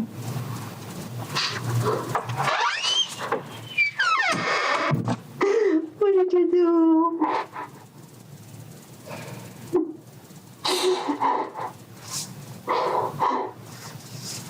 Tell me what you did. What did you do? Tell me what happened. What the show? Didn't you think that was gonna hurt? Why would you do something like that? Please come back out.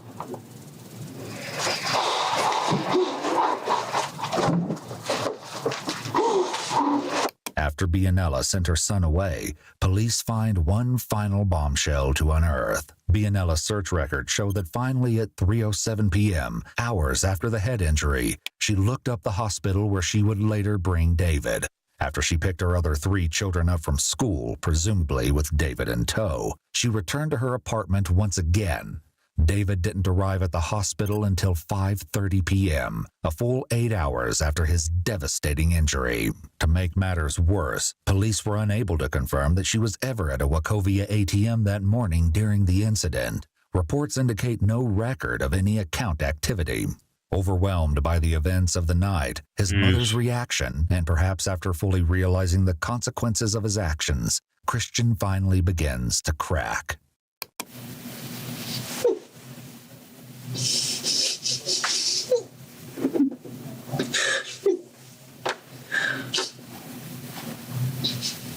On March 16, 2011, 2 days after his injuries were sustained, doctors made the difficult decision to remove David from life support.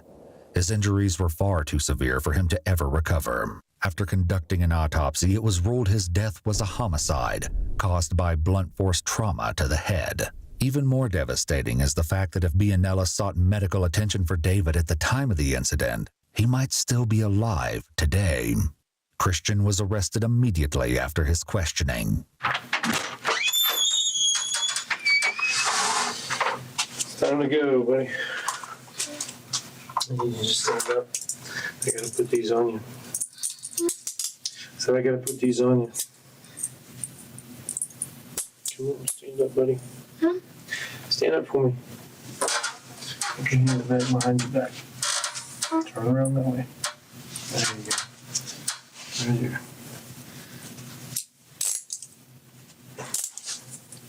Turn on back here. All right, come on up. Let's go this way. In Florida, minors are generally handled in the juvenile system. However, Florida does not have a minimum statutory age for filing charges against a child of any age for a capital offense, meaning those punishable by death or life in prison. Due to this, though Christian was only 12 at the time of the crime, he was charged as an adult, becoming the youngest person in Duval County, Florida to be indicted for first-degree murder. Bianella's arrest followed just 2 weeks later. She pleaded guilty to aggravated manslaughter and was sentenced to 10 years in prison. The judge credited her with the 2 years, 4 months she already served in jail and suspended the rest of the sentence to probation. She was also ordered to spend 90 days in the Hubbard House domestic violence shelter and then 2 years at a halfway house. Christian's case received a lot of public attention, including letters to the judge supporting him. One letter requested that he be tried as a juvenile and included a petition with almost 9,000 signatures from across the world. Eventually, Christian received a plea deal for the lesser charges of aggravated battery and manslaughter. He served 7 years total in a juvenile detention facility and was released on his 19th birthday in 2018. That's scary. His probation was officially terminated in May of 2023. Following his release, and according to his Instagram, Christian now works at a barber shop.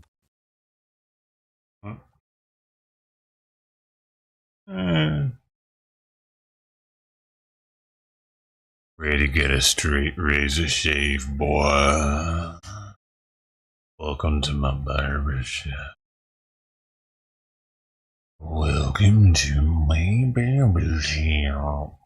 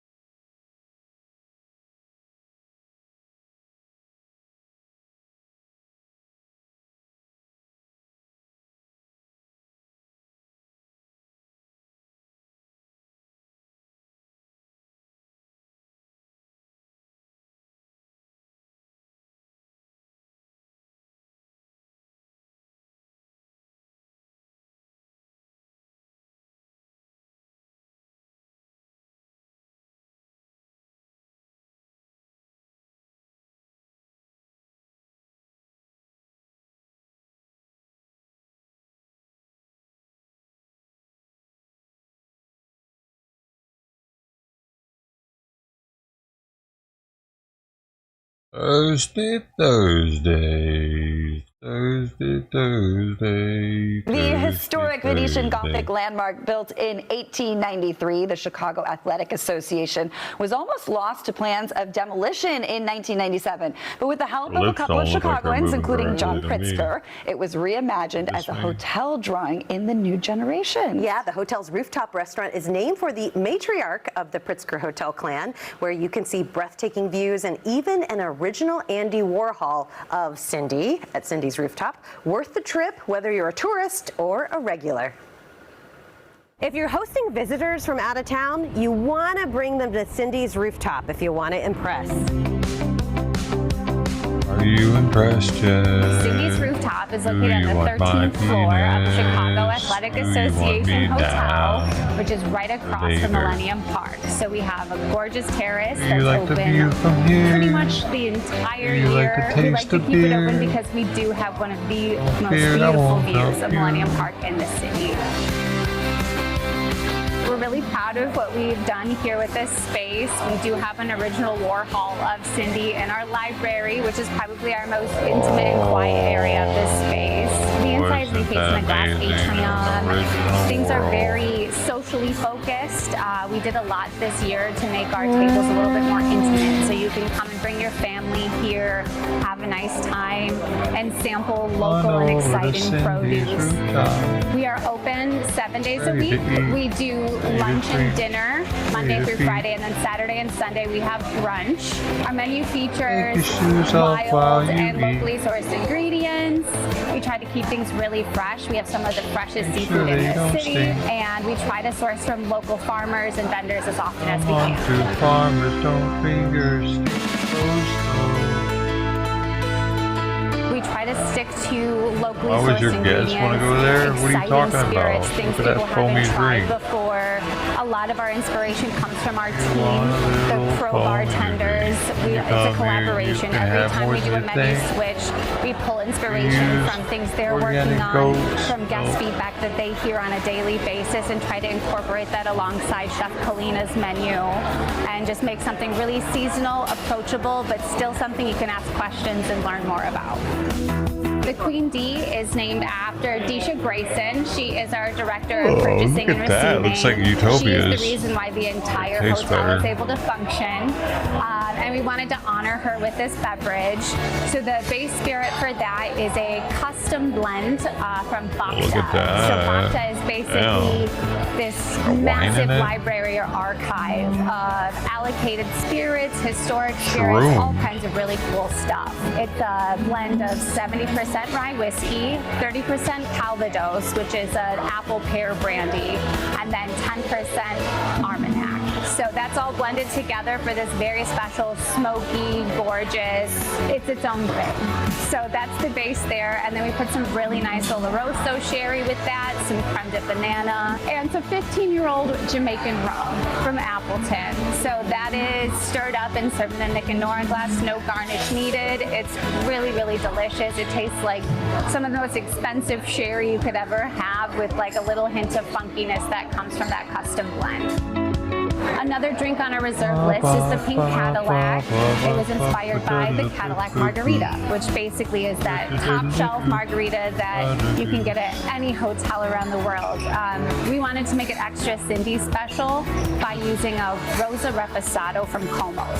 So that Rosa Reposado gets that Rosa from being aged in red wine barrels for about 3 months. And then it gives you this like gorgeous hint of a pink hue. It kind of mellows out the flavors, rounds out the You're mouthfeel, funny. makes You're not it gonna really taste smooth that in a tequila. mixed drink And at then we 3 just months age. Dress it up like a regular Stupid margarita, lady. and then dash the You're a side little with some dried stupid, hibiscus and making sea your salt, funny and drink. there she Poor is. case, I don't know And the any daiquiri is a better. classic daiquiri. I made it a Come little on, bit drink with boozier me. with some fantastic Mount Gay Black Barrel rum. Mount So Gay, there's go an for ounce your- and a half of that, and then equal parts Demerara, which is unrefined cane sugar, Sugar. syrup, Just and add lime. sugar to your. And it's a drink I could drink all year round. Just drink I don't know what it is sugar about and rum, but it whiskey. snuck into my life Some lemon not too juice. long ago. I think the exciting aspects of Necessary. tequila Why not just drink the and whiskey? Is it versatility bad of the whiskey? spirit, just really spoke to me. It's like drinking sugar with my whiskey. It's what I do. Certainly To get the females Cheers, drunk. my dear. They won't drink my whiskey with me. Okay, for more unless I make information, just head to this girly drink. cindysrooftop.com or find them on Facebook, Instagram, and Twitter. By the way, she made a daiquiri because tomorrow's National Daiquiri Day. Love a good daiquiri. Yay. I thought it was going to be something not so good. But it was good. Look at this guy. He's still nerding out to the extreme over here trying to sell his pins. Thank you. This is just... Got 28 people watching him just sit there.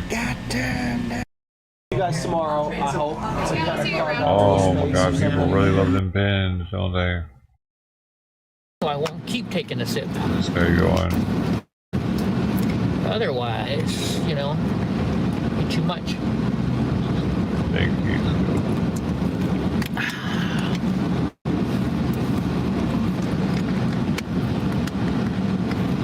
All right, we'll take Julian down because Julian goes right to the shark tank.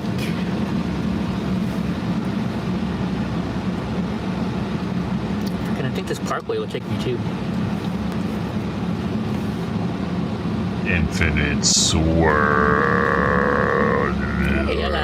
freaking. You never stop swirling. San Jose PD behind me. Swirl.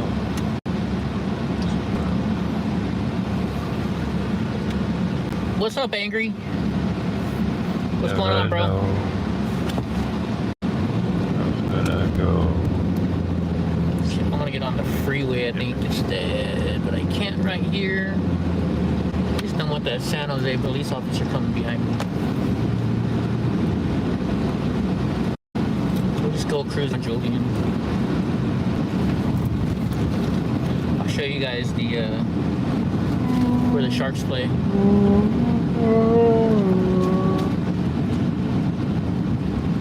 I got a friend who's got season tickets, so I'm always at the Sharks games whenever I can.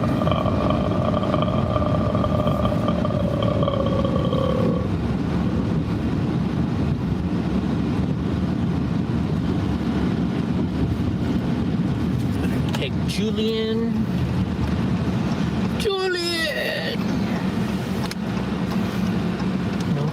That's not for me. Lady's sitting there not doing anything. Oh, don't tell me they closed it off. Oh, you assholes. Okay, never mind. That's okay, we can go this way. I'll have to go down blah, blah, blah. I forget what it's called. Put on the two shoes. Stop at all the stop signs. I'm moving through St. James. Turn right on. Can we go under? I think we can go under here. Yes, we can.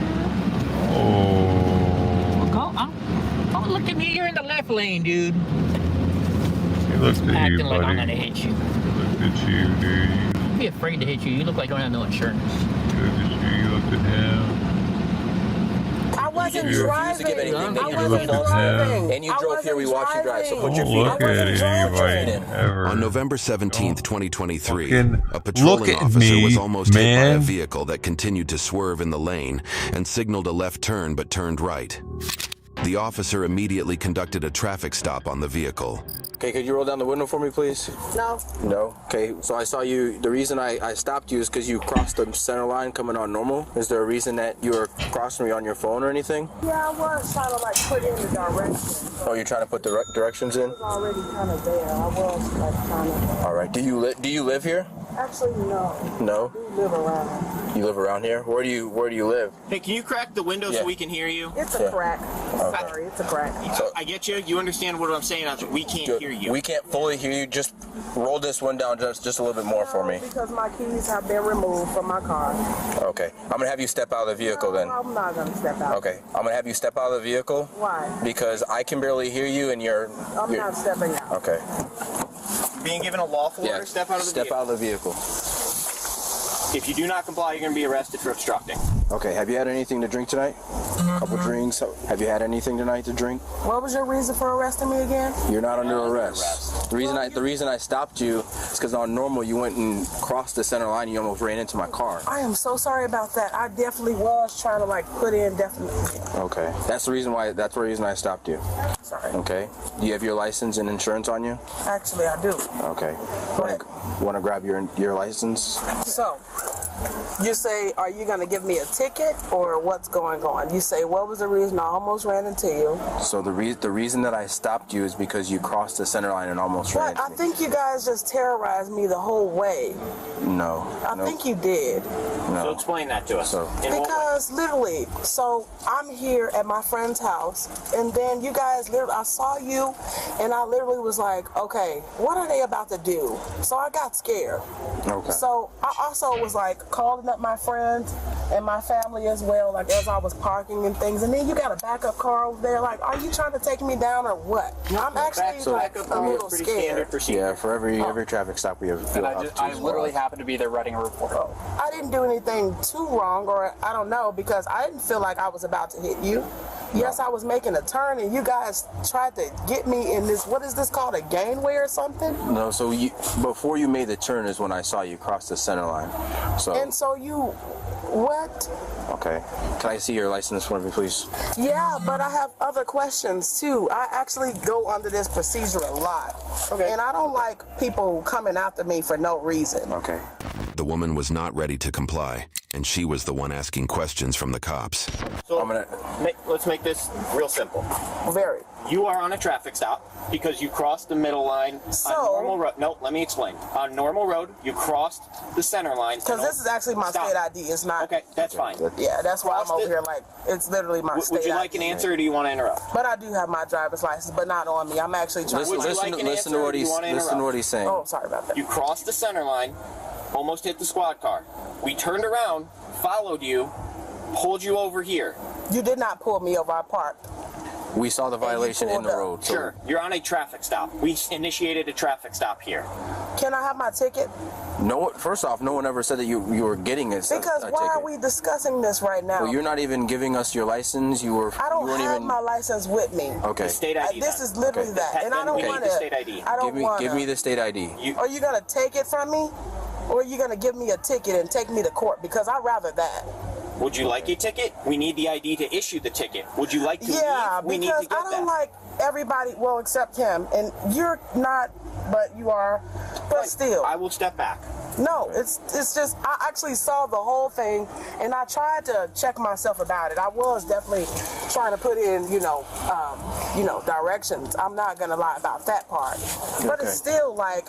But you see what could have happened with you crossing the center line? No. Okay. In a sense, I saw y'all. So sorry. Did I hit you? No. No. I so close? No, I was not. For this to move forward, we're gonna need your state ID. I'm gonna need what proof of happens insurance. if it don't move forward? Because it's gonna move forward. Okay. If you continue to refuse, you'll be under arrest for obstructing. What am I refusing? You guys just told me to get out of the vehicle, and this is my license. It's just chilly out there. This is actually not my license, by the way. To provide your identification. No, I don't have to. You do. You do. Yes. Oh well, I'm not. So what does that mean? Okay, then So you're under arrest for obstructing. you will be under arrest for obstructing. And what's that? You are obstructing our attempt and duty to, I guess, put in better words. We have to identify you. We have to, at the very least, we have to document that we pulled you. But how can I say that you guys harassed me this entire time? We're not harassing you. You are. I'm parked. So if you want to file a report of us harassing you, we have to document who you are, right? What are we going to write? My fingerprints. My fingerprints. We don't even have you. Bring you in for fingerprints. But what do I do when I say no to my fingerprints as well? That's obstructing then. How do you want us to do that? Because I didn't do anything wrong. I made a right turn. And you guys followed me into this parking lot, which so, I'm here. Again, you're on a traffic stop. You have to provide. What was the stop again? You crossed the center line. She wasn't willing to give them her ID and was prolonging the investigation. So we didn't initiate. So now you are all hostile, especially you. I saw the violation occur on normal road. That's when I saw you cross the center line. We didn't. And also, sorry for bringing you guys out here and also talking in this tone as well. Okay, but still, like you guys just work me up and just this could be this simple. You hand us the ID. No. Okay, then you'll be under arrest for obstructing. Why am I under arrest for obstructing? You're continuing to refuse to. You're disobeying lawful orders. Because it's not right. Okay. What if I didn't have my license or my ID today? How was you gonna? You just gonna take me? Can you give us your name and date of birth? I'm tired of y'all bothering me. I get it. Hey, we're restarting. No, right? you don't know. We're restarting this. Cause I literally just lost my brother, and y'all just. Would you like to leave this incident? You need to provide an identification. Well, I don't have one. Okay. A name and a date of birth. That would work. That would just be a mess. Because what if just... What? What's your name? What's your first name? Then what? Are you going to provide an ID or no? If not, you are going to be arrested. Listen. You said if not, I'm going to be arrested. Would you like it simple or no? So then provide it. You have it in your hand. What's your name? I don't. We just saw it in your hand. Did you? Yes. Did you? Yes. Did. I can't believe y'all. I'll just. What is the end goal you want here? The end goal for me to go home. Okay. This is how we can do that. The quickest literally, way. Right now, the quickest I live way. around the corner. The Ridge quickest. Drive, Listen, Ever Manor. listen, literally. Listen. So you guys have been like listen. the get you there. The quickest way you can get home is that you just give us your ID or just give us your name and your date of birth. Shoot, you talking about what you Yes, sir. Okay, what's your name? Sorry about that. Because y'all just trying to take people to jail just regardless. I got kids at home. Y'all talking about what y'all Look at how patient Officer Valentine's been with you. I ain't did nothing wrong. We've been Well, you standing guys here with did you for just 15 just minutes say trying to like get your name. I turned right just excessively too early, but I'm just not seeing that point. I'm not. That is not what we said. Basically. No, we said that you crossed the center line. The turn. No, you were not turning yet. You were not turning. So the simple, if you want to get back to your kids, right? No, seriously. You do? Yes, yes, sir. And your kids want to see you? Yes, all the time. Okay. I'm not. If your kids want to see you, the way that you can see your kids and they can see you, They don't even understand what's going on. This is what I deal with. People just harass me. They up in there doing all types of stuff, and y'all gonna stop me? I'm up here just ruining my eyes and stuff. I'm overwhelmed. Dispatch advised that the woman had a suspended license, prompting the officers to arrest her. No. That's not you. No. Because that's Amari. Who? It's Amari. Okay. Who is that? Okay. We can always check your fingerprints when we get down to the police department. So I'm still going to jail. It's not my traffic stop, but... Yeah, okay. We're going to get you out of the car, okay? You're under arrest for obstructing. You're refusing lawful orders. I'm not. Yes, you are. I literally just told you all what's going on. You said Corey. And you didn't stop me. I stopped myself. So what's really going on? Are you terrorizing me? Are you harassing me? If you're asking me, I'm telling you, Officer Valentine. You're under arrest. Come on. Okay. Get out of the car. Okay. Get out of the vehicle. All right. Get out of the vehicle. All right. Okay. Please. I have a broken wrist. I do. Look at my wrist. Turn around. Turn around. Yes. Wait. Put your hands behind your back. Put your hands behind your back. Okay. Stop tensing up. I'm not. I'm strong. You're weak, dude. Everything you got. Please tell me when you're watching, when you're touching, okay? All right, stand right here and widen your stance for me, okay? We're gonna do a pat down. Widen your stance. Cause I was almost PTSD from that. You have anything in your pockets at all? Could you find it if I do? Because these are deep pockets. And I have on a corset. No. Listen to me. That's not my name. Okay, that's okay. I'm going to take the keys from your hand. No, you're not. Yes. You are under arrest, Amari. Why? Because you are under arrest. Why? You cannot have the keys. Stop. Okay, what's going on here? Stop, Amari. What's about to happen? Let go of the keys. Tell me what's about to happen because You are under already arrest. was just too high of a character for me.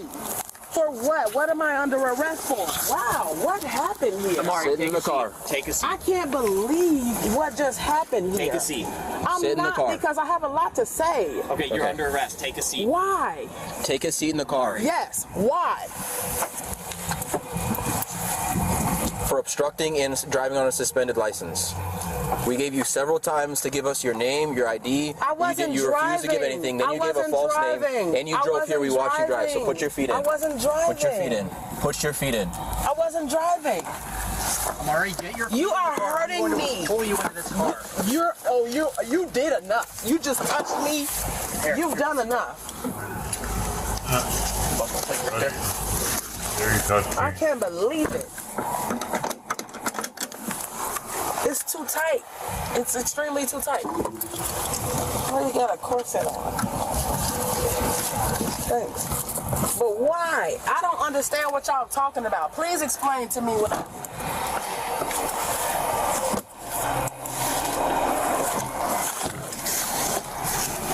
Go ahead and sit back. I can't. I literally said my coat is kind of stiff.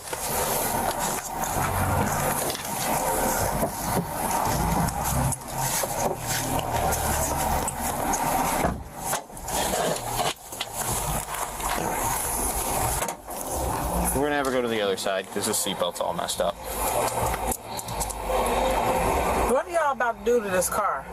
It's about to get towed. Where is it going? I believe J&S. You'll have the sheet with all the information once you're done. Yeah. Actually, Y'all, let me see something. Actually, let me see. it's not even necessary. Y'all could have just literally just did whatever the hell y'all was gonna do. Yeah, just bring her over here. And y'all just want to do all that. All right, get out and we'll walk you on the other side. Well, can you help? Yeah. Here. Wait, let me step out. It's already bad enough with dude. Excuse me, I can try. Sorry. Y'all done irked my nerve. I was so finna say, is that the one? Oh, these was the one. Okay. All right, walk this way. So, can't believe y'all did that to that car. And you're gonna crush my broken arm. Look, let me show you actually, because I don't want to have to follow suit. Look at my wrist, my right wrist. Yeah. Look at my right wrist. That's what I'm telling y'all right now. Okay, sit farther back. We can adjust it when I'm we get back to trying, the and you talking about obstructing.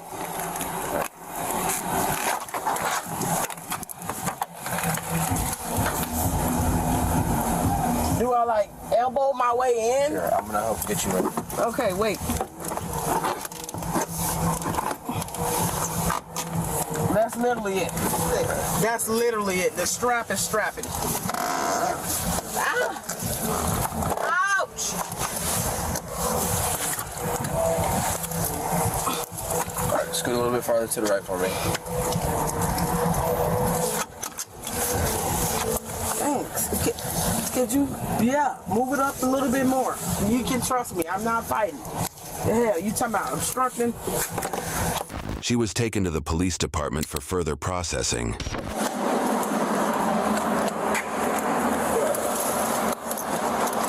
on, that way or that way? You'll come out this way.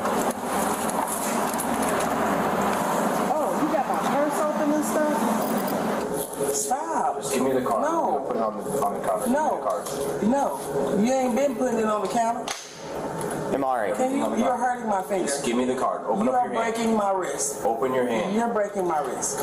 Amari. No, that's not my name. Amari, listen That's to me. not my name. Okay, ma'am, listen to me. Sir, he was hurting my wrist. Okay, I get it. Listen. I have listen, shown y'all. Listen. My wrist is broken. So I literally said this, and you want to be just all above. You know how you're saying you're not obstructing? I don't understand the process because I don't get under jail. And look, I'm over here talking about under jail, but you know what I'm saying? Okay. Shoot, I'm not trying to be like that. Then listen to and me. then he gonna tell me that I'm big and bad. That's then what he listen told to me. You're not listening no, at all. because you already was through the roof that literally just a few minutes ago. Would you like to know the process? You told me and you got mad. You did, and I don't even want to, because y'all are the law. That's why I'm not trying to do. He's not. He's trying to like dive deep. You have a card in your hand that needs to be put on the counter. Needs to be why? Because you're not going to bring it into the cell. You're not going to have. Why am I going into the cell? We just need you to. You just told me this is a traffic stop. I don't know what's going on. Would you like me to explain or? Please. Okay. And you was hostile earlier. You gonna calm me down this time? Sure, I'll be calm. Because I'm telling everybody around here, if I gotta be a little bit louder, and I don't want to. I didn't even want to be a little bit louder. Okay. I'll be calm. Deal?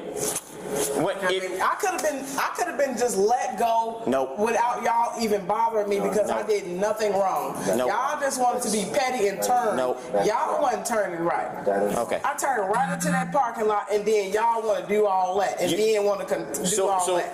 Hey, hold up. I'm obstructing because I'm stronger. And he's trying to flex my big old muscles in this big old stale old coat. He's telling me I'm stronger than him.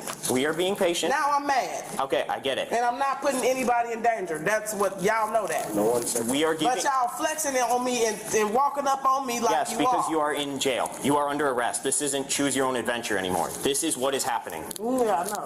Okay? I don't So like stop. I know. I get it. Y'all shouldn't even put Stop me it. Here, I'll give you a choice. My lips. This is your choose your own adventure right here. Yeah, I'm choosing. Listen.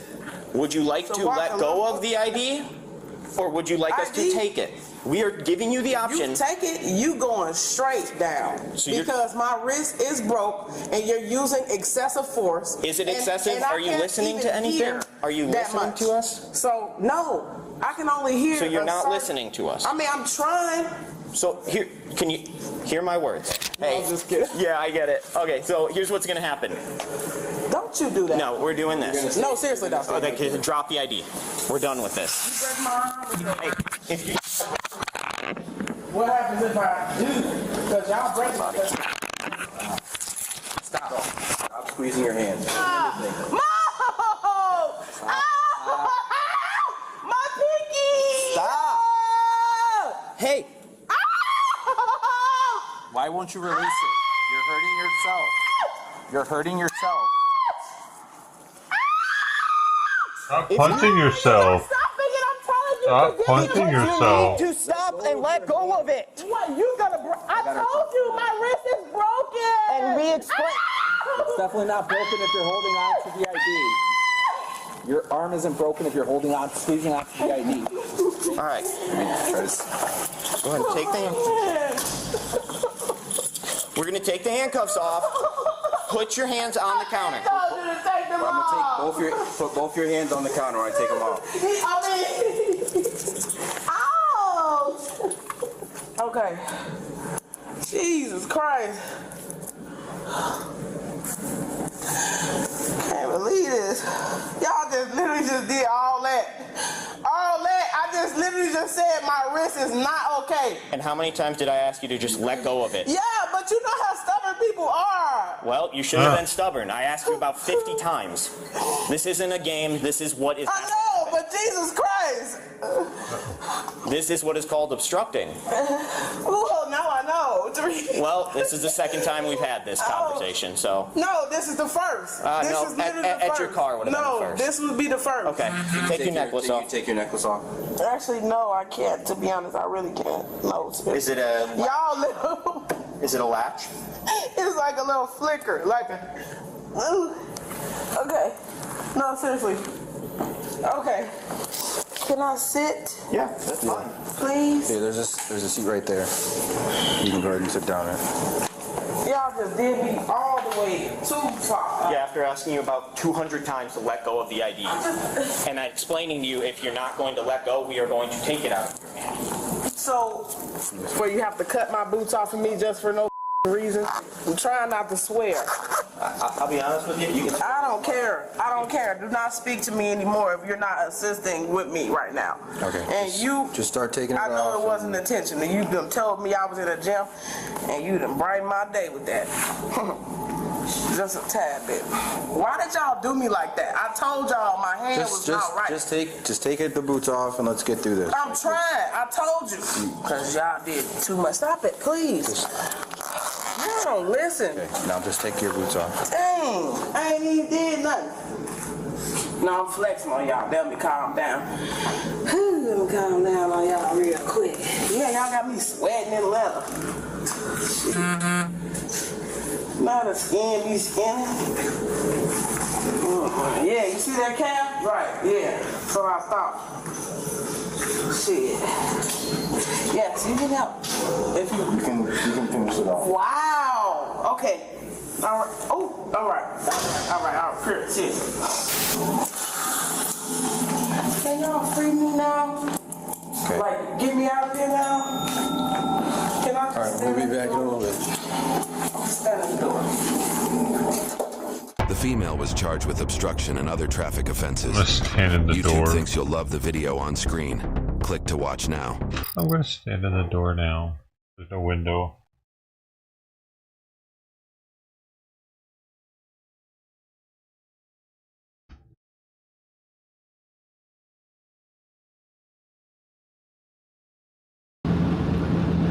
Anyways, fuck. I gotta cut somebody off. I might as well cut this guy off. They see me rolling up on this big truck. You know, see me rolling. Just say, hey, Hey, come on in. it's rolling, speed up, trying so to that catch way you they riding can pass me so I dirty. can get over. But no, they don't want to do it.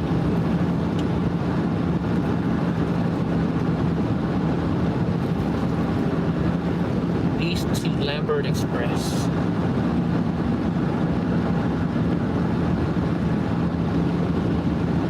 All I know is we gotta start figuring out, because with, you know, AI scares me. If AI doesn't scare you, I don't know what to say. And I know I'm starting to sound like freaking Alex Jones today and stuff, but what the hell? We're just driving and I'm bored. Day 4 of the National Convention. I see what Jeannie Smith said. Themselves when they're not physically in the same zip code, but at the same time, those conversations are still ongoing, and a lot of members are paying attention to each move the president makes. They are certainly reading our reporting that folks in his orbit feel like the writing may be on the wall. And I have to tell you that around this building, that when you think about Congress in a theoretical sense, the electeds I'm talking to seem to have a sense right now of maybe it's not a matter of if, but when he steps down. Yeah, one source who I spoke with described this as a sad moment for the Democratic Party. Ali Vitale, try to get a little rest and gear up for what could be a busy week. Really appreciate it. Joining me now on dude, set I didn't know is what the hell NBC was on News her chief face. political analyst Chuck Todd. Chuck, wow, we've covered some headlines, but this is an extraordinary moment in which we find ourselves. Can you set the stage? I mean, where do you think we are in this? Will he or won't he pass the torch? Look, I think now it's impossible for Biden to stay in, even if he wants to stay in, because there's too many Democrats on the record saying he needs to get out. They question whether he can serve another term. How do they suddenly put that toothpaste back in the tube? Let's say they do it, and you try to put Biden out there. How do these people answer the question in their own political debates, in their own interviews with local television and with bloggers and with podcasts and all of with regular voters? They're sitting here right now, basically, the leaders of the Democratic Party making the case to the country, this man cannot serve another 4 years. Hard stop. By the way, we don't think he can win, but many of them are simply saying he can't serve another 4 years. How do they flip that? So at this point, essentially, he's been forced off because I don't she's think already running the campaign I don't trail. think he can win the nomination with his own delegates. Okay, Dude, she's he's going to be the losing control of presidential that nominee. process too. So I'm not going to get into his head, but this is going to be there's only Hunter Biden and Joe Biden left. To tell him it's pretty clear to me that many of the non-relatives have come to a certain conclusion. People with the last name of Biden have not. Yeah, it's that's where we're at right now. Yeah. Which is what you would expect in Biden world. I was going to say, ultimately, it is going to be a conversation and decision that he makes with family, right? That's right. And, he's at home. He's in Rehoboth. All the family's there. So, is it this weekend? But this is unsustainable, and now his campaign is unwinnable. Let me read what you wrote in your latest column last night. You wrote, quote, "The walls are closing in on Biden. His COVID diagnosis Wednesday and the subsequent need to isolate due to his age makes it only that much harder for Biden to try to convince Democratic leaders that his debate performance was simply one bad night. The only question now is whether he succumbs to the pressure before the Democratic convention delegates themselves take matters into their own hands." Do you think, Chuck, that the party's basically saying we can do this the easy way or we can do this the hard way? And they tried to do it the easy way. Yeah, right. That's and now right. That's past. And it looks like hard way. It looks like this campaign to try to persuade him to do this perhaps has been months in the making, not days or weeks or any of that. And I'll tell you, I think we're all starting to wonder. Perhaps the early debate there was some intention here with this early debate to be like, okay, we've got to have this conversation out in the open because we're not having it. Nothing's happening very well behind closed doors. Well, one of the things that I think you've been struck by, that I've been struck by watching the Republican National Convention, is how unified this party is. And it is a reminder of the clock that is ticking. President Biden said in his press conference, the campaign hasn't started. It starts after Labor Day. Feels like it started quite a long time ago when you're sitting right here. And in some ways, the success of this convention has, I think, almost makes it impossible for Biden to be able to make the case. Now, look, it's possible. Look, we haven't seen any good polling yet because you can't. The assassination attempt, how voters are sort of digesting that. I don't think you can get a snap poll and feel like you understand that. I think this speech tonight, we have gone from 6 weeks ago, the public wanted nothing to do with this presidential race, right? Now, look, he's got an opportunity tonight. When I mean he, the former president, Donald Trump, for the first time, I think people who had not wanted to hear from him are going to be like, let me see. All right, I'll see. Let me see if this is. So he is got an opportunity tonight. If there's a new Democratic nominee, that candidate is going to have an opportunity. So all of a sudden, we're going to go from a campaign, and this is what, when you talk about upending the chessboard, if there is all of a sudden you may have a newly engaged electorate because, frankly, these plot twists are better than watching Presumed Innocent on Apple TV Plus these days. And who could have anticipated this many plot twists? Honestly, I would have rolled my eye. I like to read the occasional political novel. You'd thrown all this in here for Give me a Yeah, break. could never That's happen. Not the way the world works. Not reality, right? Well, give us the reality check on the polls, because that's the one thing that has allowed Biden to stay resistant. The fact that, to a large extent, so far, and again, I'm not factoring in what's happened in the wake of the assassination attempt against former President Trump, but this has been a remarkably stable race to some extent. But for 25 years, we've been in a remarkable, stable position. And I do believe now, though, that we 1 point shifts are big deals. Yeah, right.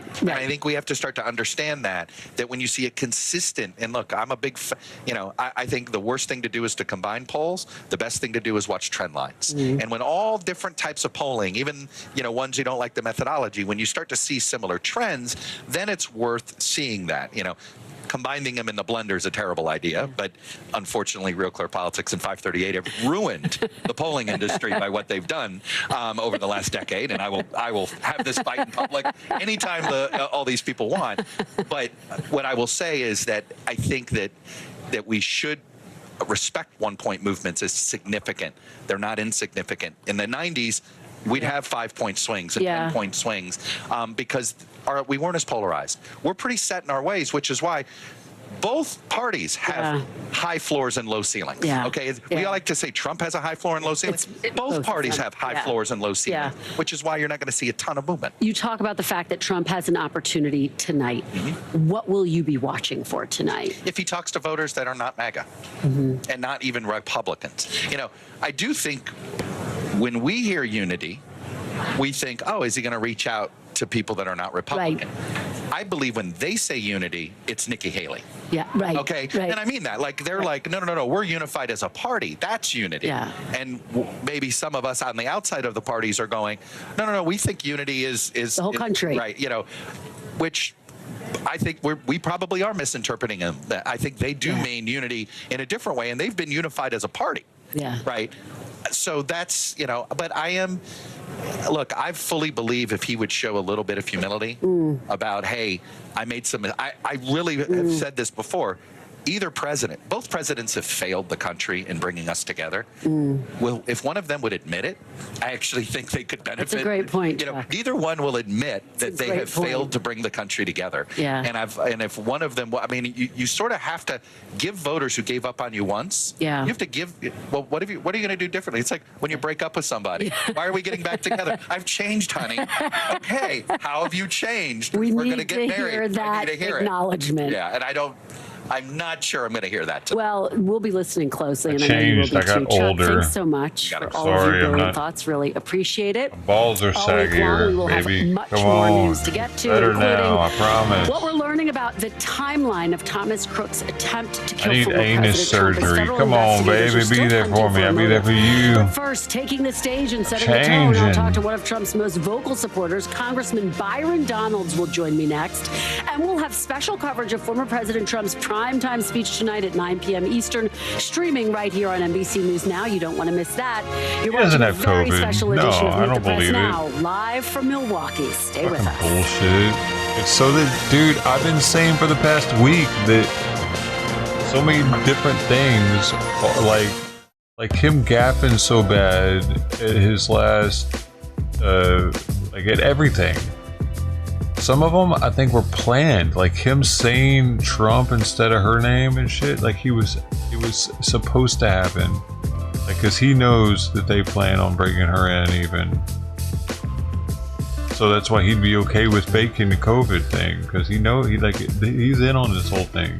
He knows he's getting too old for this shit, but wants to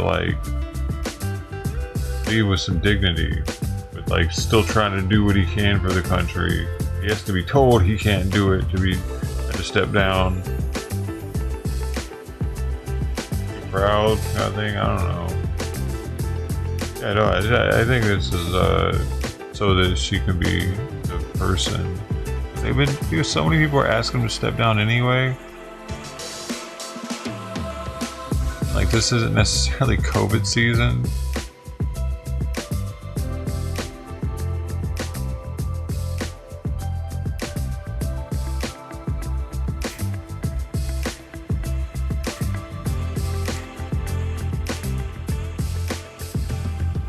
And if you bought a ream of paper lately, I didn't realize how expensive paper was. I had to spend like $15 something to get paper the next day. And it's 50% off right now. Like it would have been like almost $25 or something around there. The cheapest I could find locally was like $17.50 plus tax for 500 decent thick. I think it was a 24th a pound thickness. I like 24 pound at least because you can't see through it. Like I mean, having a look at your print on the back side if you want it two-sided.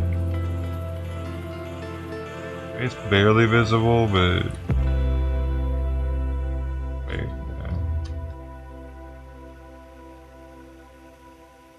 you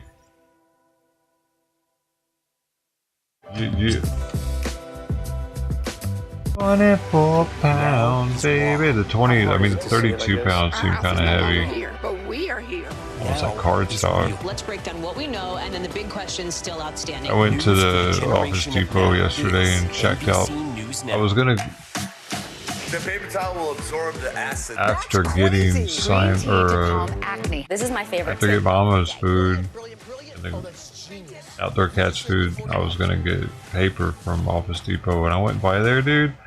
I was like, "What are you guys doing, bro? Like, they're charging more for stuff in stores than Amazon charges. What are they thinking? Do they want to go out of business?" Republican National Convention live from Milwaukee. Here are a few of the speakers on the schedule tonight, including Places are everyone dead from former nowadays Secretary of inside. State Mike Stores Pompeo used to have people Tucker in them. Carlson, Hulk Hogan, and it will all culminate in a speech by former President Trump. Joining me now on set is Florida Republican Congressman Byron Dude, y'all see Donalds. that He spoke here video at of the Hulk convention Hogan's son earlier getting this arrested week. for Congressman, thanks so DUI? much for being here He on a tries big to night. come Really out and, appreciate like, it.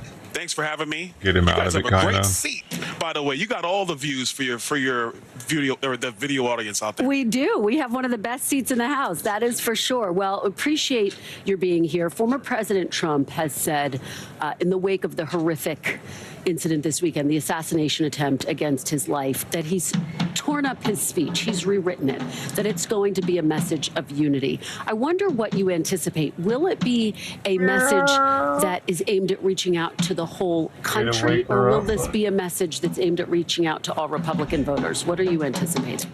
If I was going to take a guess, if you look at the way the first 3 nights of this convention have unfolded, everything has been about all of the American people. Whether it was opening night where you had the head of the Teamsters on that stage, something that has not occurred at a Republican convention in recent memory. You had Hispanic mothers, black mothers talking about what's happened to their kids, Gold Star families whose sons and daughters lost their lives in Afghanistan. Everything in this convention and everything Donald Trump really has been talking about on the campaign trail has been about the American people. I believe you're going to see that tonight. And then it's going to be wrapped in the fact that if we are a unified country as Americans, we can truly make our country great again. My question for you, as you know, in the beginning of his campaign, former President Trump talked about this idea that he would be voters' retribution. Do you think he's going to back away from that as a campaign message more broadly, even after this convention wraps? The word probably yes. I think everything is going to be about the success of the American people.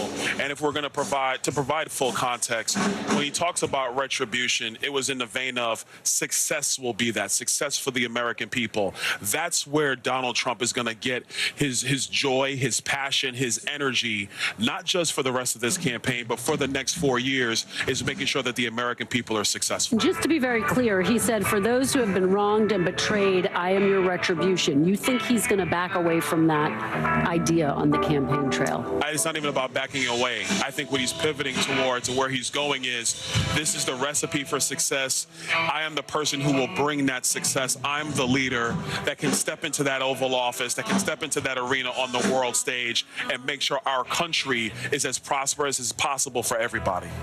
Former President Trump describes himself as a self-proclaimed counterpuncher. It's something that his supporters anticipate. Do you think that we will see that same instinct and frankly, fight in him? Or do you think that this is going to be a tonal change overall? I would tell you that my view of where the president is right now, he's very contemplative. I think he's really taking this convention, and especially in light of what happened Saturday in Pennsylvania, the attempt on his life. And that gives anybody a broader perspective. I truly believe this is not just a campaign, a presidential campaign, a Republican convention. This is really now about him using the mantle afforded to him by Republican voters to lead this country for the American people. It's a different view. It's a different feel. That's his temperament right now. Do you think, given that, and given that you've been talking to him and you do seem to have an insight into where his head is right now, do you think this could lead to some policy changes? Could, for example, he abandon his pledge to pardon the January 6th people who've been convicted for January 6th? Well, I think, first of all, when you get to some of the January 6th detainees, the Supreme Court has already ruled that the charges that were used in a lot of their cases is a misreading and a misapplication of the law. The Department of Justice is going to have to go back and either remove those convictions or figure out something else. I'm not going to speak for the Department. But as you know, that more than 132 have pleaded guilty to assaulting police officers. Those are people who've pleaded guilty. But that's a different situation altogether, and I think that Donald Trump will take the time to go through that. I want to be clear what I believe his intentions going forward are. Every policy is designed to promote the American people, not just a segment of the American people, all Americans. In politics, his phraseology might make it sound that it only leans one way, but whether you're black, white, Hispanic, rich, middle income, poor, it's about everybody succeeding. When we all come together as Americans, everybody can succeed. Just to be clear, because what you are saying, you anticipate some tonal changes on the campaign trail. Do you think it's possible? And it sounds like you're saying he might reevaluate at least, or closely evaluate each of these cases. Do you think it's possible he pulls back on that vow to pardon everyone who was convicted for January 6th? I think every case is going to be reviewed and looked at. And when you go in there, you got to make those decisions with the legal team in the White House. It is going to be with a full view to make sure that justice was actually done, especially when you consider previous riots in our country where there were either little charges or no charges compared to what happened to people who were charged and convicted, whether they pled guilty or not on January 6th. Right. And again, I mean, as I said, more than 100 pled guilty to assaulting police officers. Hundreds more pled guilty to various different crimes on that day, that attack against the U.S. Capitol. Let me ask you about another big policy promise for second Trump term, his vow and calls for mass deportation of undocumented immigrants. Is that something you support, and would it be every non-citizen? How do you see it playing out? Well, first of all, I do support it, but it's not just me.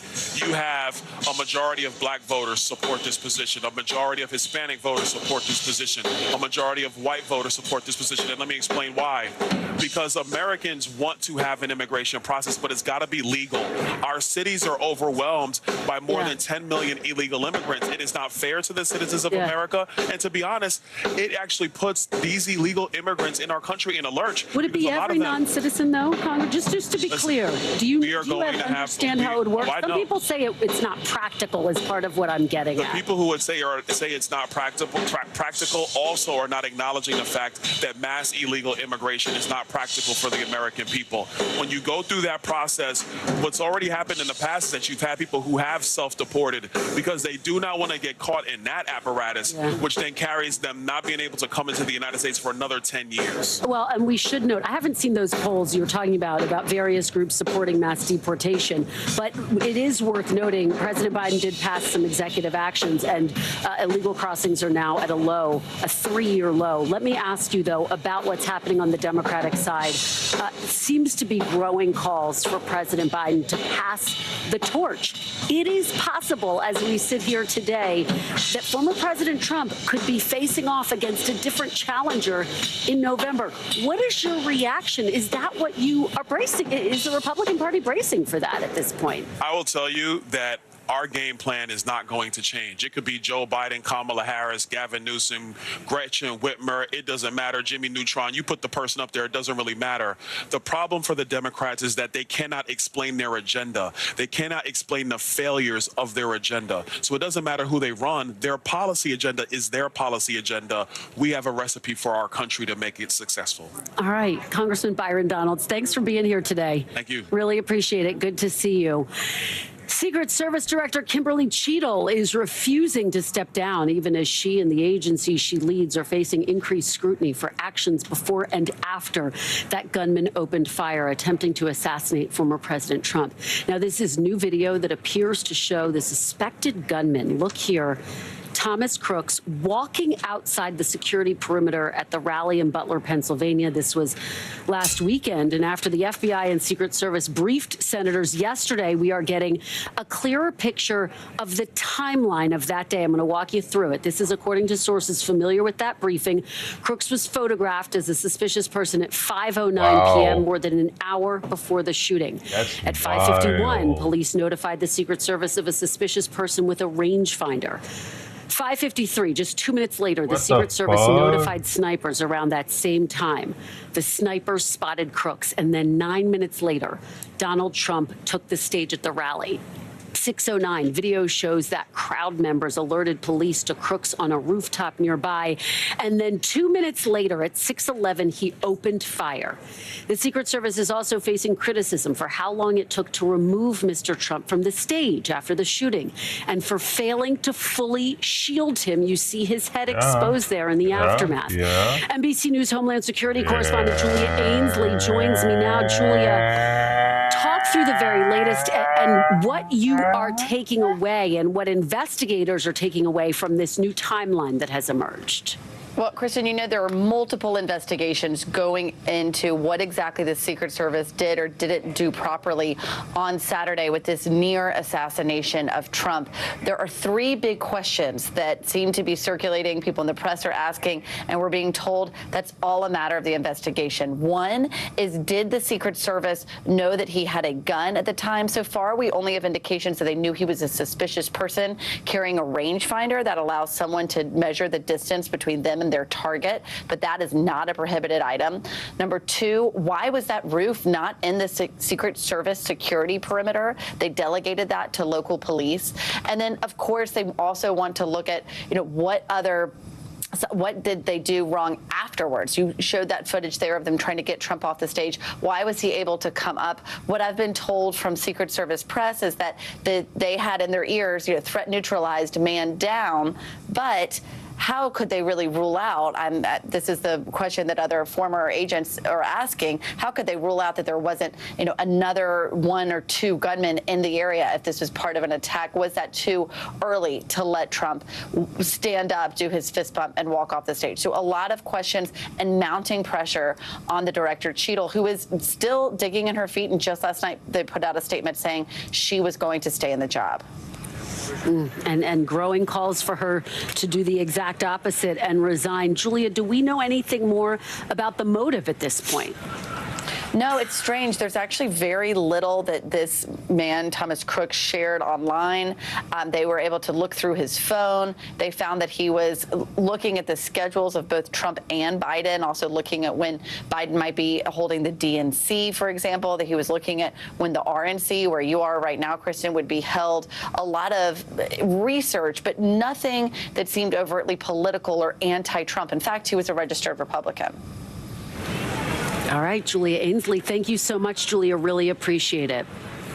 Well, last night, a group of Republican senators confronted Secret Service Director Kimberly Cheadle right here at the RNC, calling on her to answer more questions about the assassination attempt and the former president's security. Take a look.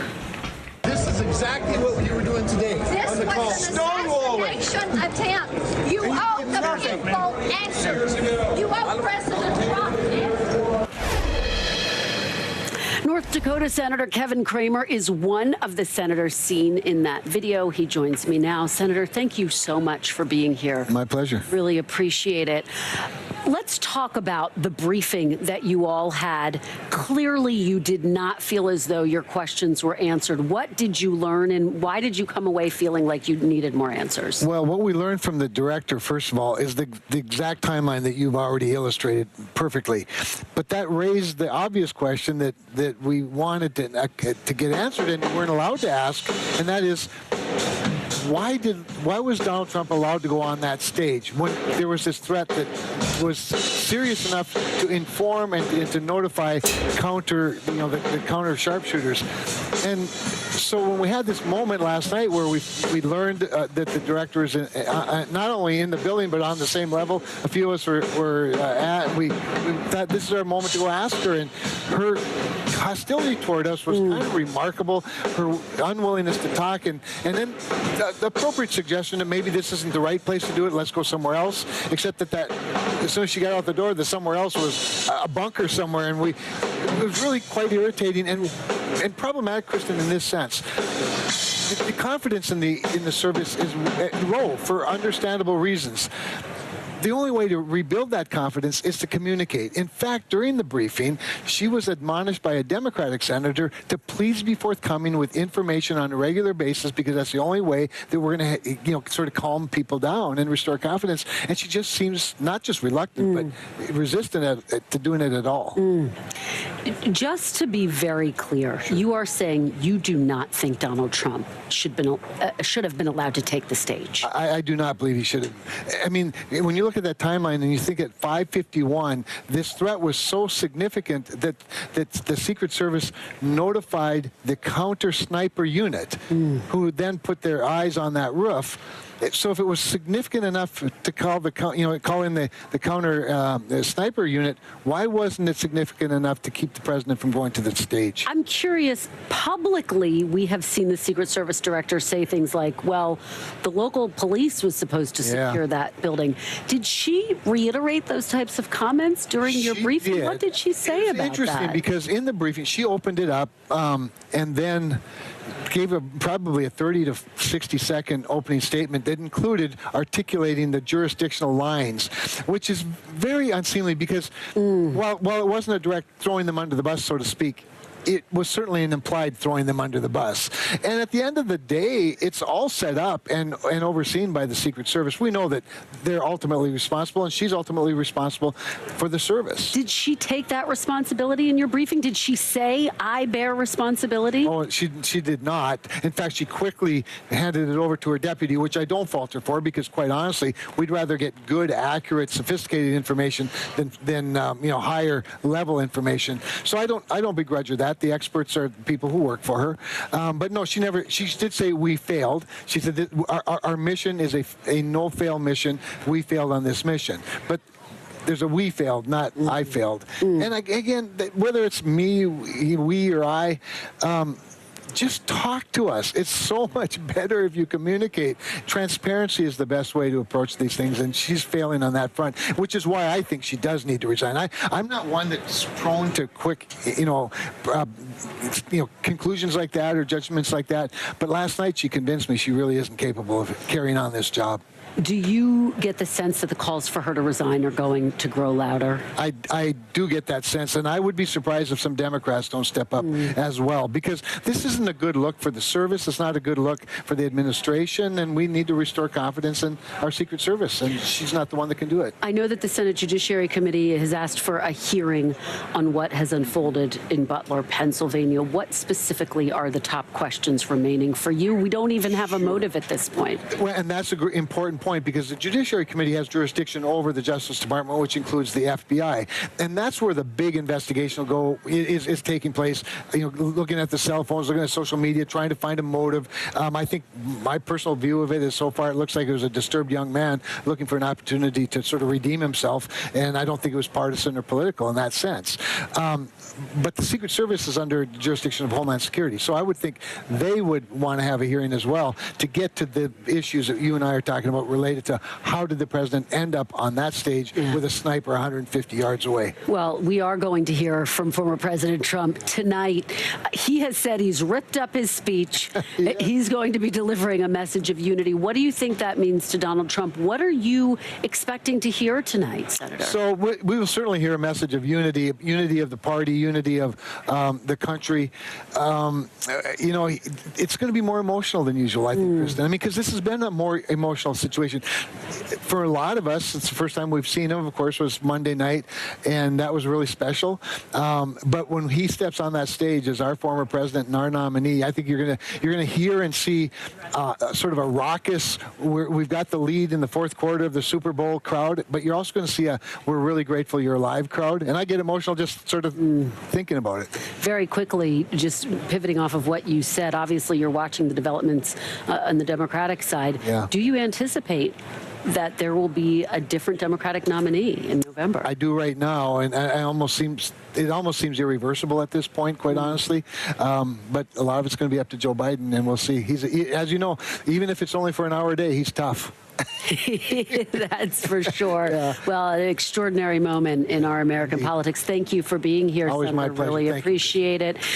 Coming up after the break, we are digging deeper into this extraordinary moment, as we were just talking about, in politics, as we wait to hear from former President Trump for the very first time since that assassination attempt, and from President Biden on his way forward. A lot still to unpack. You're watching a very special edition of Meet the Press Now, live from the Republican National Convention. We're back after a quick break.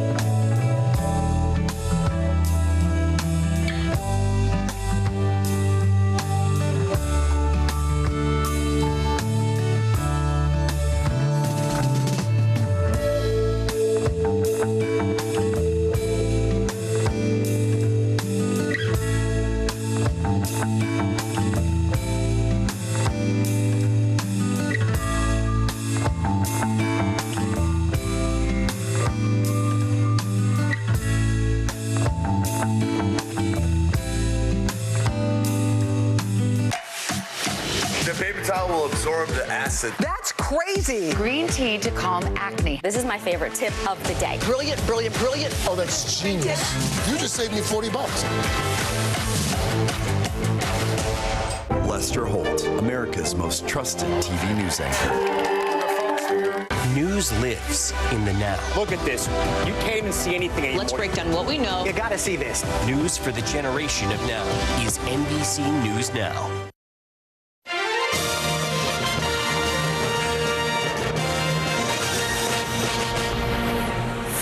Welcome back. As Donald Trump rides a wave of political momentum, President Biden's campaign is facing even more turmoil, with more Democratic leaders from Chuck Schumer, Nancy Pelosi, and even former President Obama apparently all privately voicing their concerns about Biden's path to victory. Now that split screen between Trump and Biden growing even more stark, with President Biden now sidelined and off the campaign trail after testing positive for COVID. To break it all down, I'm joined by my fantastic panel, Stephanie Murphy, former Democratic congresswoman from Florida, Stephen Hayes, editor of The Dispatch and an NBC News contributor, and NBC News correspondent Vaughn Hilliard. Thanks to all of you for being here. Vaughn, let me start with you. Set the stage. What are you watching for tonight when Trump speaks? Number one, the unity message here. What exactly does that look like, right? Is it a lot of words, a lot of, okay, let's go together, bring Americans together, or is he going to turn to actual agenda specifics, right? There were signs yesterday in that crowd calling for mass deportations now. Are those words that are going to actually come out of his mouth in prime time with a national audience? You know, unlike 8 years ago, right now, this is a Republican Party that is not scared of its own shadow. There is not a concern about who is in the crowd. You had Peter Navarro straight out of federal prison yesterday up on that stage. This is a Republican Party that is in a confident position. What does Donald Trump do in his own hour, however long he goes from that stage? What is the message he conveys with just 3 months left? Yeah, we will be listening closely. Stephen, I think that, and Vaughn hits on something important, is it going to be a message tailored at unifying this room, or will he try to reach out to non-MAGA voters? Yeah, I mean, everything we've heard is that he really does want this to be a unity message. You talk to people who are involved in planning and talking about what the speech is likely to look like. He seems to want to have this kind of kinder, gentler Donald Trump. I'm skeptical it'll last much beyond the speech, if that's in fact what we get in the speech. But I also think he can't help himself. I mean, if you look at his policies have a harder edge. I mean, this is sort of a MAGA right Donald Trump. He picked J.D. Vance for a reason. I think that's not just MAGA 2.0, but MAGA plus. And you know, even if we have some sort of gloss tonight to make it more acceptable to people who aren't in this room, you have to believe that really the core message of Donald Trump's campaign is likely to be people in this room. Yeah, Stephanie, you know, it's interesting. Your colleague Chuck Todd was here and saying some people might tune in tonight who may not have prior to this weekend. They might be willing to give him a second look and a second chance. Do you think that's accurate? Do you think that, depending on what he says tonight, he could start to win over some independent, moderate voters who are going to be so critical, obviously, to who wins the White House in November? So far, this convention has really kept some of the more MAGA things under a lid, right? And so it appears that they are trying to go after some of these swing voters, and they took a direct shot at labor, at the black vote, at the Hispanic vote, at base votes for the Democratic Party in this convention. And so if he can stick to the teleprompter and not do the normal things that he does at a rally, he may actually deliver a message that would resonate with undecided swing voters, because so far they haven't heard the normal stuff out of this party. Yeah, obviously last night we heard from Trump's running mate, J.D. Vance, on for the first time, and his message was fascinating. He talked about having a bigger Republican tent. He talked about the importance of Ohio and Michigan and the Rust Belt, and really this sense that that's why the campaign picked him, because they do think he's going to resonate with those critical voters. And I was just talking to a delegate from Texas, right? I mean, these are your most diehard activists within the Republican Party. And he told me that was the first time really that he had heard J.D. Vance's story. He goes, I never read the book. I never watched the movie. He goes, for me, that was my opportunity over the course of that hour to begin to hear some of that biography. And that's the case for, frankly, most of America. That's what they took in last night. And so the question is, you're listening to J.D. Vance's speech, probably most of Americans can identify with at least part of that, right? At least part of that, whether it's wages or high housing costs, in a way that, frankly, Donald Trump, his own story doesn't quite reflect that. And J.D. Vance fills those voids for this ticket. Yeah, absolutely. And his story, I mean, is just remarkable as he lays out in Hillbilly Elegy. Let's talk about the other big political headline that we're all tracking, which is what is President Biden going to do? Stephanie, let me put up a couple of the headlines that have emerged in the recent hours and days. Our team just reported we're close to the end. Biden world braces for the possibility that the president steps aside. Washington Post, Obama tells allies Biden's path to winning re-election has greatly diminished. AP, Obama, Pelosi, and Democrats make a fresh push for Biden to reconsider the 2024 race ahead of convention. Where are we with this? Do you think that the dam has broken at this point? Unfortunately, there is no actual procedure by which anybody other than President Biden can decide to step aside. What you're seeing here is that people gave him a couple of weeks to leave with some grace because they respect him. They've worked with him for a long time. They have affection for him. And so it was done behind the scenes. The fact that this is leaking out into the media in the way that it is a sign that they're trying to apply greater pressure from the outside. How that plays within the very small Biden inner circle right now is unclear. Have you made him more angry and more dug in, or have you managed to convince him that the poll numbers are so bad that he should step aside? And it's unclear what poll numbers the insiders have been showing him. Yeah, I mean, Stephen, how do you think Republicans are watching this moment? Because I spoke with a Democratic lawmaker today who said, look, this is a really sad moment, and it does feel like, as Stephanie's laying out, the ground is shifting, that something fundamental is shifting, that the party is applying a different level of pressure, particularly when you see Obama's name invoked. Yeah, I've been doing some reporting on this, and I would say Republicans are looking at this with some trepidation. I mean, there's this sense of unity here. I think people are excited because Donald Trump survived an assassination attempt. The party is more unified, I think, because of that than on any policy issues. But you ask, what do you think about facing a non-Biden candidate, or the possibility even more of a non-Biden or non-Kamala Harris candidate? And I had talked to one strategist who said Republican can't beat that. Donald Trump can't beat that because he has a ceiling. He's had a good week, I think, but he tops out. And it's hard for him, I think, to go beyond that. And the people who don't like him really, really don't like him. Yeah, and Vaughn, I am imagining in Democratic circles sitting watching this convention as just a giant reminder that the clock is ticking, that there is not a lot of time. The Democratic National Convention is in August, and the message and the takeaway from this convention, quite frankly, has been that this is a unified party. And Kristen, you know this. For 20 months now, Donald Trump has been running the same campaign. Yeah. There has been no palace intrigue stories, right? This is a different campaign operation. They have allowed Donald Trump to be Donald Trump. There is no question, right, about the base of support. Now it's just a matter, can we win over some independents? We don't even know if we need them, but hey, we might as well try. Right. This is a Republican Party that the confidence that is exuding from this place is unlike anything I have seen within my time of covering Republican politics. And it's one of those, they're watching this and just saying, I was talking to a senior advisor earlier who suddenly was just like, we don't care who we face. Joe Biden, Kamala Harris, throw anybody our way. We feel good. Stephanie, there's only about 30 seconds left, but to that point, I mean, do you anticipate, if President Biden passes the torch, that he has to pass it to Harris? I think for the Democratic Party and for the health of the party, it should be some sort of mini primary. She should be considered, and if she wins, the party will unify behind whoever wins. But we're in this place because we didn't road test our candidate in a primary, and we can't repeat that mistake. All right, well, we'll leave it on that powerful point. Thanks very much for this great conversation, you guys, Stephen, Stephanie, and Vaughn. Really appreciate it. And still to come, we're taking a look at how folks right here in Milwaukee are literally wearing their politics on their sleeves. You're watching Meet the Press Now, special coverage live from Milwaukee. That wasn't a sleeve, that was an ear.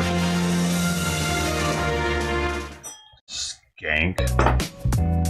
Skankalicious, baby, I know what you're doing tonight. Playing with your dog. Oh, oh, oh. And I'm not talking about with the tennis ball. You know. Better knock it out. You're gonna get Animal Protective Services on you. Better stop putting that peanut butter on your vagina. You're gonna get an infection or two, baby. Dog needs food, not peanut butter.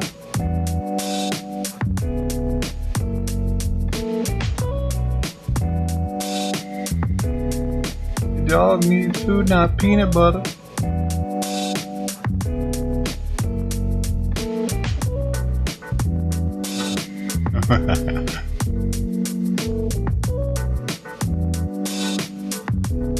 That was a certified banger. Oh, fuck, I broke the sound. That was a certified banger.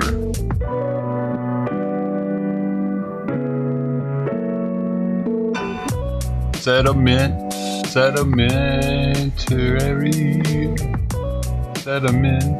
Still to come on the Channel 2 News. Well, the waters are certainly receding. Look at that guy. That's fucking Mark Brown. That's fucking Mark Brown, bro. Mark motherfucking Brown. Mark MF Brown, my man. Brown in town, baby. I want to welcome you to the first presidential debate. In fact, we've been told we can't go any farther. Here's some Brazilian folks looking ahead. Mark Brown.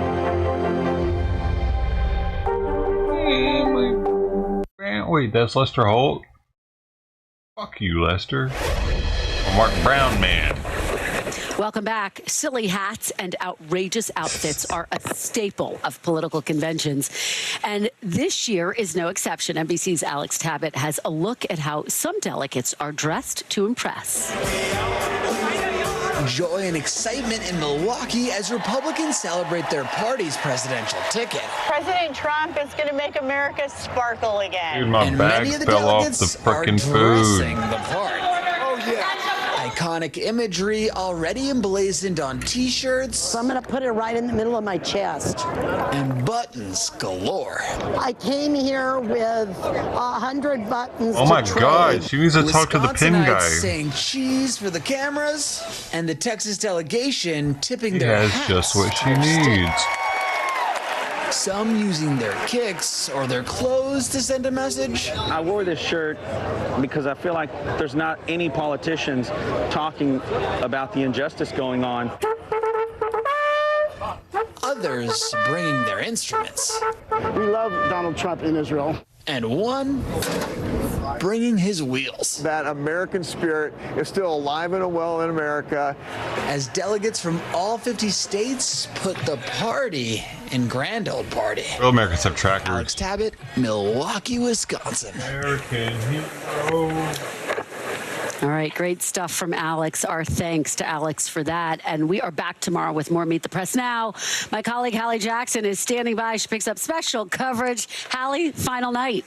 This is it. This is big stuff, and I'm glad to be alongside you for the ride. Kristen Welker, thank you. Stay right here. Our special coverage continues.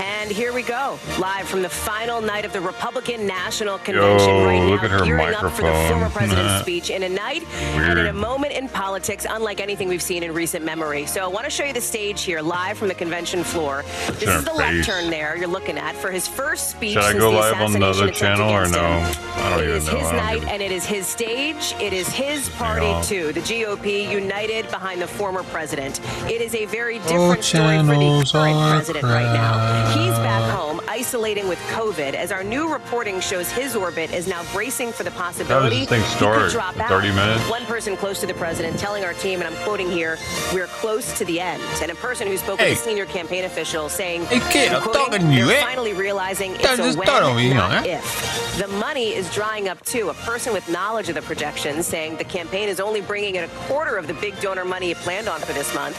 And we're also seeing some reports. Top Democrats, Nancy Pelosi, Chuck Schumer, having blunt conversations with the president. Pelosi even telling President Biden he can't win. Former President, four sources briefed on the call telling CNN. The former President Obama also raising concerns about his former VP's future. A source close to President Biden now pushing back hard, saying they are all wrong. Meanwhile, for Mr. Trump, a lot's going right. His supporters are fired up in this moment for what will be an historic moment. He will soon be the first candidate since Richard Nixon to accept the nomination for a third time, and he'll be the first ever to be nominated after being found guilty of a felony. Our team is fanned out across the convention floor and in Washington, D.C. Ryan Noble's on the Hill, Garrett Hake on the floor. Kristen and Chuck are here with me at the booth, but I want to start with Aaron Gilchrist, who's posted up near the White House. Okay, Aaron, dramatic moments here for the Democratic Party, and it feels as though the floodgates have opened now. Talk us through what we know and the defiant posture that the Biden campaign publicly continues to have. Well, Heller, we know that President Biden is, as you noted, back at his home in Rehoboth Beach, Delaware, convalescing after this COVID-19 diagnosis. His doctor saying today that the president is still showing some of the symptoms, a cough, a runny nose, but that he's doing well. His vitals are normal. At the same time, we know that there is this swirling cloud of calls for him to potentially step out of the race or step out away from the race for president, potentially open the door to somebody else to step into the process to earn the nomination. The campaign, though, has very much been leaning into the narrative that we've heard before, that President Biden is and will be the nominee. We heard that from the deputy campaign manager a bit earlier today. President Biden, before he went home to Delaware with COVID, did an interview with Televisa Univision in Las Vegas before he left there, where he was asked about some of the calls for him to step down. He was asked, how do you feel with so many people who have supported you before now asking you to step away? Do you feel a sense of betrayal? This was in a radio interview. The president talked about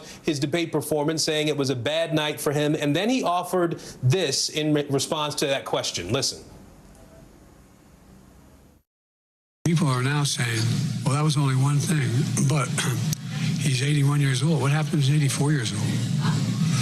What happens, excuse me, when he's 85 years old? I was smart enough to know, with age comes wisdom. I know the difference between the truth and lies. I know the difference between good and bad. I know the difference between what has to be done. Now, you obviously heard the president coughing in the interview he did there. Again, one of the symptoms that his doctor indicated was a part of what he was experiencing before the COVID-19 diagnosis. At the same time, the campaign's deputy campaign manager said today on television on MSNBC that the president is doing work today, that he's engaged in some official meetings, and that he's been making campaign calls as well, Hallie. Aaron Gilchrist live for us there outside the White House. Aaron, as we look forward here, there is this question of timing. And if there is, in fact, as we're putting here on a lower third on the bottom of our screen, that we're close to the end of the Biden candidacy, what does that look like? The Democratic National Convention, we're sitting here live in Milwaukee. The Democrats take their turn in just a month from now. That feels like it is, in many ways, dictating the timeline here.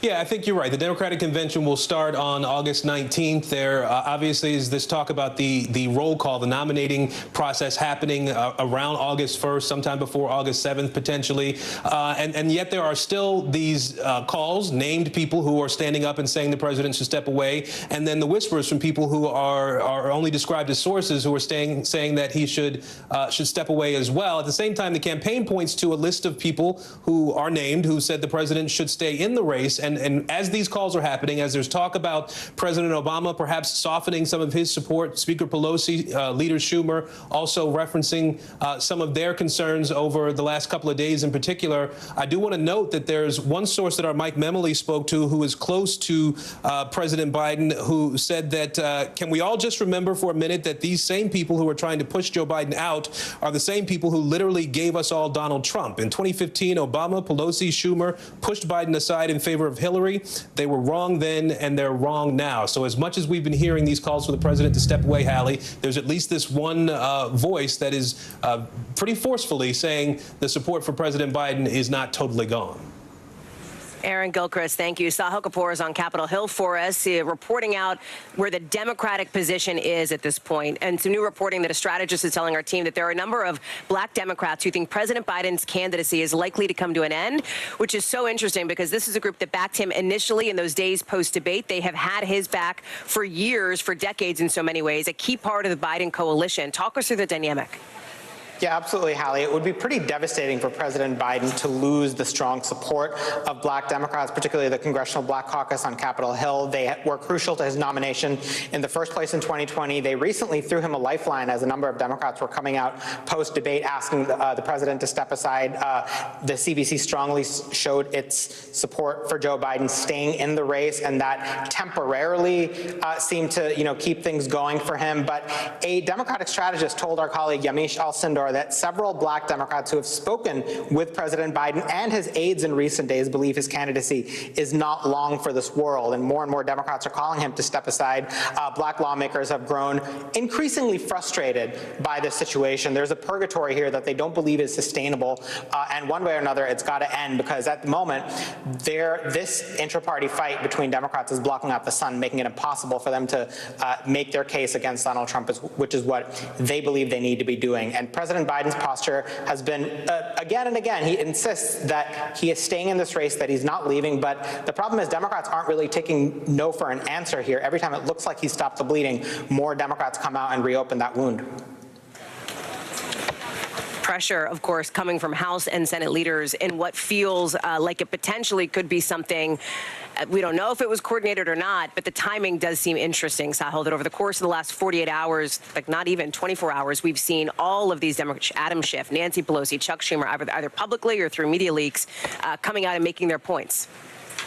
Yeah, and the fear that these Democrats have is not just that Joe Biden will lose to Donald Trump. That is, to them, a horrific prospect. I'm not trying to downplay how much they want to prevent that from happening, but there's a bigger fear, which is that if Joe Biden stays in the race and he ends up dragging down other Democratic candidates in the House and the Senate, then Donald Trump could win with a big trifecta, a Republican trifecta that they believe would be fully submissive to him, given how little opposition he's facing in the Republican Party at this point. That's the other thing that has Democrats freaked out, which is if Biden stays in the race, what time does it start? Democrats down the ballot. Let's show some polling in swing states that showed Senate Democratic candidates currently outperforming Joe Biden. This is a major point of relief for Democratic candidates in Michigan, Pennsylvania, Wisconsin. Joe Biden is tied or trailing Donald Trump, while the Democratic candidates are leading their Republican rivals. We see a similar situation going on in Arizona, Nevada, even the red state of Ohio. The Senator Sherrod Brown is ahead of his opponent. The fear that Democrats have is that this might not be sustainable, Hallie, even though they hope it will be. Sahil Kapoor, thank you very much. I want to go to Garrett Hake now on the convention floor to get the view from the other side of the aisle, because Garrett, as Democrats are dealing with this political crisis now for President Biden, it is quite literally a split screen. We saw the president coming off the plane last night after being diagnosed with COVID at the same moment that the convention floor was reaching its peak during the speech of Donald Trump Jr., just ahead of the speech from Senator J.D. Vance. Talk us through the dynamics where you are and the expectation now for maybe which version of Donald Trump we're going to see tonight. Yeah, look, the Republicans and the folks who've been in this room the last 3 nights certainly smell blood in the water here. They understand that their party is incredibly united behind Donald Trump. I can tell you the floor just opened right now for the delegates here. I should probably just start it down to secure early their and just seats in have the title front of this Trump room. Like at a rock speaking concert tonight. here, there is a lot of energy Trump for the speaking. prospect of what Sahil was just describing, basically a Republican wipeout here. I think what you're seeing now is the Trump campaign trying to figure out exactly how to use that energy to their best You might recommend me to one person. Obviously, with their candidate's speech tonight. Now, the Trump campaign advisors have been previewing a speech rewritten by Donald Trump to emphasize unity and to focus at least to some degree on the assassination attempt on Saturday. We have talked often about what unity means to Donald Trump. That doesn't necessarily mean you're going to see kind of soaring rhetoric about uniting the country around some big picture concepts. It often means uniting the country around Donald Trump and what Trump believes. I also don't think you're going to see Donald Trump backing away from taking the fight to Joe Biden tonight. The signs that have been distributed on people's chairs right now include "Fire Joe Biden," and the undercard speakers tonight include both a fake fighter in the pro wrestler Hulk Hogan and the CEO of the Ultimate Fighting Championship. So there's going to be did you just say Hulk Hogan's a fake fighter? I like to see him take him on right now. It is Hulk Hogan will fuck him up, dude. From Saturday and the Shit, assassination a attempt. fake fighter? How dare, dude? Garrett Hake, thank you very much. Didn't hear that. Down there on the Out there floor body of the slam the convention. I want to come DUT back your up here to our ass. booth because I'm joined now by Republican Senator from Oklahoma, Markwayne Mullin. Senator, thank you so much for being with us here. Appreciate it. So listen, talk us through. You heard Garrett's reporting there. Right. I think you might have heard it. I did. I heard it was struggling, but I got it. We're talking about, and I just spoke with a person who's close to the former president who spent some time with him about how he's doing at this moment. Because he told a group of Republican attendees here at the convention at a movie screening yesterday that he feels like a moment like this changes him, that it would have to change him. Garrett reflected that in his conversation with Eric Trump. You spent time with him yesterday. You've been with him since this. Well, Hogan's Do got you great notice a eyes difference too. Have you between Donald noticed that? Trump before Saturday versus now? You know what I notice is his family around him.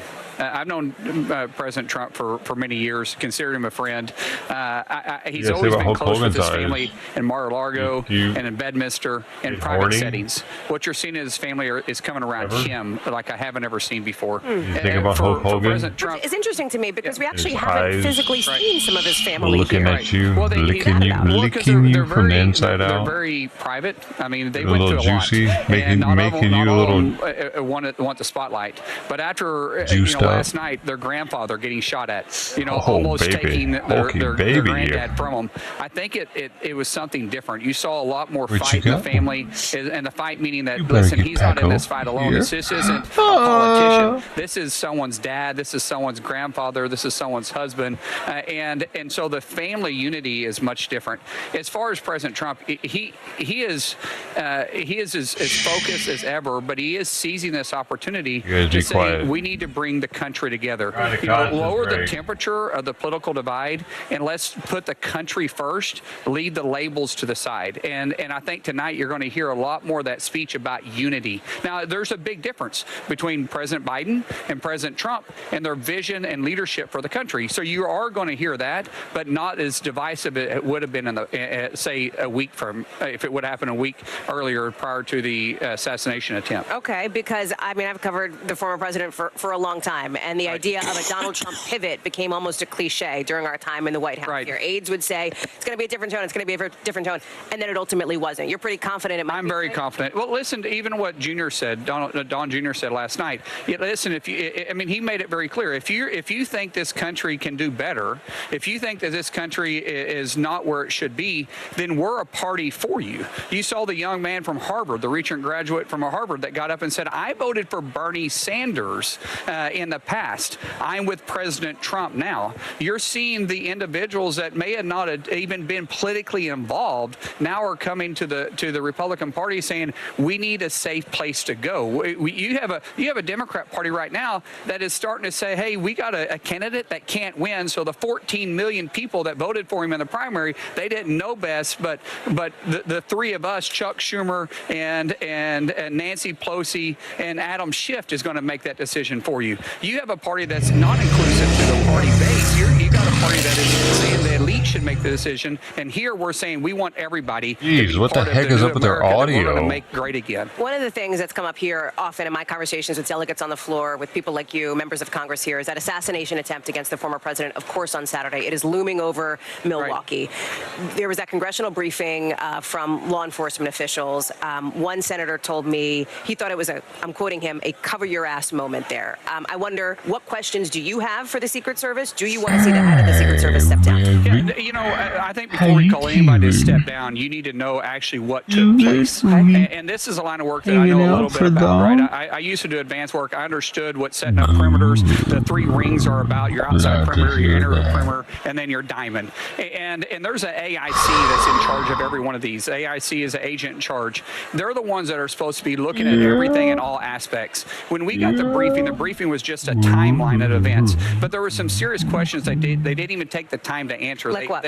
Well, for instance, they said they located the building as a point of interest that was outside the third perimeter. That third perimeter is usually protected by uniformed local police officers, and it's a soft perimeter. And yet they recognize this building as being 150 yards away, direct line of sight to the podium as a point of interest. So is that point of interest, did the AIC, did someone make the decision not to cover that building? To cover it doesn't mean you got to have somebody on it, but to make sure that building's protected where nobody can get on it. And then they said they identified the shooter at 5:09 as a point of interest. So at 5:09, the shooting took place at 6:11. 62 minutes went by after you saw this person as a point of interest. And the question was why was he a point of interest? He had a backpack and a rangefinder. Why would he have a rangefinder walking around, and did anybody make contact with him? And then 19 minutes before the shooting took place, which was 9 minutes before President Trump took the stage, they were actively looking for him and they couldn't find him.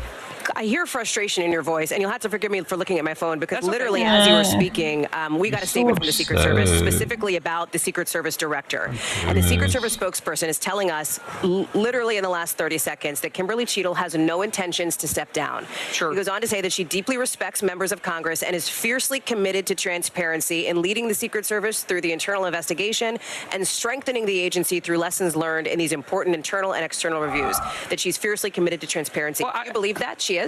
Well, we'll see. Proof's in the pudding. Okay. So if she's really going to be transparent, we don't have to subpoena her or subpoena the records or the communications between the AIC and the top brass or the all the mics should be been recorded. So we ought to be able to hear the communications that was taking place. If she's not going to be transparent with that, then there's a total different prospect that's going forward. But before I start saying that someone needs to lose their job over it, someone does need to lose their job. But who that person is at the point of failure. Ultimately, the person at the top of the head is Kimberly. She's the one that's over the Secret Service. They were responsible for taking care of the whole venue, but that doesn't mean that she was directly involved. And she wasn't directly involved in making decisions, even though I may not agree with some of her decisions. I'm not going to sit there and say that she needs to go, but there needs to be a change in the Secret Service and the direction they're going. A couple more quick questions for you here. Senator J.D. Vance, obviously on the stage last night. You know him. Did a great job. I would say one of the that interesting themes public, last night was foreign policy. Right. You now have two men leading the party who are vocal critics of further aid to Ukraine. You helped lead this $90+ billion push to try to get more aid to that country. Are you comfortable with where the party is right now? Absolutely. And I'm very comfortable with J.D. Vance, too. J.D. is a man who's came up from nothing and has been very successful. He's a man that can show that he can adapt. He's adapted to the fact that one time he wasn't with Trump, and once he actually got to know his policies and understand the man himself, now he's on the ticket with President Trump. The other guy that also may have not always got the briefings that he needed. It's one thing to make a decision from the outside looking in, than having a report in front of you and receiving daily briefings and understand the circumstances that's happening on the ground. And not every member of Congress gets those briefings. You got to be on certain committees to actually have those briefings. I'm confident that when he's as a vice president, he's getting those briefings, he'll be making the right decisions. Okay, the other thing about Senator J.D. Vance, of course, is that he backs the former president's election fraud lies. You in the House voted to overturn the results of the 2020 election. Will you commit now to certifying the results of this election? You have to understand what takes place before you can actually commit to anything. I'm one of these guys that I'm very positive. Stop you there just for 1 second. Yeah. Do you worry that kind of answer inflames the rhetoric that everybody's been asking about to tone down? You don't know what type of election is going to actually take place. I want a fair and balanced election. I guess I'll switch over. We'll have the same amount of viewers, if not less, on the other channel, though. But maybe it'll pick up because I'm starting earlier. People make that decision, and I want them to make that decision, regardless of the outcome. I want them to make a decision. For me to sit here and say I'll guarantee I'll certify them, I can't say that until I actually see it. If it was riddled with fraud, I can't say that I can do that. We don't know that until after the election. But regardless, if we deem that it's a fair election and that everybody's vote got counted, I will certify whatever those results are. Senator Mullen, thank you very much for your time and for being here ahead of a big night at the convention. Appreciate it. Kristen and Chuck are with me here in the booth. Thank you both for being here. Some news there with Senator Mullen, of course, as it relates to the Secret Service. With that breaking news coming in just in the last couple of minutes, we're going to actually get some reporting from Butler, Pennsylvania, not too long from now. And here's Kimberly Cheadle. I'll tell you, there's a woman down there on the convention floor with a sign that says "Fire Cheadle." I'm told by her that she was asked to put it away, that the organizers didn't want to see these like handmade signs on the floor of that, right? But it obviously is an issue for Republicans here, for people, I think, on both sides of the aisle. Folks are fired up about it.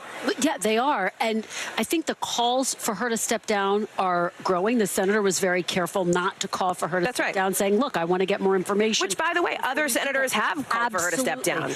Part of, I think, what has inflamed this situation is a lack of communication. I just spoke with Senator Warren, and he's incredibly frustrated by that fact. The fact that the Secret Service director, in his estimation, has appeared defensive, has pointed the finger at local law enforcement, when ultimately the president's safety and security is the responsibility of the Secret Service. And so I think that there is a general frustration with the way in which she has been communicating information and the investigation and the details of that she's been learning. So we'll have to see if that part of her posture changes. But look, I think the calls for these briefings are only going to continue, and the calls for her to resign are likely only going to continue to grow louder. I'm shocked she's in the job right now. I'll be honest. That statement surprises you, that she has no intention of step down. It really does, Okay. and I'm surprised.